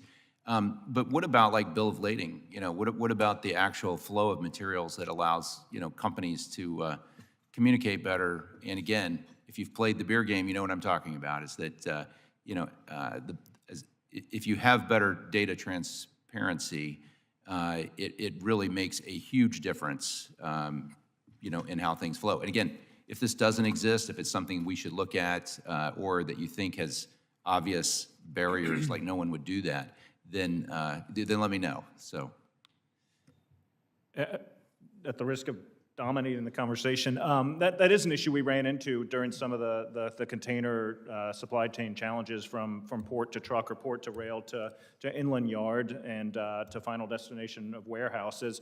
You know, a lot of times your contracts with the ocean carrier, and you don't know who the beneficial cargo owner is or what's in the box, and so you're kind of playing a guess game about where you're positioning your boxes in the yard, and just some simple knowledge transfer, you know, I know our folks have said would allow for an easier transition of product.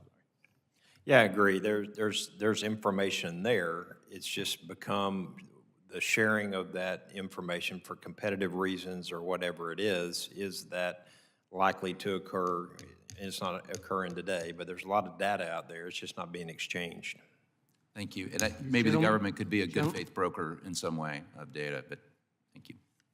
Thank you. The gentleman's time has expired. I now recognize Mr. Molinaro for 5 minutes for questions. Thank you, Mr. Chairman. Thank all of you. I know it's been a long day. I was here earlier during some of the conversation regarding the pandemic. I spent the last 12 years as a county executive in New York local government. I just want to acknowledge first and foremost that you and the folks you represent really during a time of great challenge rose to the occasion. And frankly, we ought not forget that. The challenge that we all faced and the determination in many ways, although I didn't agree with the language of the essential work that the folks that you represent here really offered the American people over those 2 years. Having listened to a conversation about beer and pizza, I'm suddenly very, very hungry. But that said, I want to return to my experience during those 12 years in local government. Jeff, if I could, rural communities in particular are underrepresented in inflation calculations.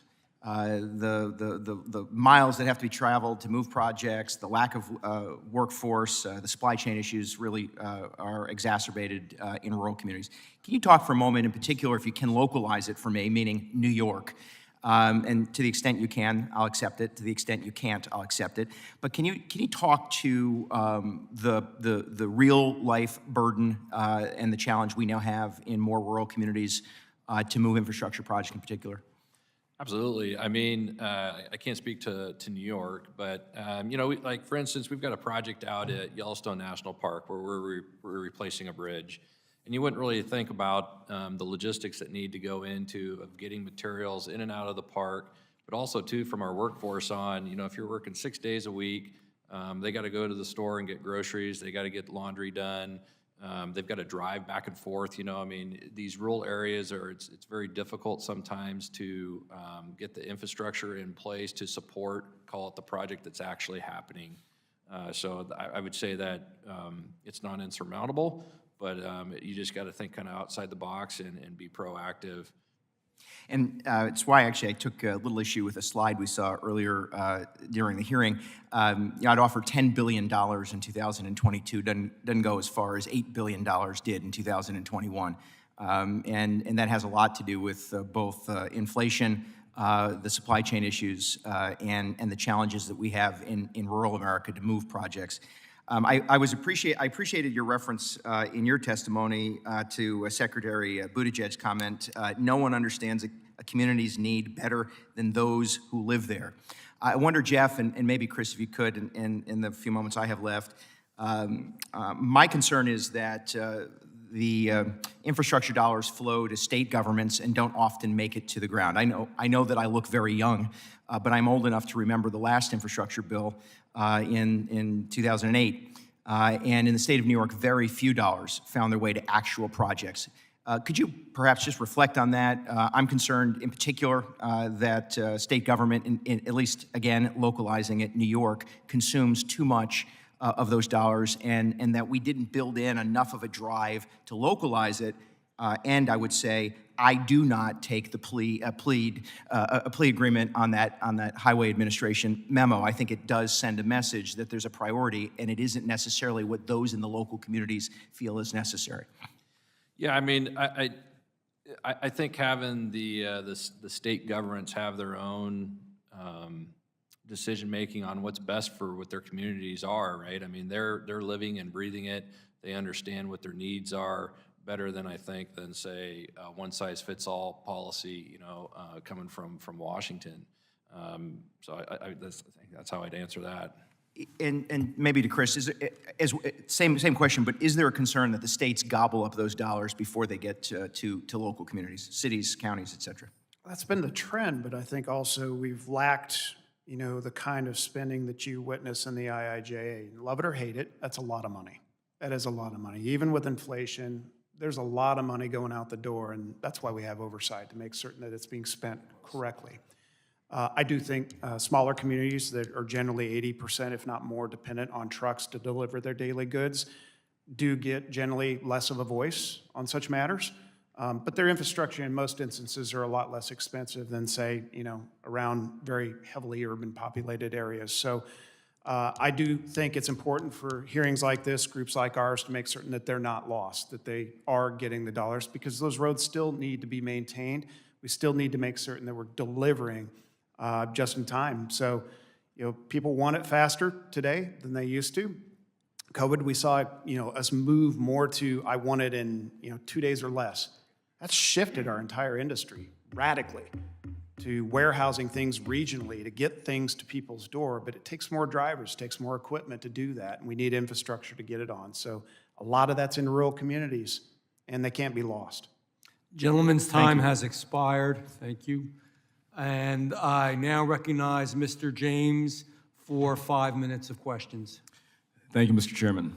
And I'd also like to take another moment to thank you and applaud you for your stamina, your patience, and the work that you put in, not just today, but each and every single day.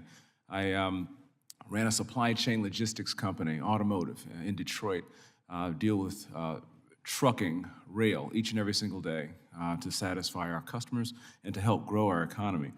I was asked recently by a reporter in reference to what you're hearing about the debt ceiling and this meeting that's going on with the president and the speaker today, and they asked me specifically, well, what are you going to cut? And I responded, we're going to cut harmful regulations that make it more difficult to bring jobs back from Mexico and China. We're going to cut taxes to make it more easy to get folks the money that they've earned and so that they can take care of themselves and their families. So to those ends are what we're going to cut to make things easier to do business, to make it more hospitable to do business in America. I need you to inform us how we can keep our promises to the taxpayers, to our constituents, to our customers, to lower prices, bring back jobs, and keep our communities safer by expounding a little bit. And this is to no one in particular because you all have expertise here and I only have 3 minutes. But how do we help remove unnecessary bottlenecks? What are the onerous regulations that we can get out of your way so you can be more successful? And what technological improvements can we assist with helping you move forward? I'm not shy. So one, I think as an industry that spends average $24 billion of our own capital every year, putting it back into our network, and also partners with states, localities on public grant programs for projects of big significance throughout the country. It's how do we put that money to work more quickly? How do we get through reviews, permitting, et cetera, in a much more predictable, rational way that provides certainty to our folks who are making investment decisions? Again, all folks need is certainty about what to expect, and they can manage that process. Two, it's really looking at the regulatory framework and how do we make sure it's focused on the future? How do we make sure it's focused on innovation? How does it champion technological deployment? How do we modernize the regulatory structure? And that doesn't mean, always just getting rid of regulations. It's adjusting for the present day and for the future so that we can be more nimble and we can evolve as required. We could go on, but I don't want to take it. You have 2 minutes. That's fine. I was told I talk too much, so. I would just not add- you, me. I'm sorry. But I would just say, listen, I really quick, I think the bottlenecks have been very much covered. I think they're going to be released next week. We'll certainly send it up to you. You can prioritize and see where everybody ranks around the country. That's a roadmap. That's where DOT should be centering its gravity. Alleviating congestion brings down inflation. It improves safety. It lowers fuel burn. It lowers emissions. These are all good things. There's something in that for everybody. And it's such an easy list to look at. You can see where it's happening. On the more regulatory front, we talked earlier about our workforce. Listen, with all these states, Canada included, legalizing recreational marijuana, we need tools to deal with this. We need hair testing. Okay, beyond urinalysis, we need to make certain that people getting behind the wheel of an 80,000-pound vehicle are not impaired. And we want to work with you that. And that channel conflict on the regulatory front between HHS and DOT is real. They do not communicate. They are not willing to cut a deal on this thing. We've told them to do this, legislated this, and now we're back before you again to deal with it.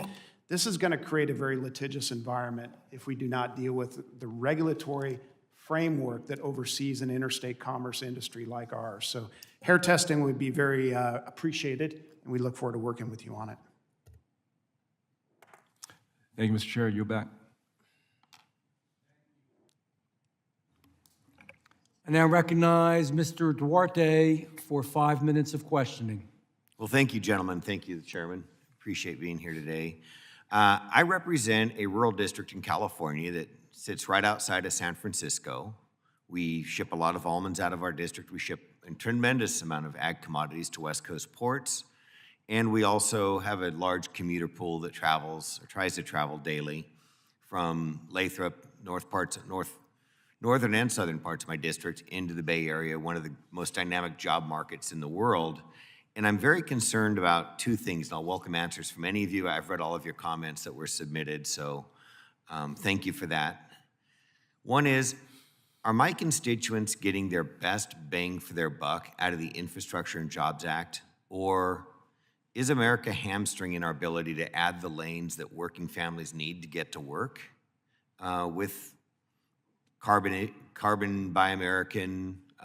Do we have the power grid to support a long-term production of domestic building supplies, rebar? Does anybody want to build a steel plant in America today with the carbon policies hanging over us? I'd like some very candid answers to that.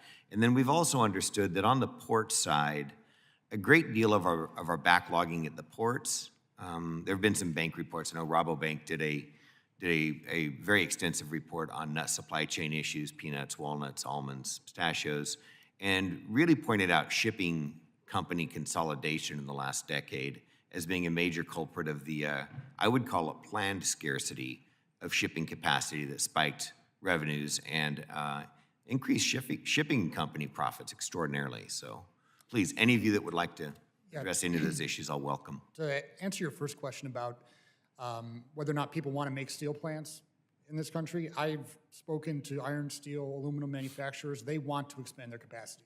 They're ready to do that. And we want to help them do that. And if we want to define how we're getting the best bang for our buck, if you want to be able to have the cheapest stuff, that's one way to define it. in my view, making sure that we're using this massive expenditure to also invest in our communities. That means investing in our manufacturing capacity as a country, so we're not relying on overseas for manufactured goods. I think that is a really good bang for our buck, long-term, for our country.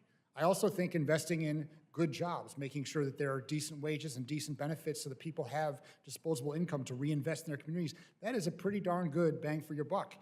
In addition to delivering really high-quality transportation systems in this country, I think doing it the right way has monumental benefits outside of just the new roads or the new train route.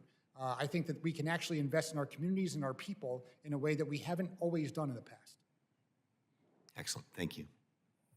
I would just add that, are they getting the bang for their buck? You know, I made some comments earlier about, you know, your agricultural constituents, people growing walnuts, shipping around the country, you know, should the assets in an efficient supply chain, whether that's in the waterways or the highways or the infrastructure to get it to and from the port efficiently, should be first and foremost. And, you know, the more we can put on the ship and the quicker we can get it through our ports, the better off for your constituents. So I agree. I mean, in summary, my platform is abundance. We need abundant food, abundant energy, and logistics are a major factor in abundance. And abundance to working families is affordability. And my district is entirely working families. Yep. No doubt. And, you know, an efficient terminal, you know, the trucker deserves a clean run through there. You know, the need to be serving the rail. All of the modes of the supply chain need to be efficient, or it's passed on to the consumer, whether it's an import or an export of those goods. Yeah, I think the best bang for the buck, I mean, the American people are going to see it, maybe not right now, but later. I mean, I think back to like when the highway system was built back in, what, the 50s and the 60s. It probably wasn't recognized right at that moment, but it catapulted America later on down the road. I think that's where something today is that with the IIJA money, we're going to be able to see that's going to take America further down the road. Is it going to manifest itself in markedly better freeways, easier commutes to work, better logistics in our products and goods getting to markets and getting to consumers in ways that improve their lives? I think so. Are there ways to make that even better? Well, I mean, you've kind of heard me talk about permitting, you know, and everything. That's kind of one of my hot buttons is that, you know, streamlining permitting. We got to get it built first, right, and everything. And so, I mean, if we want greener and faster and everything better, it starts with permitting. We got to figure that out. Thank you. Thank you. The gentleman's time has expired, and the gentleman yields back. Are there further questions from any member of the committee who have not been previously recognized? Seeing none, that concludes our hearing for today. I would like to thank each of the witnesses for your testimony. I ask unanimous consent that the record of today's hearing remains open until such time as our witnesses have provided answers to any questions that may be submitted to them in writing. Without objection, so ordered. I also ask unanimous consent that the record remain open for 15 days for any additional comments and information submitted by members or witnesses to be included in the record